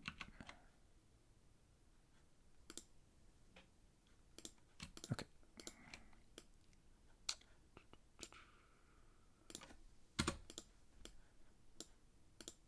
Okay.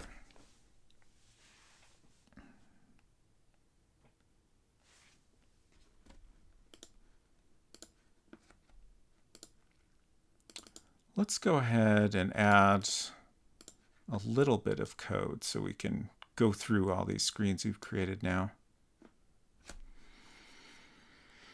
I want my review to take the form of an email in the game. That would be great. Okay, so in order to get to the screen we just created, you will start from the previous screen and just press the OK button.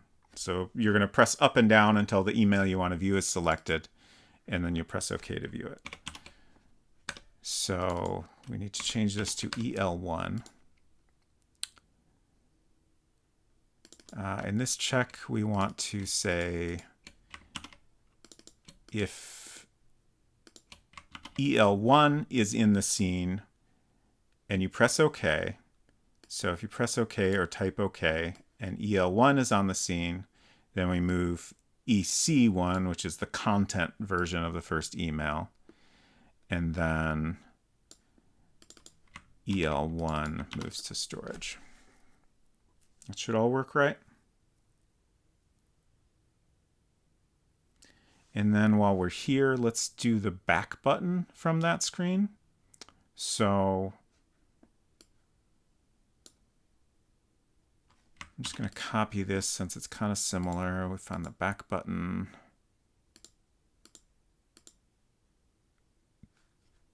Oh, wait, no. Okay, it's actually the OK button again. I forgot that. Okay.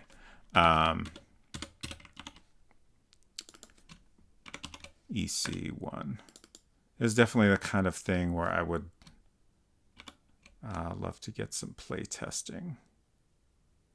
Eventually, Xenolon is going to do some play testing for us, I think. But I wanted to get a little bit more of the game put together before we do that. So we'll go back to EL1 here, and then we move EC1 to storage. That's going to get confusing, but it's okay. I feel like no matter what I do, it's going to get confusing. All right, we'll see if that works.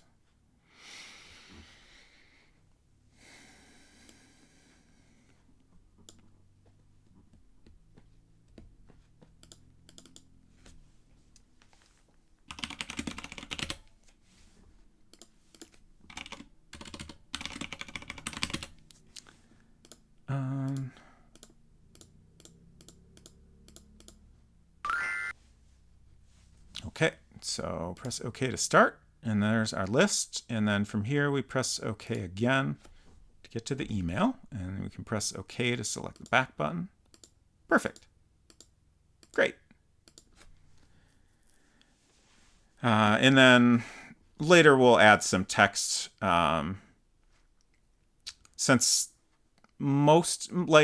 this is going to be definitely a section that's most of what you do is going to be by clicking on the device itself, but we'll give a little text to kind of tell you what's happening. Like, it's not necessary, but it feels a little weird not to describe what's happening a little bit.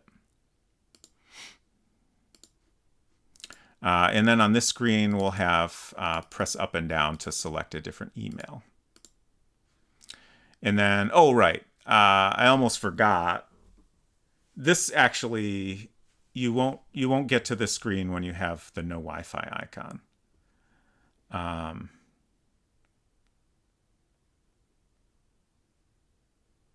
You'll get an error message that says you don't have a Wi-Fi connection. I'm trying to think of how exactly that looks. Like, there's no reason it couldn't display this information at the top and then have the error message underneath. But I think for clarity's sake, it makes more sense to have a big full screen error message that just says, trying to think of what's the right wording there. It should say no Wi-Fi connection, I think, is the big text that we want to emphasize. And then below that, it'll maybe say something like unable to download email contents.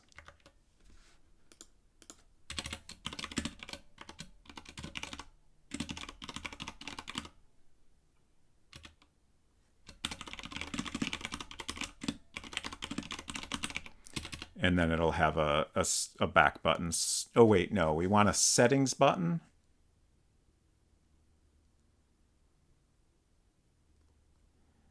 The more I get into this, I'm realizing that it is helpful to have a physical back button, but I love the idea of having the dedicated button to interact with Little Sweetie.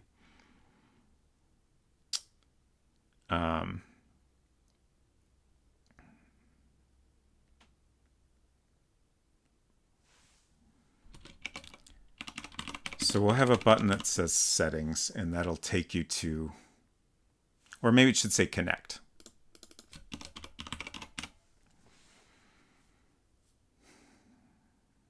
Or, maybe I'm overthinking this.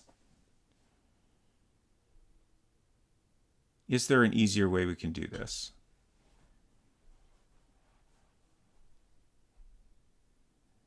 My thought was that from the error message, it should take you to a screen where you select the Wi-Fi network.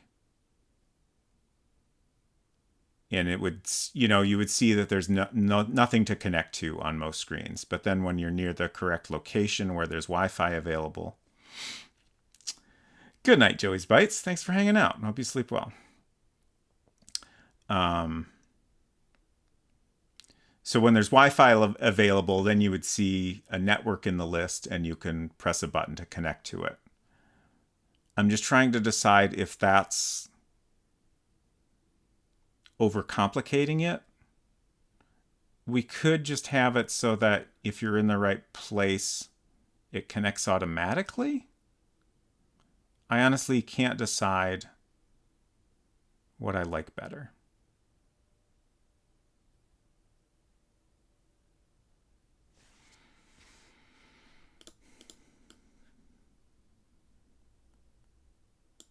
That mascot's so good.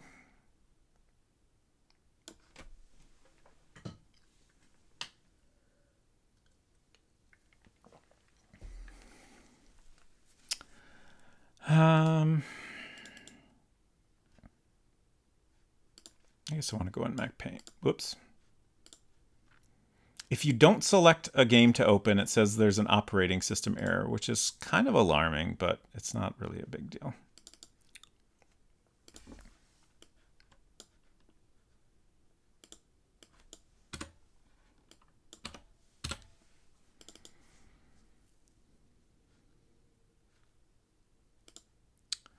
So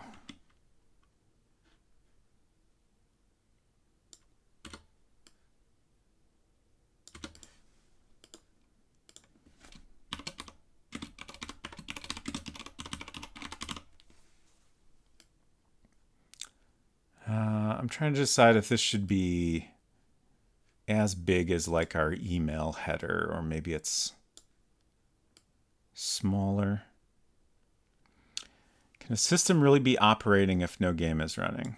I suppose that's a good point.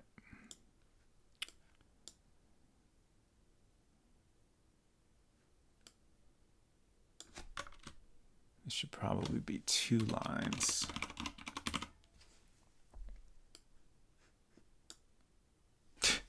I knew that was going to happen.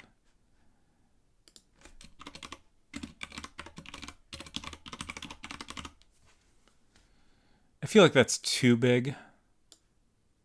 So let's try making it Geneva. Yeah, something like that's fine, I think.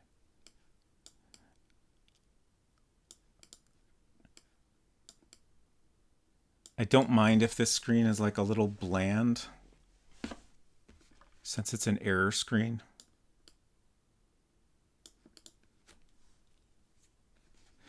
No Wi-Fi denied, and a picture of sad sweetie. I do like the sad sweetie. Okay.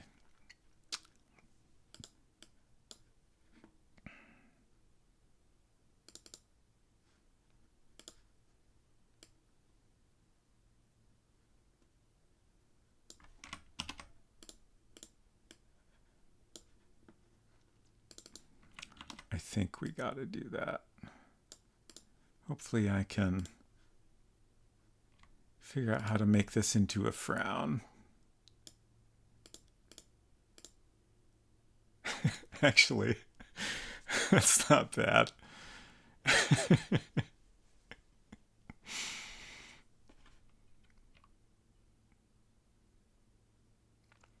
I'm wondering if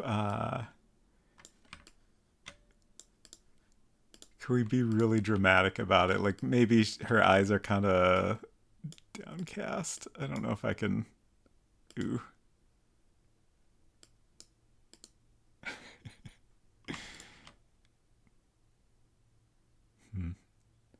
It's not quite right, but I don't know how to fix it.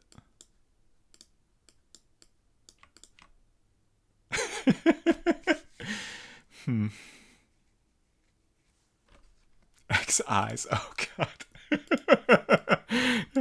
That might be too much, but I'm gonna try it.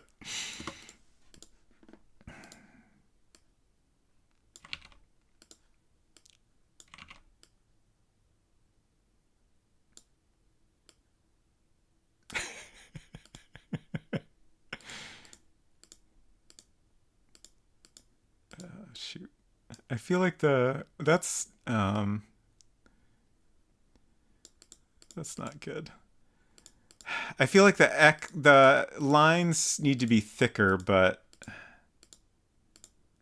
3 pixels. Yeah, this is hard.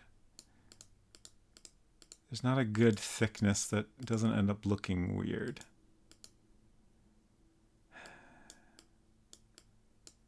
Okay, I'll try a single pixel thickness. That just seems too thin.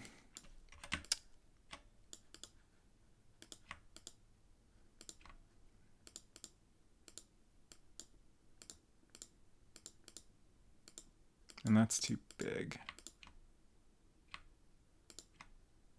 Yeah, I don't know that I can make this work. I feel like if I could make the lines look right, it would work. This is not happening. I did my best. It was a good idea.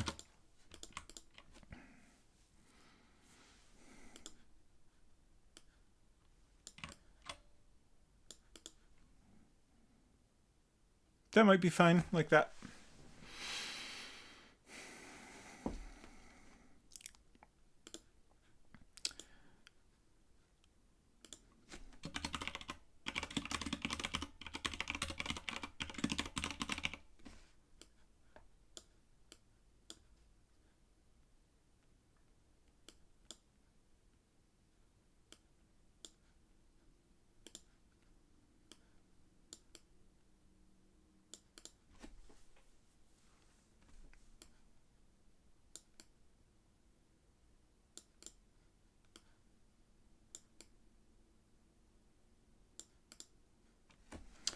Maybe what I could do. I think this solves a problem. Like I feel like you need to have. I feel like it would work better if there's a button to connect, because then you kind of get the satisfaction of doing that successfully.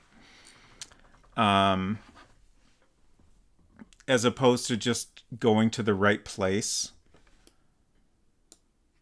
So I think what I can do is have it so that there's just a connect button here.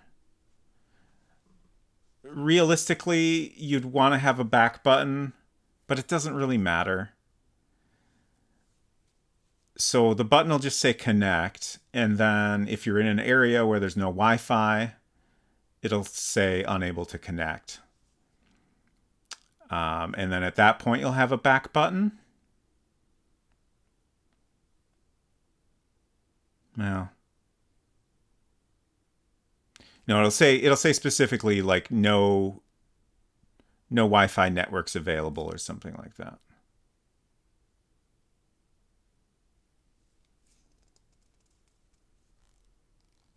And then if you're on a screen where there is Wi-Fi, it'll show you that you've connected to, the library Wi-Fi. I'm glad my X experiments amused you, Hinton.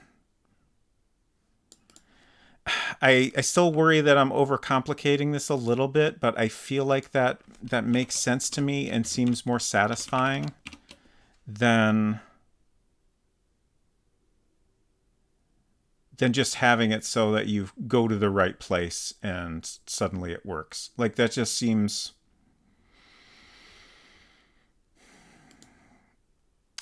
like it wouldn't be satisfying. I don't know if I'm right about that, but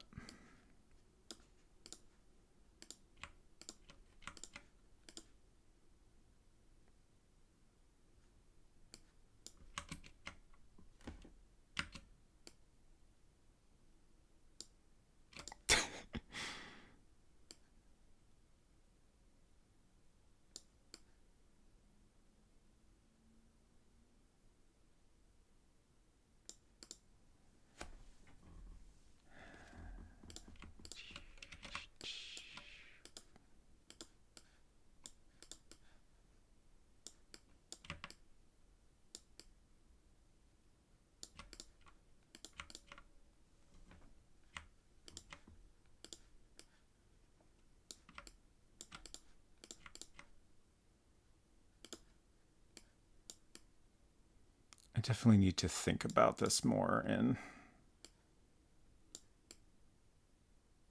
decide if this approach makes sense.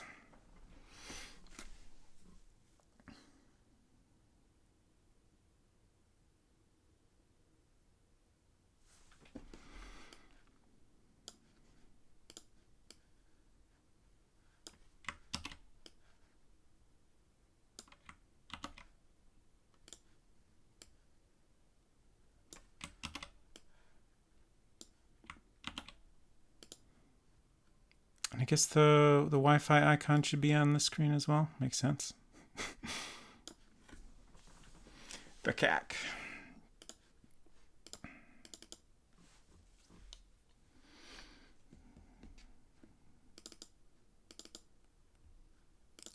So we have another screen that's similar. At some point, I'm probably going to have to reorder these all, and that's going to be a huge pain. PDA screen.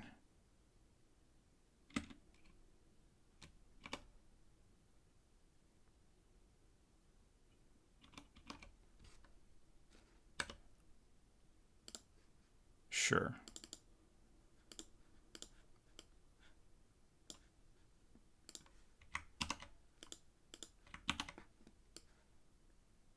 Oh, did I forget to copy the sad little sweetie? I think I did.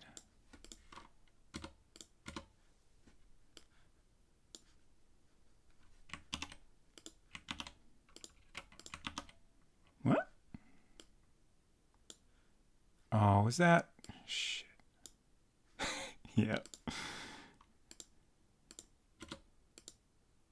How many did I paste down there? Okay, just 2.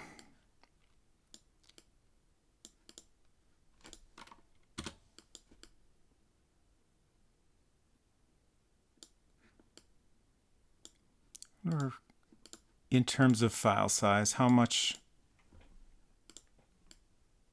is our little sweetie UI taking up? I feel like probably over half the size of the game. Well, not counting the sound files. The sound files are like more than half of the game, but half of the rest of the game, at least, is going to be all Little Sweetie graphics. Okay, that looks pretty good. Aside from Little Sweetie's much too happy about this connection error.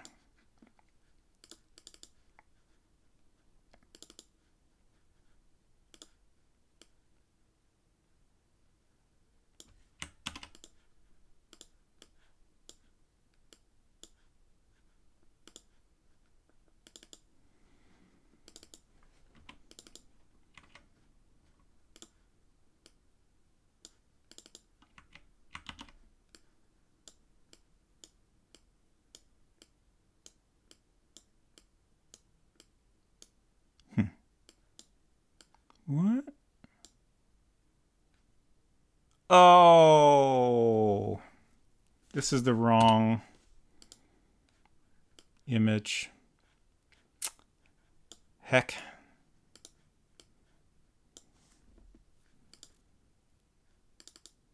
I was wondering if I was using the right one when I started that. So that's not right.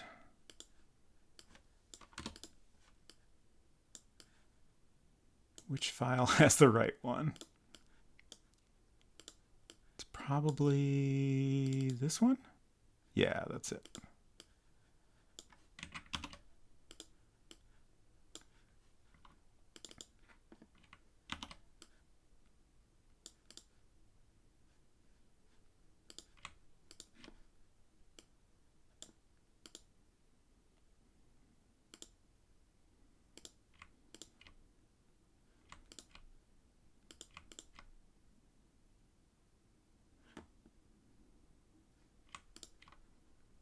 I'm just experimenting here. Yeah, that's not good. Looks pretty good, I think.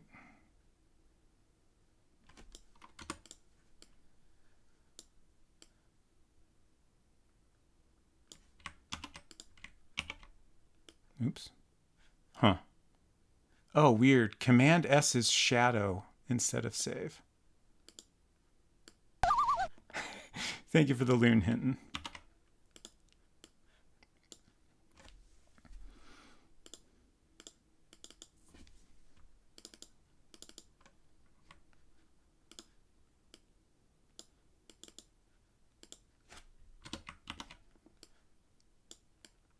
Oh, shoot.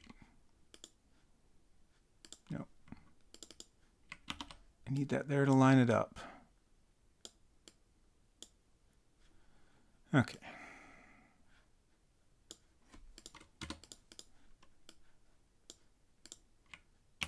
Okay.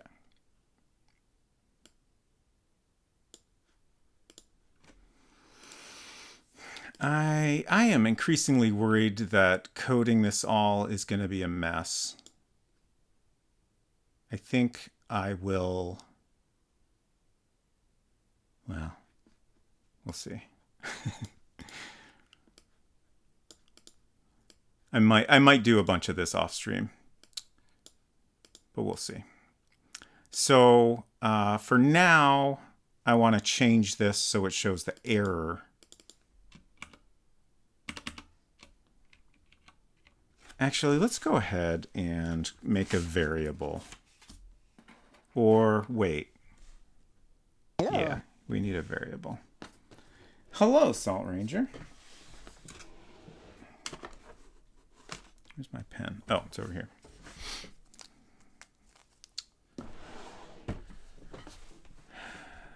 Okay.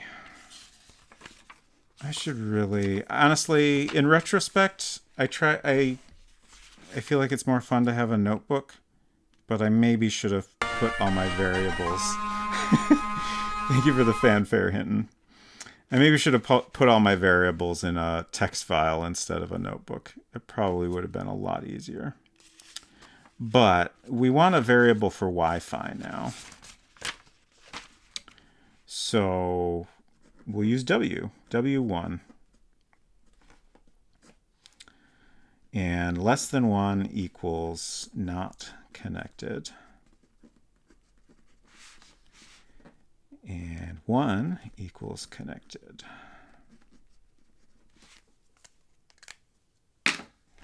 Easy. So, if you're on the email list and you press OK, we need to check that variable. We're not going to do anything to set the variable yet, but I want to add the code right now to deal with checking it. So if W1 number equals, yeah, we want to do that check first, then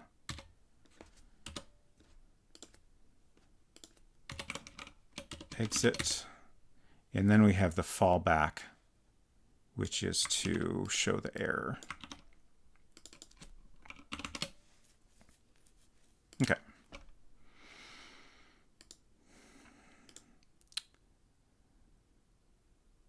So that should work. Then we need to handle going anywhere from the error screen. I think for now, we'll just make it so it goes back to the list, even though that's not really what we want in the end.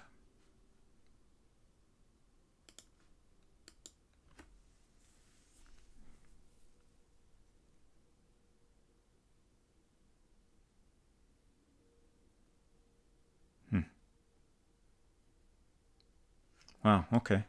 I was surprised how long that took.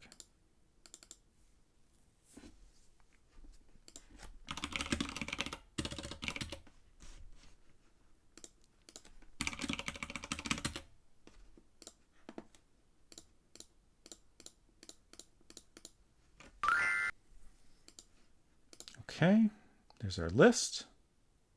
Oh no. What did I do?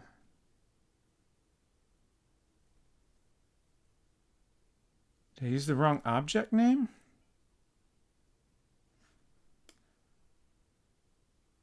I must have. Did I put a number after it and then forget I had done that? That seems like a thing I would do. Yeah, it was error 1. Because my thought is we'll end up having 2 different error screens.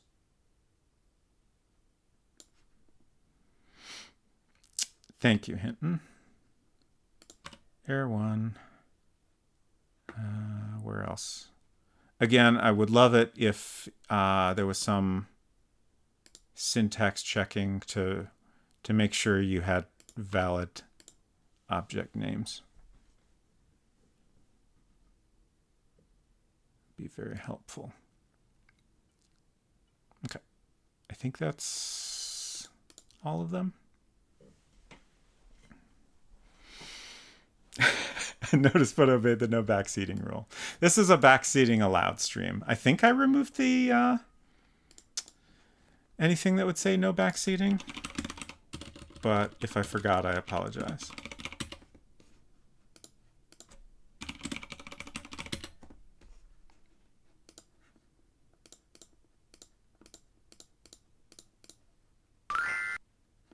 Good, good. Hey, there we go. All right, and then that'll go back for now. In the future,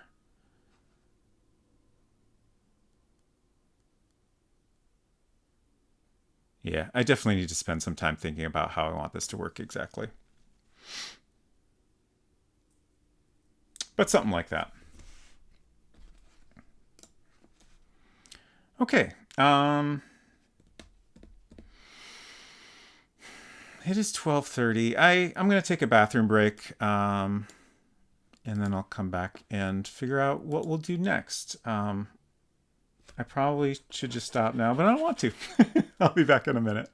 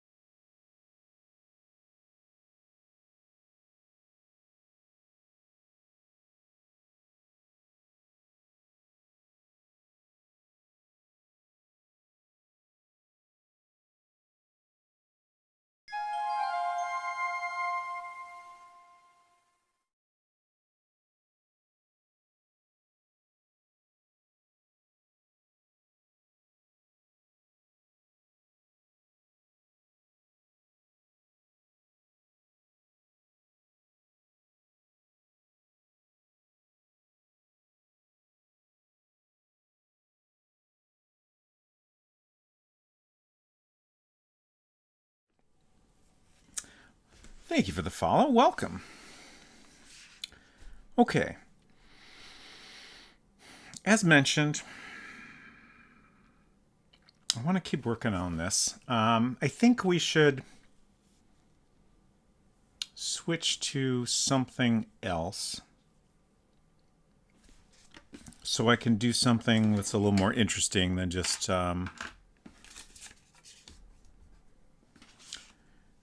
these little text-based screens that are, we kind of designed the most interesting parts of the little Sweetie UI, and the rest of it is just going to be working out kind of boring details. So more interesting things we could work on are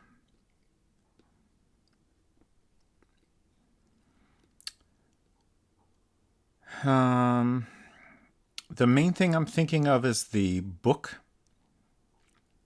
I feel like I would like to start to work out that. So we have this book. I'll go ahead and show that for anyone that's not familiar.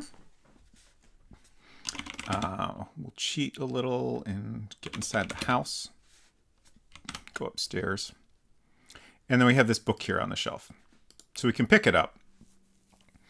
And it's going to be a fake book that has some items inside.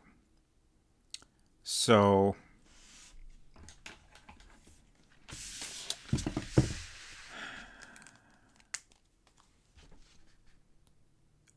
my thought is we'll do this kind of similar to how we've done the Little Sweetie. So you'll pick it up and type, I guess, look at book or open book, something like that. We'll figure out a way to make that clear, even if it's just ends up in the help screen. And then you'll get a close-up of the book that's like a separate room. And then from there, you can open it up and see the, the cutout inside of it. And then you'll be able to take an object out of there and also like see a cutout for another object that's missing. At least that's my current plan for all that. So we need to design a close-up of the book. And then I also want to update the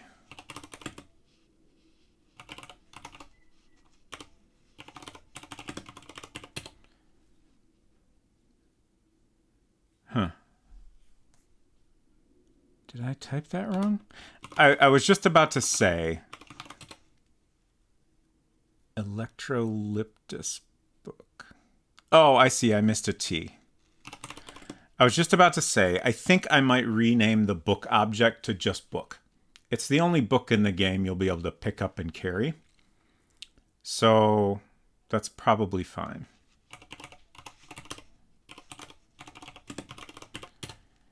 And you don't really need to drop it at any point, but if it's easier to pick up and put down, I think that makes more sense.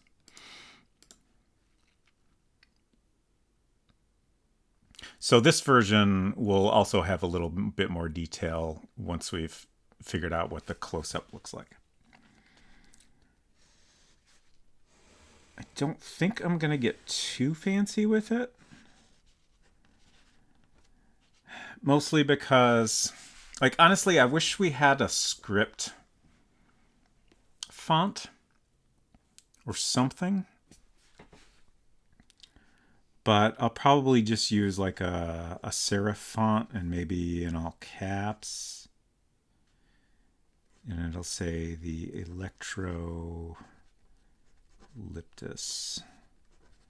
plant. Oh, wait, no. That's not correct. It'll say Electrolyptus, and then the subtitle is the power plant. I forgot about that. It's important. And then maybe we'll have just like a little like kind of a wavy line or something. Or maybe we could do like some little corner embellishments just to make it look a little more like interesting. And like I want it to look like the appearance of like a fancy hardcover book.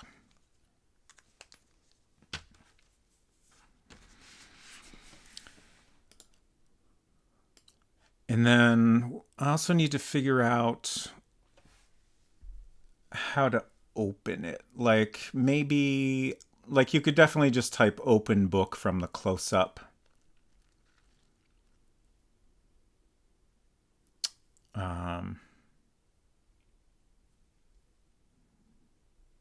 But probably also click on just the edge, I guess. I guess it doesn't matter too much. We don't necessarily have to have an obvious thing to click on.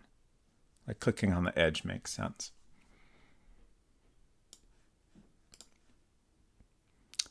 I'm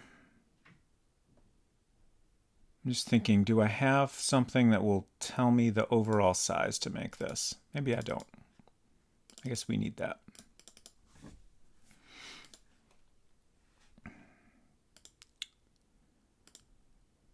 Electrolyptus book. So these, I'm not going to do it now just because it's going to break a bunch of code to rename that. Oh, God. But I think I will rename that at some point. Let's go ahead and create. Oops. Name. I'm just going to type book. Close-up cover. That works. This will start out in... Oh, wait. I'm doing this all wrong. Am I? I think.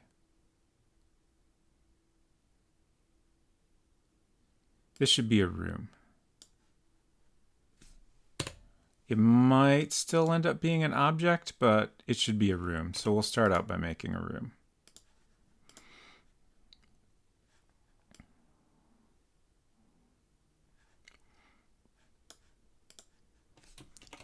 Electrolyptus book. Silver says, I do love that you originally started this out as, I just want to make a little game and world builder, and at this point you're reaching Shadowgate room counts. Probably not quite that dramatic. Oh, this is the name of the item.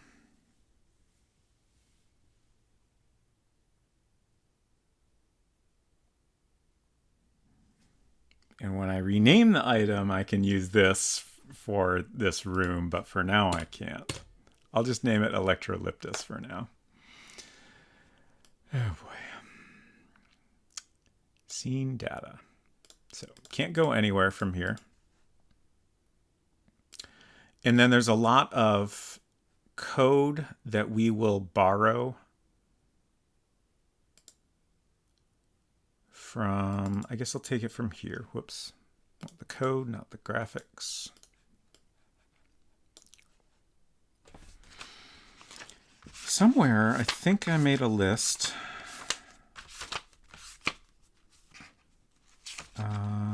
Okay, yeah.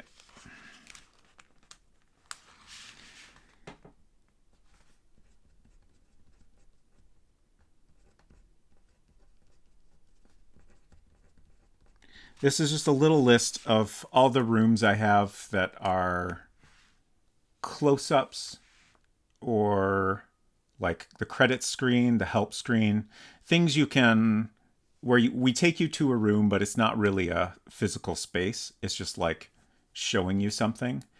And in those, we have to have all this code that allows you to go back to where you were, which is a pain and not a great way to do it, but like, I feel like it is the best way available to us to do this.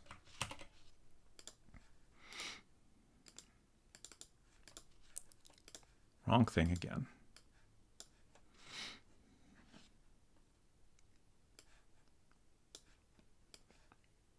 You got me wondering how many rooms we do have at this point.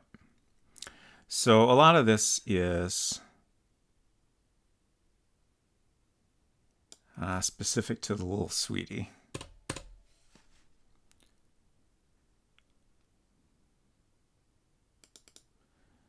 But for example, if we don't want them to be able to drop anything on this screen, right?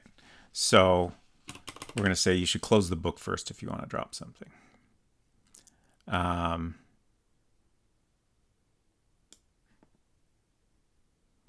If they search while the book is closed, they should discover that it has a hidden like cutout in it. But I'm not ready to write the code for that yet.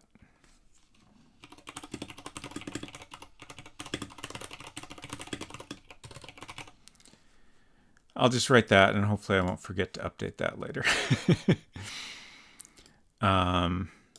Okay, so if they type open, we want to handle that.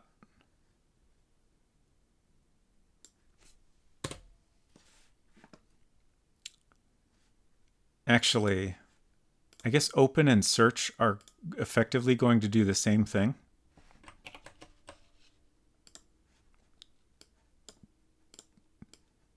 So let's combine those.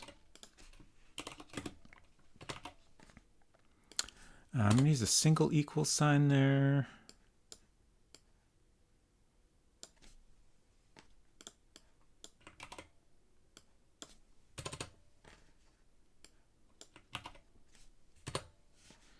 And then if they try to go in any direction, we need to say you should close the book first so you can see where you're going.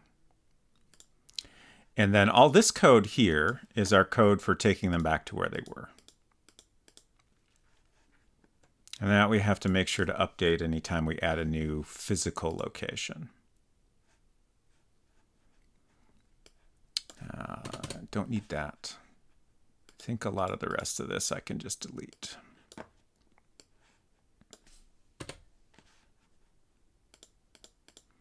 Oh, right. This is the code. We don't need it here, but for the little sweetie, this handles turning the screen off, which that's something that needs to be updated anytime I add more screens. So that needs to be updated already. So much to keep track of.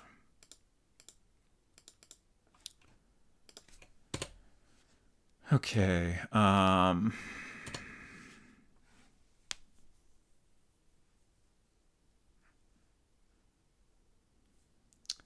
This handles the back button and the little sweetie, which we don't need to worry about here, but we should maybe support typing the text back.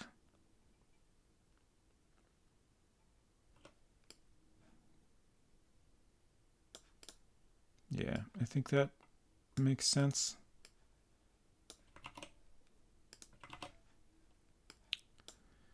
And then this top line gives us a command menu that is appropriate for the close-up. So I think all we want in this menu is close.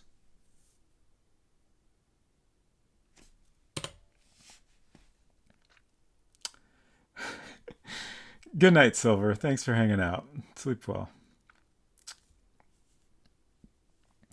Imagine you've had to keep track of this much stuff in real games projects. Nothing would ever get released. Yeah. Yeah, like I'm sure like a real game is a lot more to keep track of overall, but also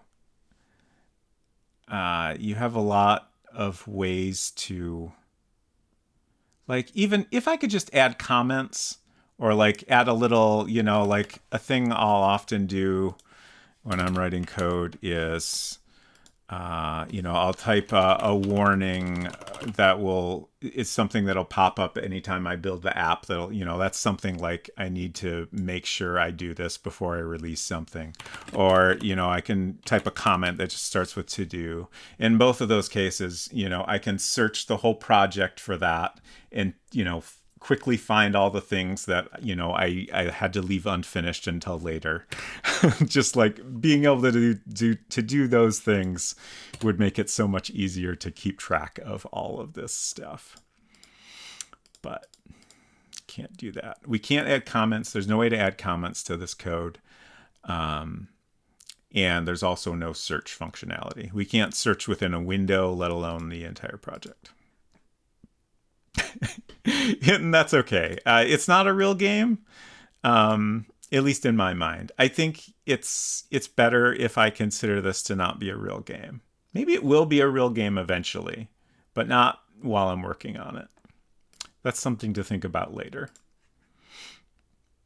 Like, honestly, a lot of the reason I wanted to do this is I frequently come up with ideas for a real game, and then sometimes I'll spend a lot of time on them, and I always get to a point where I get to something that's a little bit difficult, and I ultimately spend a lot of time thinking about it and not making progress, because the correct way to handle that is, I think, to probably just kind of work through it.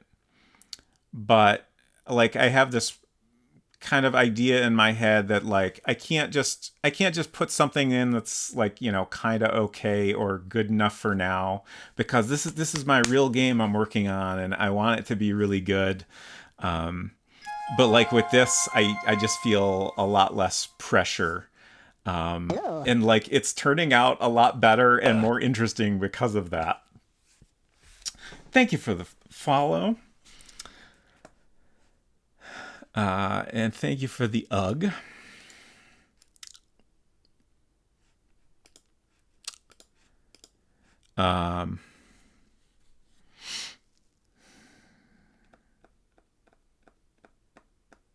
So yeah. Thank you, Salt.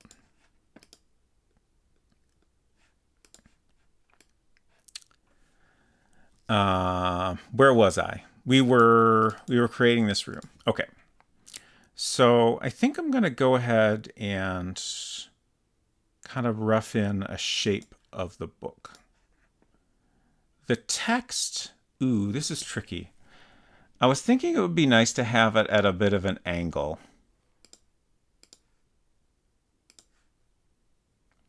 But if I do that, then the text on the cover needs to be at an angle. And that is not really feasible.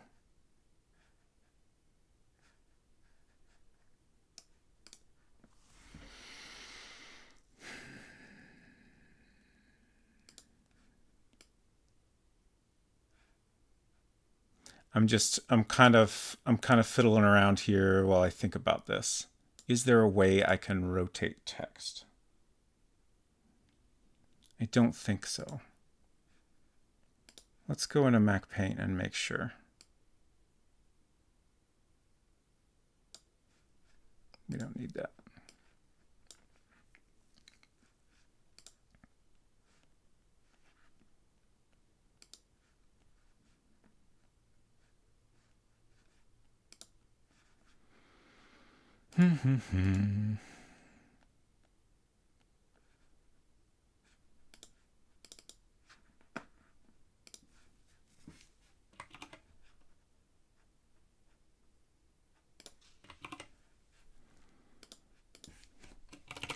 Electrolyptus. So we're going to use Palatino or Times, I think, here. That looks pretty good. Let's try Times. It's also pretty good. I think Bold is going to look a little worse, yeah. And 24 is the max size. Although, I mean, the width is probably as big as we want it anyway. I'm not sure which I prefer. I guess that looks a little cleaner overall.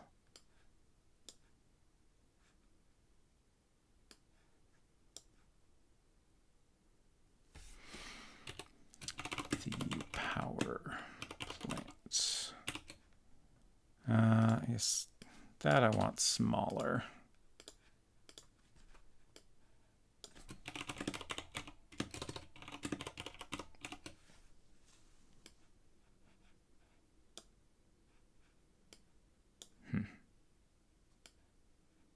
Oops.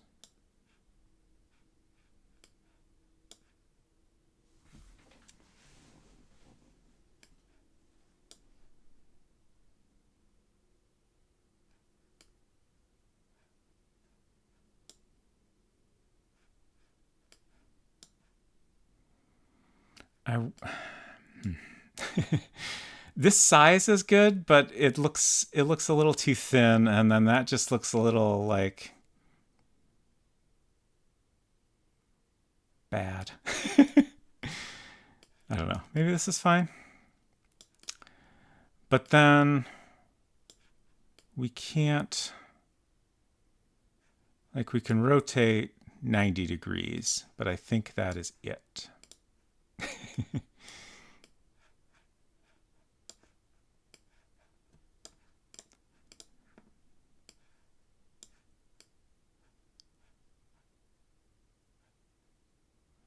So the only way I could get it at a good angle is to either like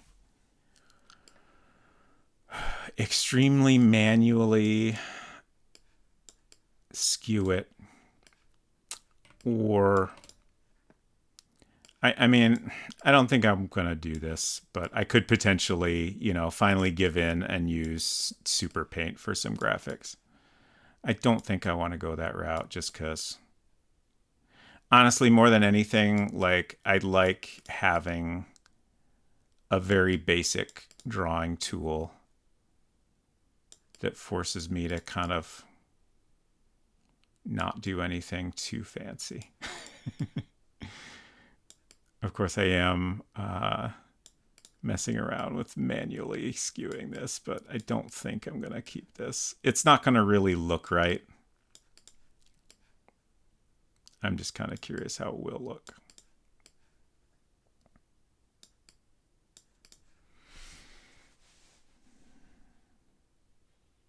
Yeah, like, in order to be properly like on a book that isn't, that's at an angle and perspective, like, it needs to be slanted to the right as well. I guess I could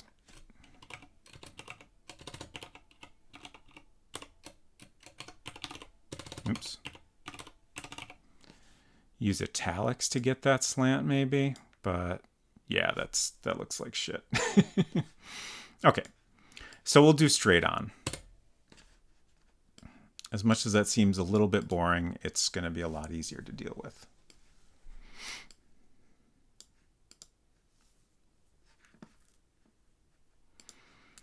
Um,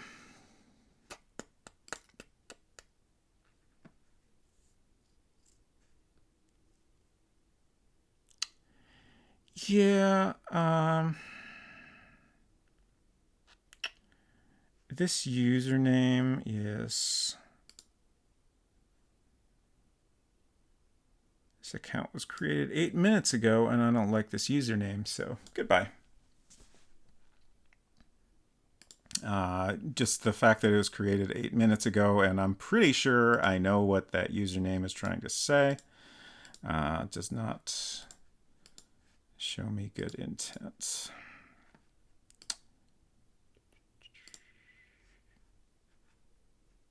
One moment, please. Okay.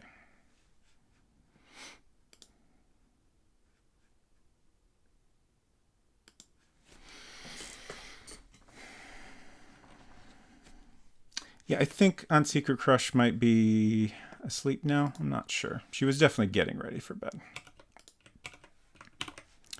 Okay. So, some nice wavy lines. I'm trying to decide on wavy lines or corners or both.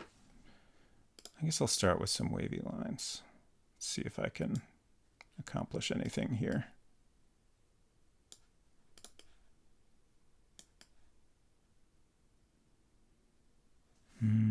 Let's see.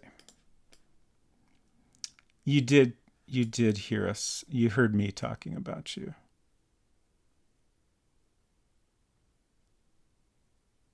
But it's fine. Hello, Jimmy Cleaver. Welcome. I'm just looking at your cute cat emotes here. The little, that little paw bean grabbing a macaron is very good. I like those. We are working on a game in World Builder, which is a program released in 1986 for the Macintosh. Currently, I'm trying to design a book cover for a fake book. It's got like a hidden compartment inside. I'm just trying to do like a little wavy line kind of embellishment, and I don't think I quite like this.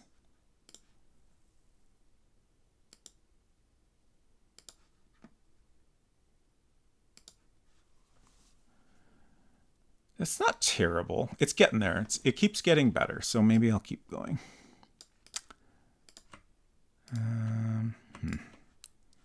Sometimes I wish I had like a half level zoom.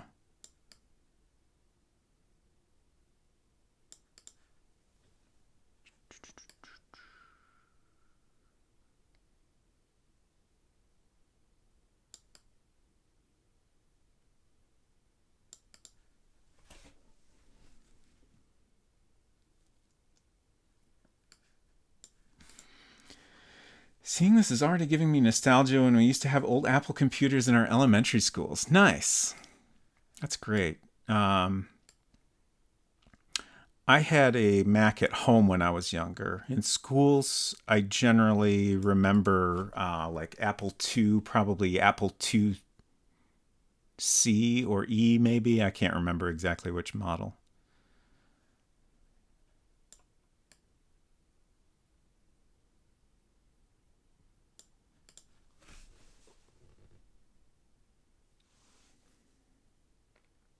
I can't figure out what it is, but this isn't quite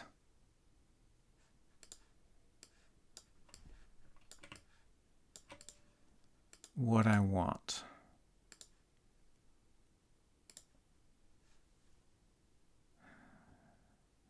I think the thing that's bugging me is like the curve in the middle is not as smooth as I would like, just because of the way I piece together parts of an oval. And I can't figure out how to get it closer to what I'm trying to do. What if I made this thicker? Does that accomplish anything useful? It might.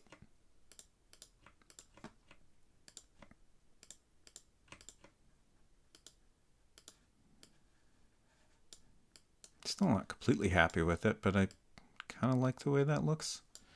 Maybe it's still too much of a curve.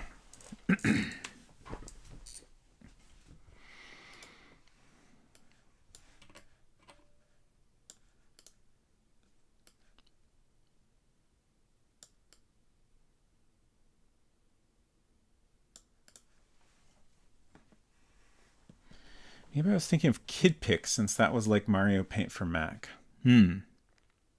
This is Mac Paint that I'm working in right now.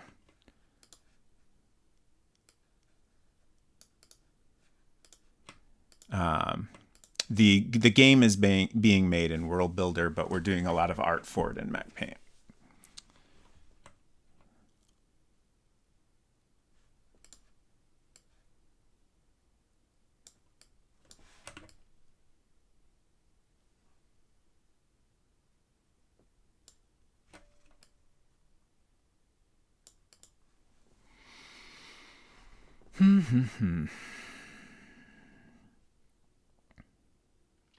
Maybe I should just be happy with that.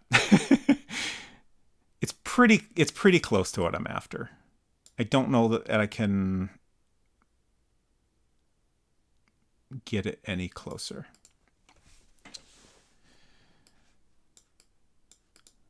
All right, let's take this and we'll drop it into World Builder and kind of start to rough in the rest of the book design and see how it all looks together. Ooh, I just wondered if maybe I want to do like kind of an embossed effect.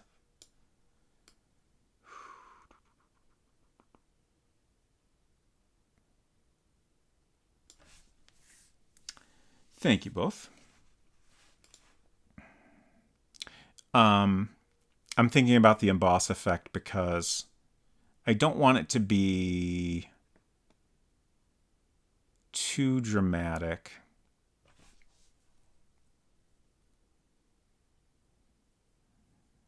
And I'm trying to figure out like a subtle way to do this. Like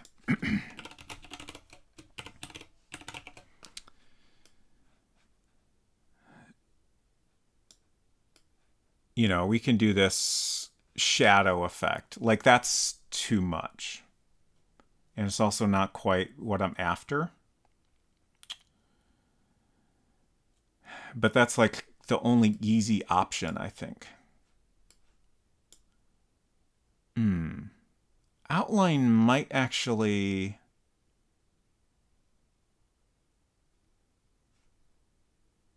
The other tricky thing here is I would maybe like to have like white text or maybe dark. Ultimately, I can't have like a white highlight on top of the book unless I make the whole thing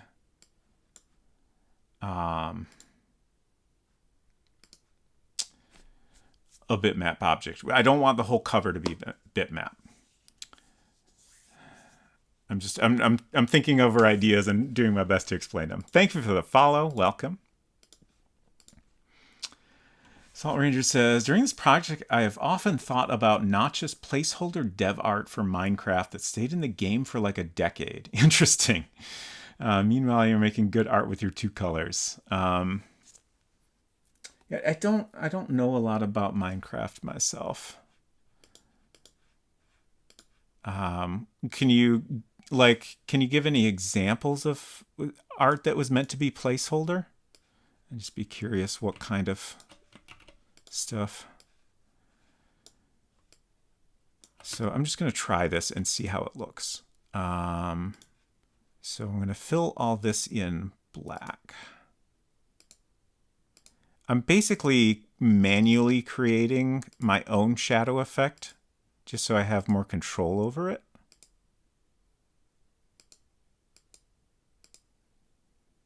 So we can see how that looks. I don't know if it will quite be what I want, but I want to try it.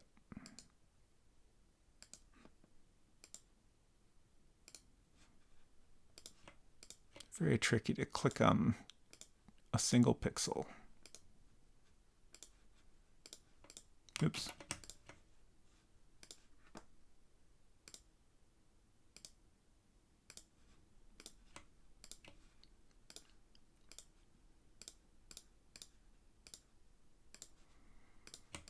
Okay. That should save. Saving's good.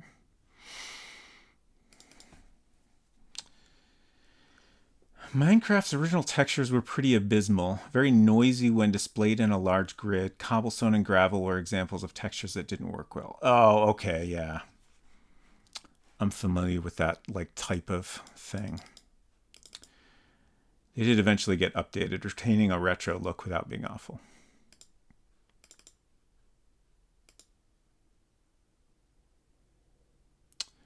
Artwork, and I'm going to name this book cover 1. As someone who likes low poly stuff, it was very off-putting, yeah. I wonder if any of the AI language models out there could write World Builder code. Yeah, somebody brought that up at one point. I don't know enough about how those work. Oh, we got some opaque areas that we don't actually want to be opaque. So that's not ideal.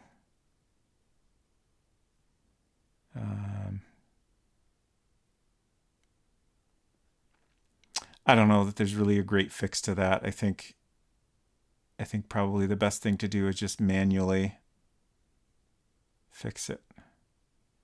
I'm trying to think if this is embossed pressed in, I think we need some jetpacks.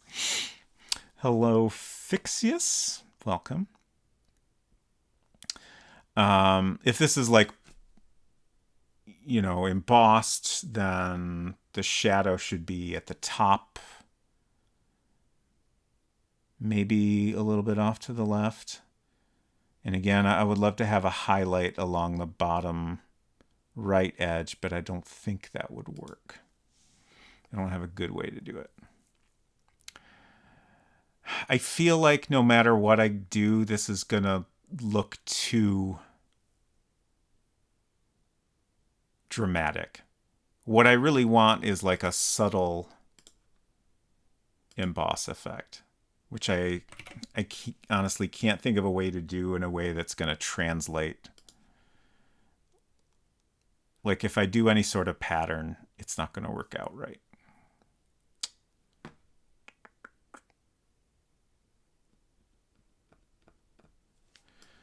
It's bugging me how close these are, so I'm going to fix that. It's a little better.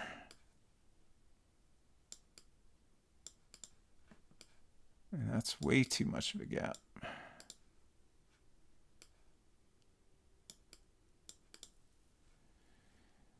Yeah, that's a little bit worse.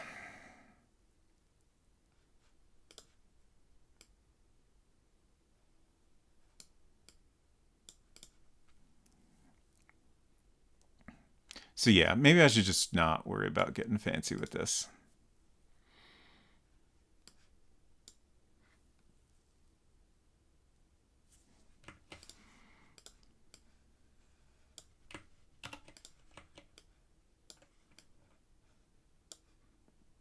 I already did that. Well, I adjusted it. Get rid of that one.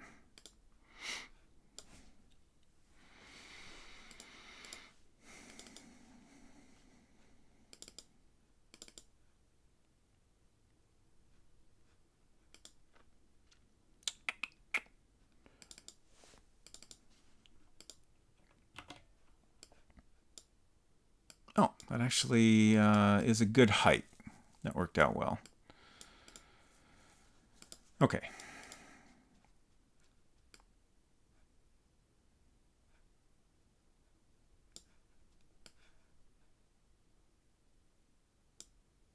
I think a rounded rect might look okay.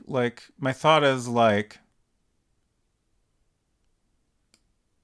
corners shouldn't, this is a hardcover. This is well-used hardcover book. So I feel like the corners, we don't want perfectly square. I would probably make them a little less rounded if I could, but that's not an option. So I think this shape will work out fine.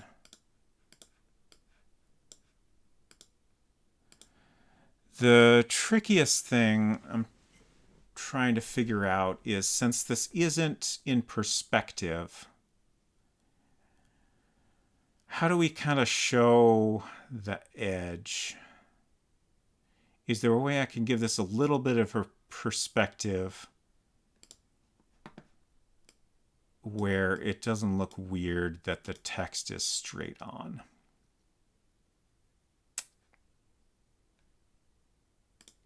I mean, obviously I could just kind of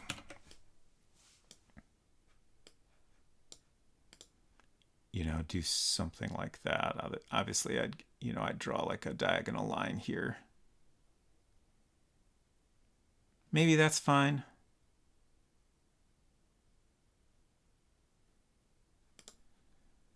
And I'm also wondering if we want to give this a pattern or not. Oh, right, that's a problem.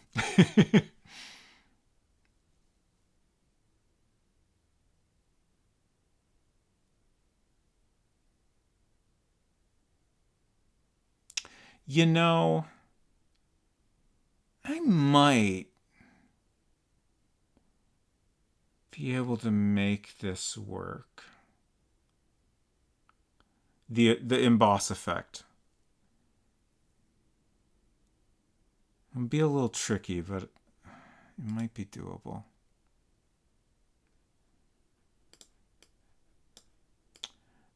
For now, let's draw the thickness of the book.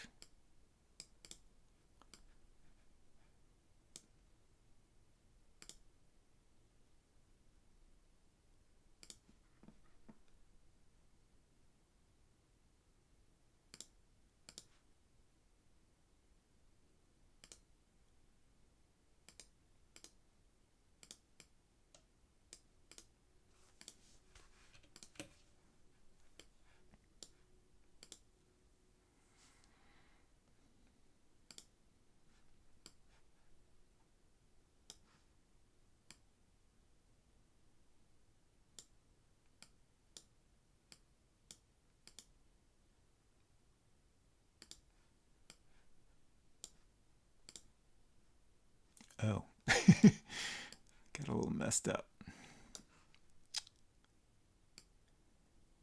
It's fine. This doesn't really matter because it's not going to be visible, but that's better.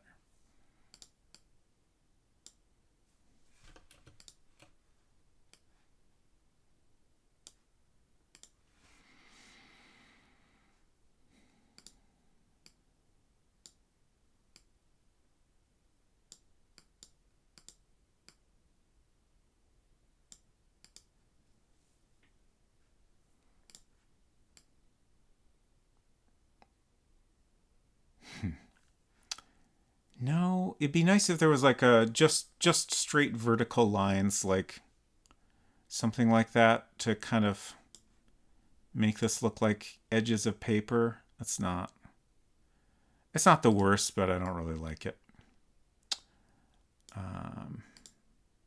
What did I do? Oh, I changed the pen.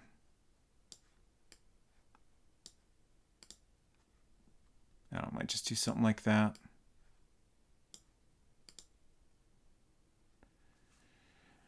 All right, let's see if I can do what I'm thinking with this emboss effect.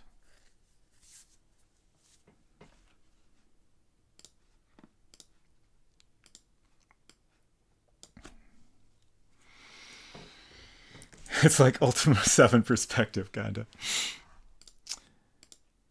Yeah, like I don't mind that. But I haven't really done that kind of perspective anywhere else in the game. That's kind of my only hesitation with it.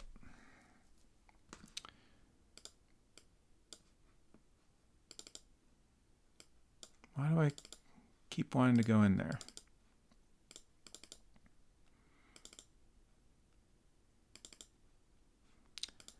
Okay, so I have in mind an idea that I think should work, but I'm still not 100% sure how to accomplish it. So this will take a little experimenting. Let's start by making a new copy of this. And we'll delete the stuff we don't want. So my thought is I start with a rectangle with no outline. So the idea I had is if I have a rectangle that's filled in this medium gray, this will actually be opaque because, you know, these pixels basically create a border. So if I paste this into World Builder on top of my vector shapes in there, it won't show through. So I can do whatever I want within this gray area, including adding highlights that are fully white, and those will continue to be white when I paste it into World Builder. Whereas if I simply, you know, made some white text, like it's basically, you know, I'm not pasting anything. It's on a white background, so it doesn't exist more or less. Oops. Now the question is, does this work how I want? Ooh, okay, almost. We can fix this.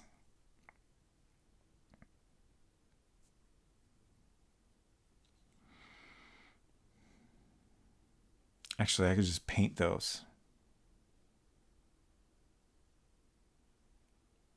I wish...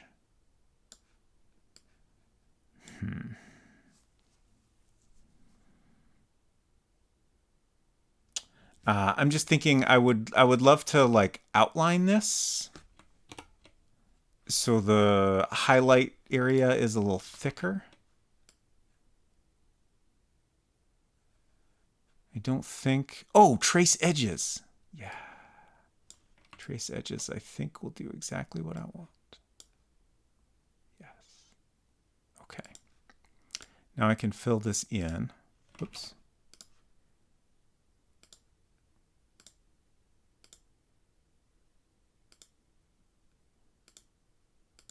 I hope this ends up looking good because I sure am putting too much work into it.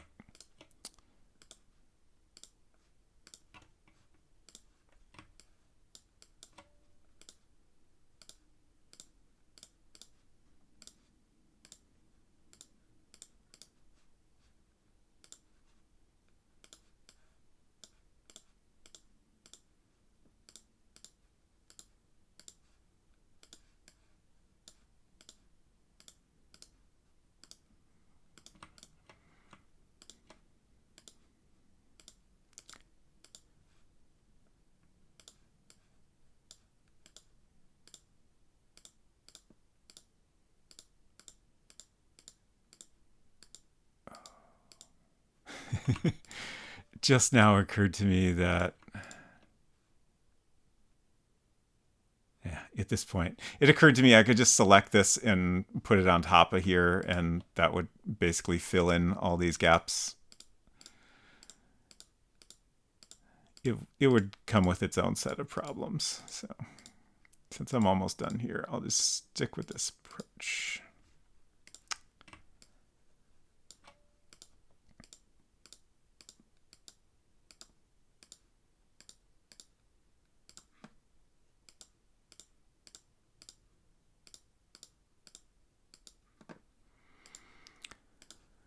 Oh, 1:30.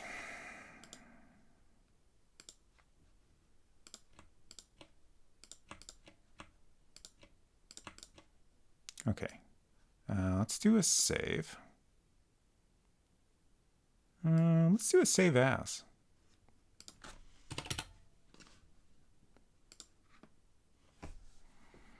Okay, so now I'm going to invert this. Oops, Didn't quite get it all.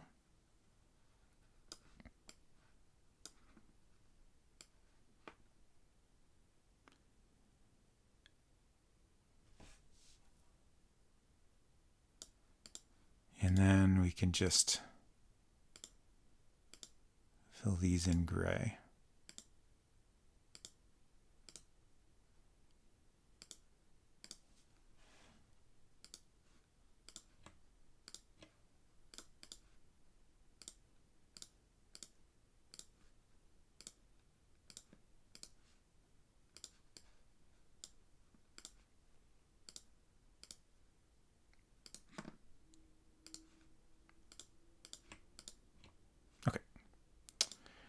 Now we find out if this is all worthwhile.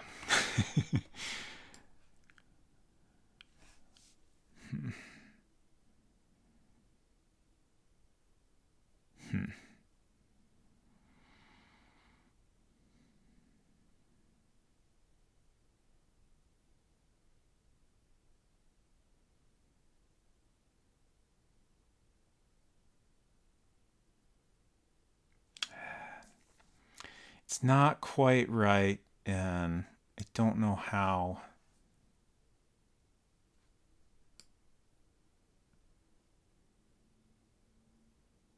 to fix it.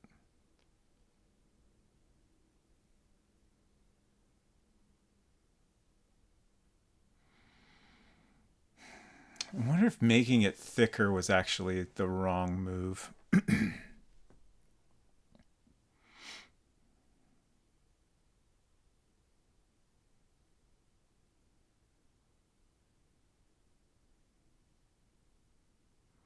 It might have looked better when it was thinner.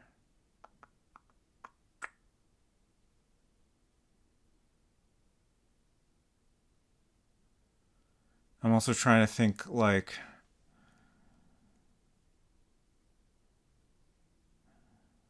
ideally the text itself wouldn't be full black, but I think if I tried to make that a pattern, it would become illegible.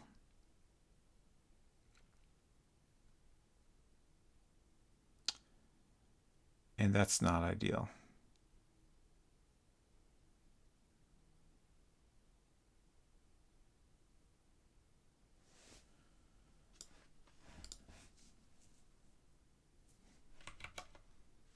Oh, I honestly didn't think it would let me undo that. I kind of figured after I deselected it, it would, like, undo would not get me back that far.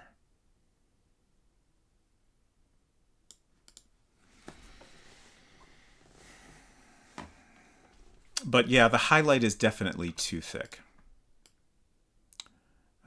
So let's go back to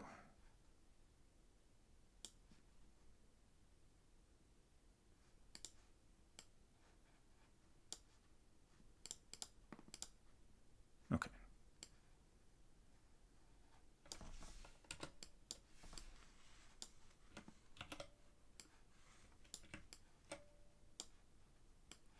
Invert that.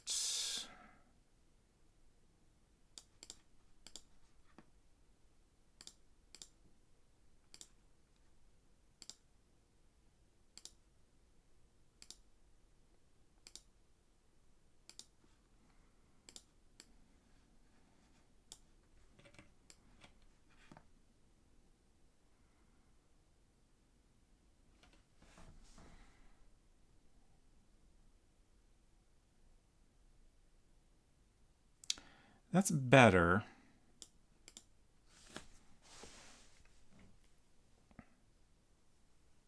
It's maybe good enough. Obviously, I need to fix the the inside of the O's and all that. I think I like that better than just having the text on top of a background. Just a little bit of a highlight to suggest an emboss effect. All right, so let's figure out, I think if I just kind of cut holes in anything that's enclosed, and then we can go back and fill in the gaps. I think that's the easiest way to deal with this.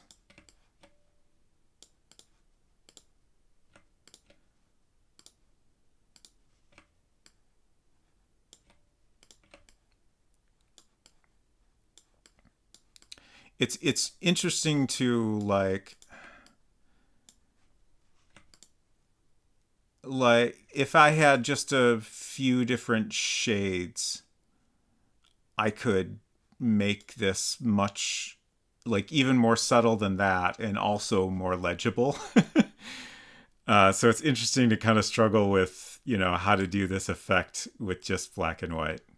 It's very tricky.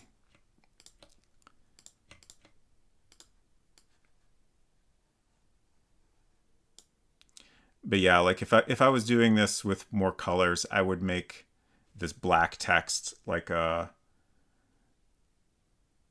gray that's darker than the book itself.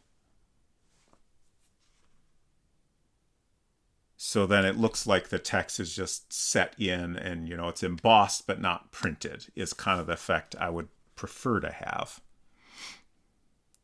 This looks like it's both embossed and, you know, there's text printed. Or like, you know, the inset part is a different color. Oh, I missed the R.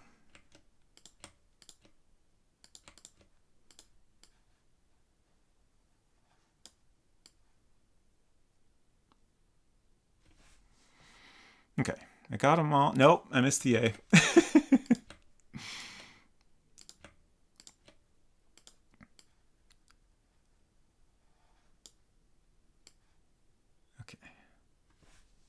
Now the question is, do I want it like that? No, I think that looks a little bit worse. Because like the R, I forget the correct term, but like the line coming off the bottom right of the R gets lost and is not really visible. So this is more legible. And then, oh God, that's so hard to look at. I'm sorry.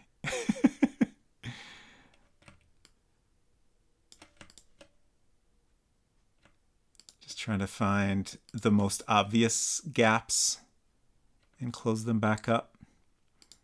I think in some cases they kind of close themselves.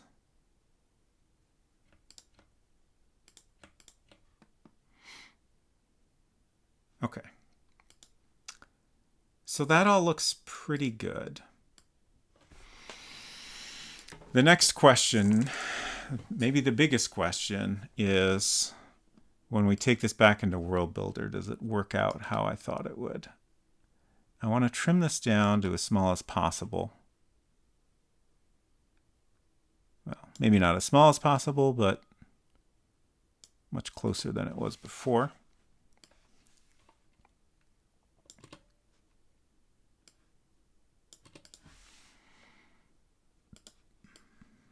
I'm going to try doing this as a single object first. I feel like it might be too tall, but we'll find out.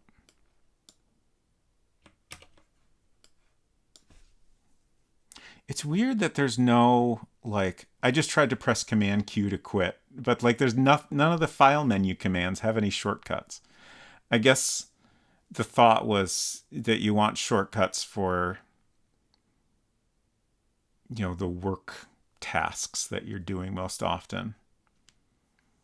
I'm curious at what point shortcuts got added for like Command Q in particular and Command S.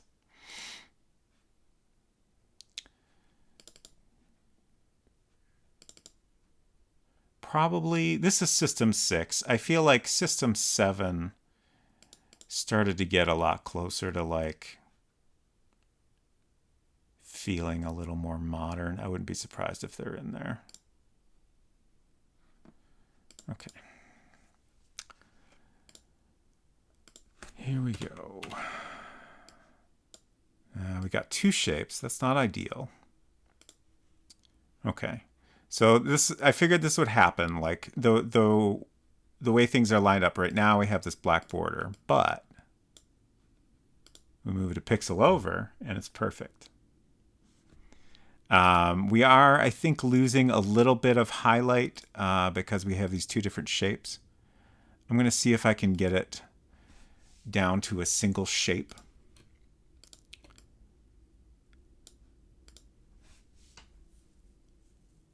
But overall, it looks pretty good.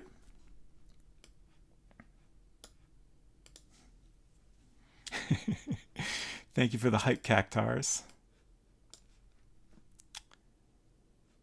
So that was maybe 10 pixels too tall, I'd say.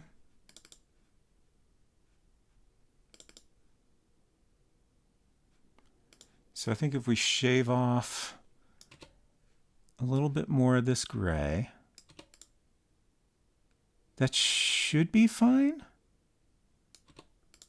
And then I think I could just split this into two objects and make the electrolyptus one object and the other one, the rest of it another object, but I think I'm going to try this approach first. Just going to bring this all a little closer together.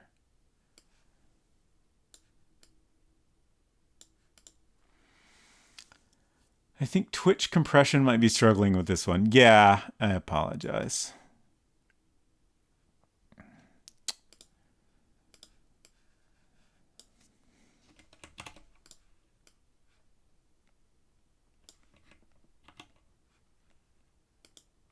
I wish there was an easy way to check the height.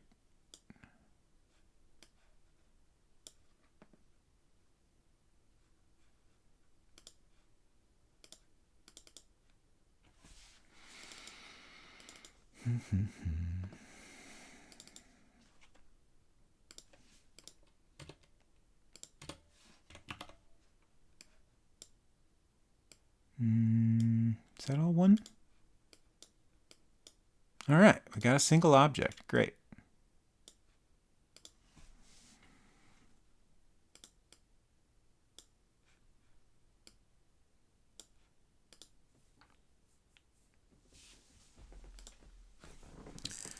Not bad. I feel like it could use a little something, but I'm not sure what that is right now. I guess we do want to... How did I do? I think the little sweetie... Oops. I think the little sweetie fills up the entire square. But since we want to show the edge of the book, I don't think that's the right approach here. So I think I want a black background. I'm just trying to position the book inside of the window the way I want it.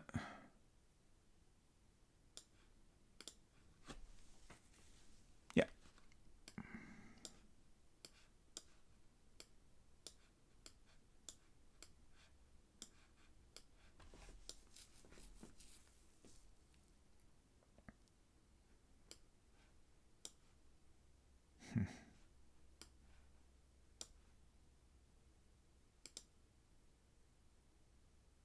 I think that works. Again, like I wouldn't make this fully black if I had choices of grays, but the patterns just are too busy. Okay.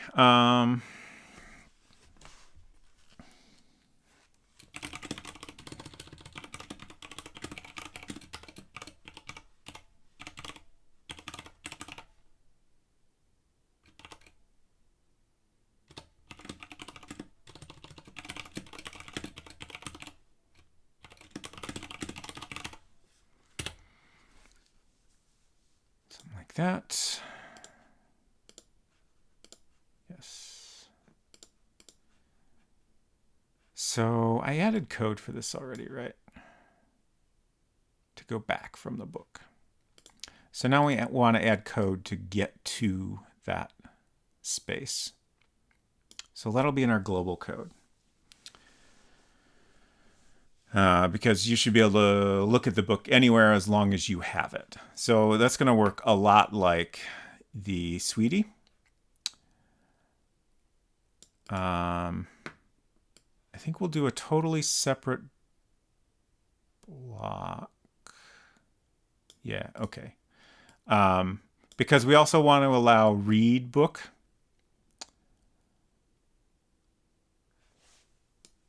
But this block won't do anything unless you have a noun that we are allowing you to use to refer to the Sweetie.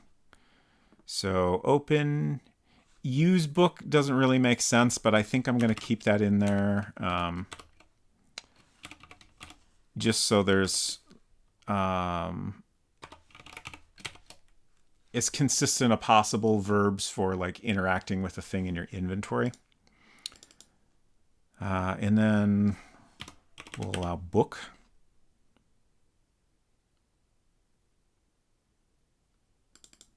I guess I'll say electrolyptus. Well, no. Because we're going to eventually have the actual plant in the game. So if they're typing the word electrolyptus, we want to have them also type the word book to be clear about what they're referring to. So I think, unless y'all can think of a reasonable synonym for book, I think all we need is book. Then we need to check if the player has the electrolyptus book.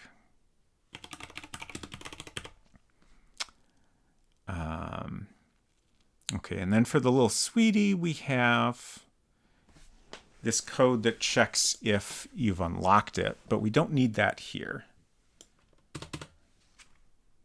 I think even if you've previously opened the book, we'll always take you to the closed book when you first look at it.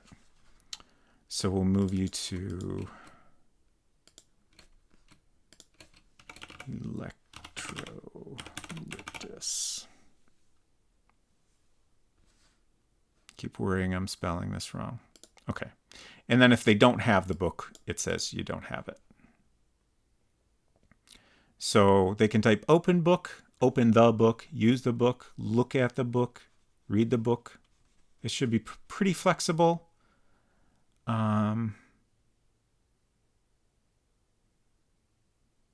the moment, I'm not thinking of any cases where this would be too flexible and do something unexpected. It's probably something I'm not thinking of.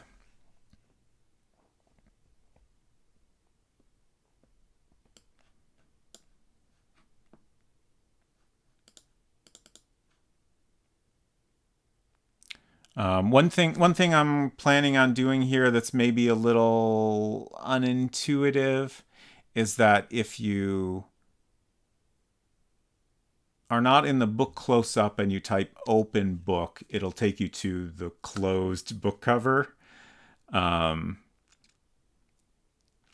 Mostly because I want to make sure people see that book cover the first time, as opposed to going straight to it being open. But we can type read book now and it should say you don't have it. Sheet items. So we can't read it unless we actually have it in our inventory. You now have the electrolyptus book. And I guess actually this is a good reason to rename it to just book. We haven't looked at it yet, so we don't know what it is. So it doesn't really make sense for the game to be that specific about what it is here. But now we can type read book, and that should work. Great. The book says Electrolyptus, the power plant on the cover. And then from here, we can close it. Great. Open book. Whoops. Typoed, but that's fine.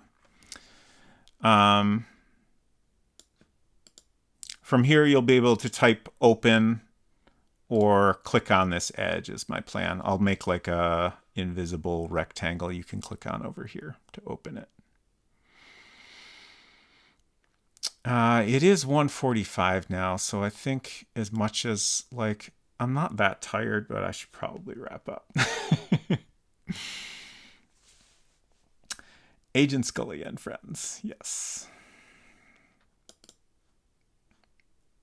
Oh, do we have like an author name?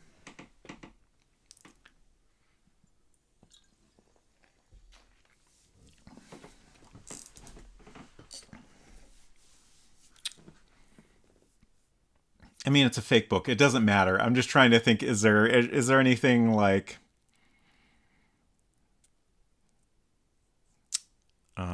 is there anything worth adding for like a fake author name? Time to log off and keep working off stream for several more hours. No, I will stop working for tonight at least. But I will probably continue to be awake for a while. Okay. Oh, you know what? I should, before I forget, make a backup. I've been keeping a copy of the game. I don't know that I will ever come back and look at these, but I kind of like having all these in progress versions of the game, especially in cases where I end up going back and changing some art. I definitely don't need this many copies, but I feel like it might be fun in the end to have some backup copies. Okay, so there's today's. Should we go through and look at what we did one more time real quick? Might as well. I guess last time we set up this whole room, which is very fun. We can turn the light off in here. For now, the cat just kind of goes away. Take off the lamp shade. Excuse me. Oh, I accidentally took... I don't know why, but for some reason, when we go to the dark room, it's a little slow to respond to clicks. I don't know if it's just because I have this, the dark room is basically a huge object that takes up the whole screen. I am a little bit worried that's like a problem. It might be a problem on like a real computer. But I guess we'll have to worry about that if it is a problem later.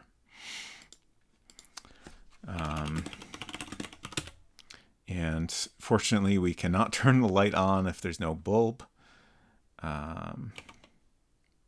So let's see. Let's cheat and get all our items here. And now we have the Electrolyptus book, so you can read book. Oh, no! We have a conflict. So you can look at the books on the shelf, and we allow... What? Oh. Oh, I think what happened here is that I have a print statement that must be too long. And for whatever reason, there's like kind of a, as far as I can tell, unmentioned limit on how long a single print statement can be. And it's very weird the way it behaves when you hit that limit. It seems almost random. It's consistent, but in a weird way, like how much of the text it will actually print out. Okay, I gotta make some notes to myself here. Book description too long, and we have open book on hallway screen could do either thing. So what's happening now is since we allow open book to look at the books on the shelf, it doesn't ever get to the command to get us to our close-up of the Electrolyptus book. But we can do it anywhere else. I might just solve that by not allowing open book as a way to read these. Like you can click on them and we could allow, well, read book is going to be a conflict too. I'll think about it and figure it out. Maybe the dark room makes the player sleepy, so clicks are slower to respond. That makes sense. Use Sweetie.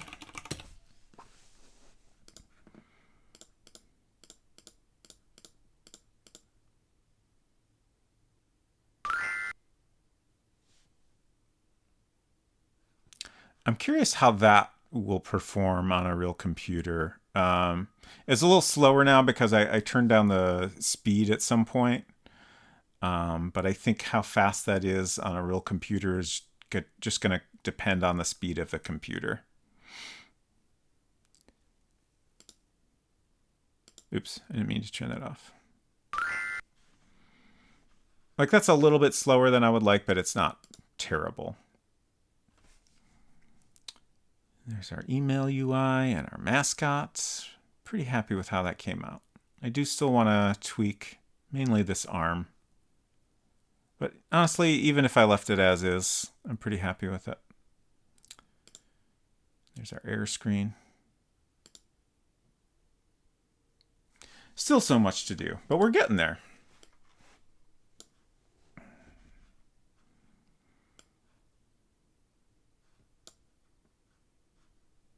Let's do a death.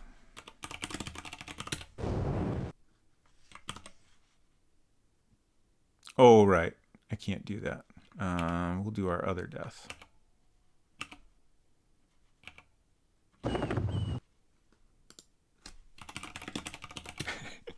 Things are in an inconsistent state because I've used cheat commands. Now that I have left the door, I have to get the key to unlock it again. Oh, where's our guy? Come out. There he is.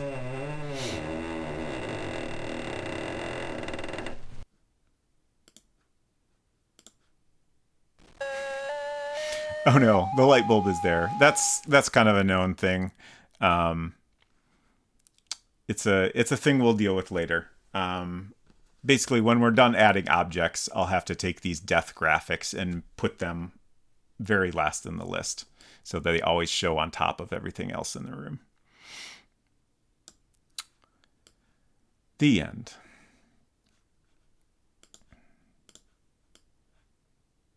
Shutting down. Okay.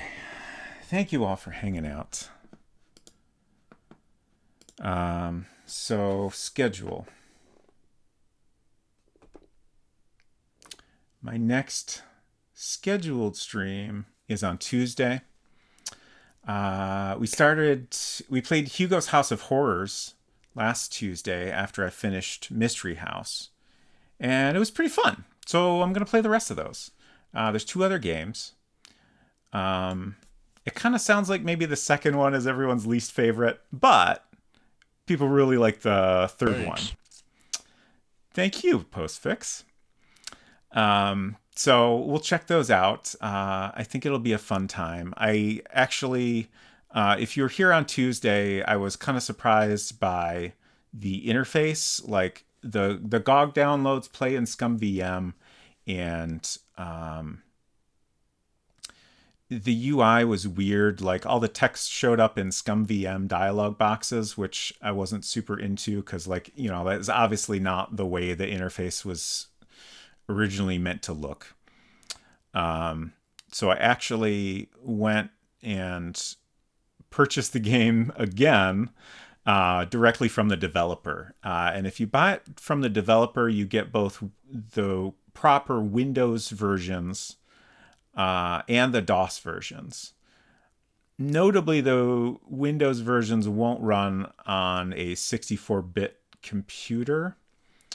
So I understand why GOG made the choice that they did, but I would have preferred if they included the original versions, especially like the DOS versions work in ScumVM too, and the way the text is presented is better. So anyways, I have my choice of we can play the proper Windows versions the way they were intended to look, or the DOS version. I haven't decided which one I'll do yet. I didn't realize that the Windows versions are a fair bit different.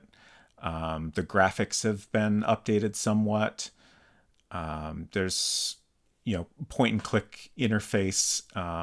Honestly, it makes certain things a lot easier because you can mouse over objects and see what they're called, so you know how to refer to them in text commands. And it also seemed like there were some things you could interact with that you can't in the DOS version. So I'll figure that out, and that'll be Tuesday. And a week from today, we'll continue this world building, and one day we'll be done. I might also do a bonus stream on Sunday, but that's a little bit of a question mark. No promises. Let's see if we can find someone to raid. Unsecret Crush has some plans on Sunday, but I'm not sure if it will work out for a bonus stream or not. Who all is online?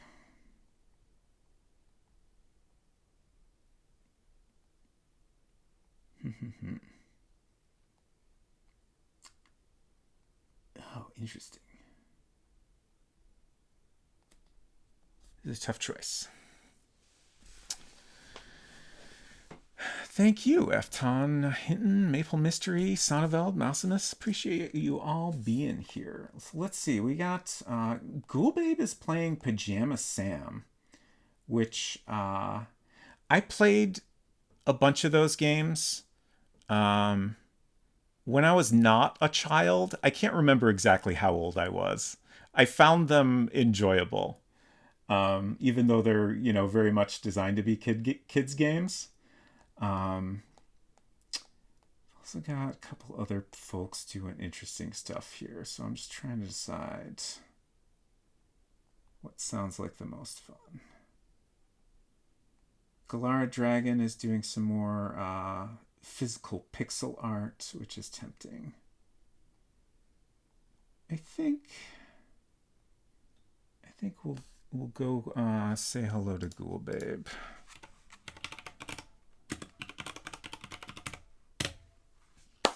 Okay. Thanks again, y'all. I hope you have a good weekend, and see you around. Bye.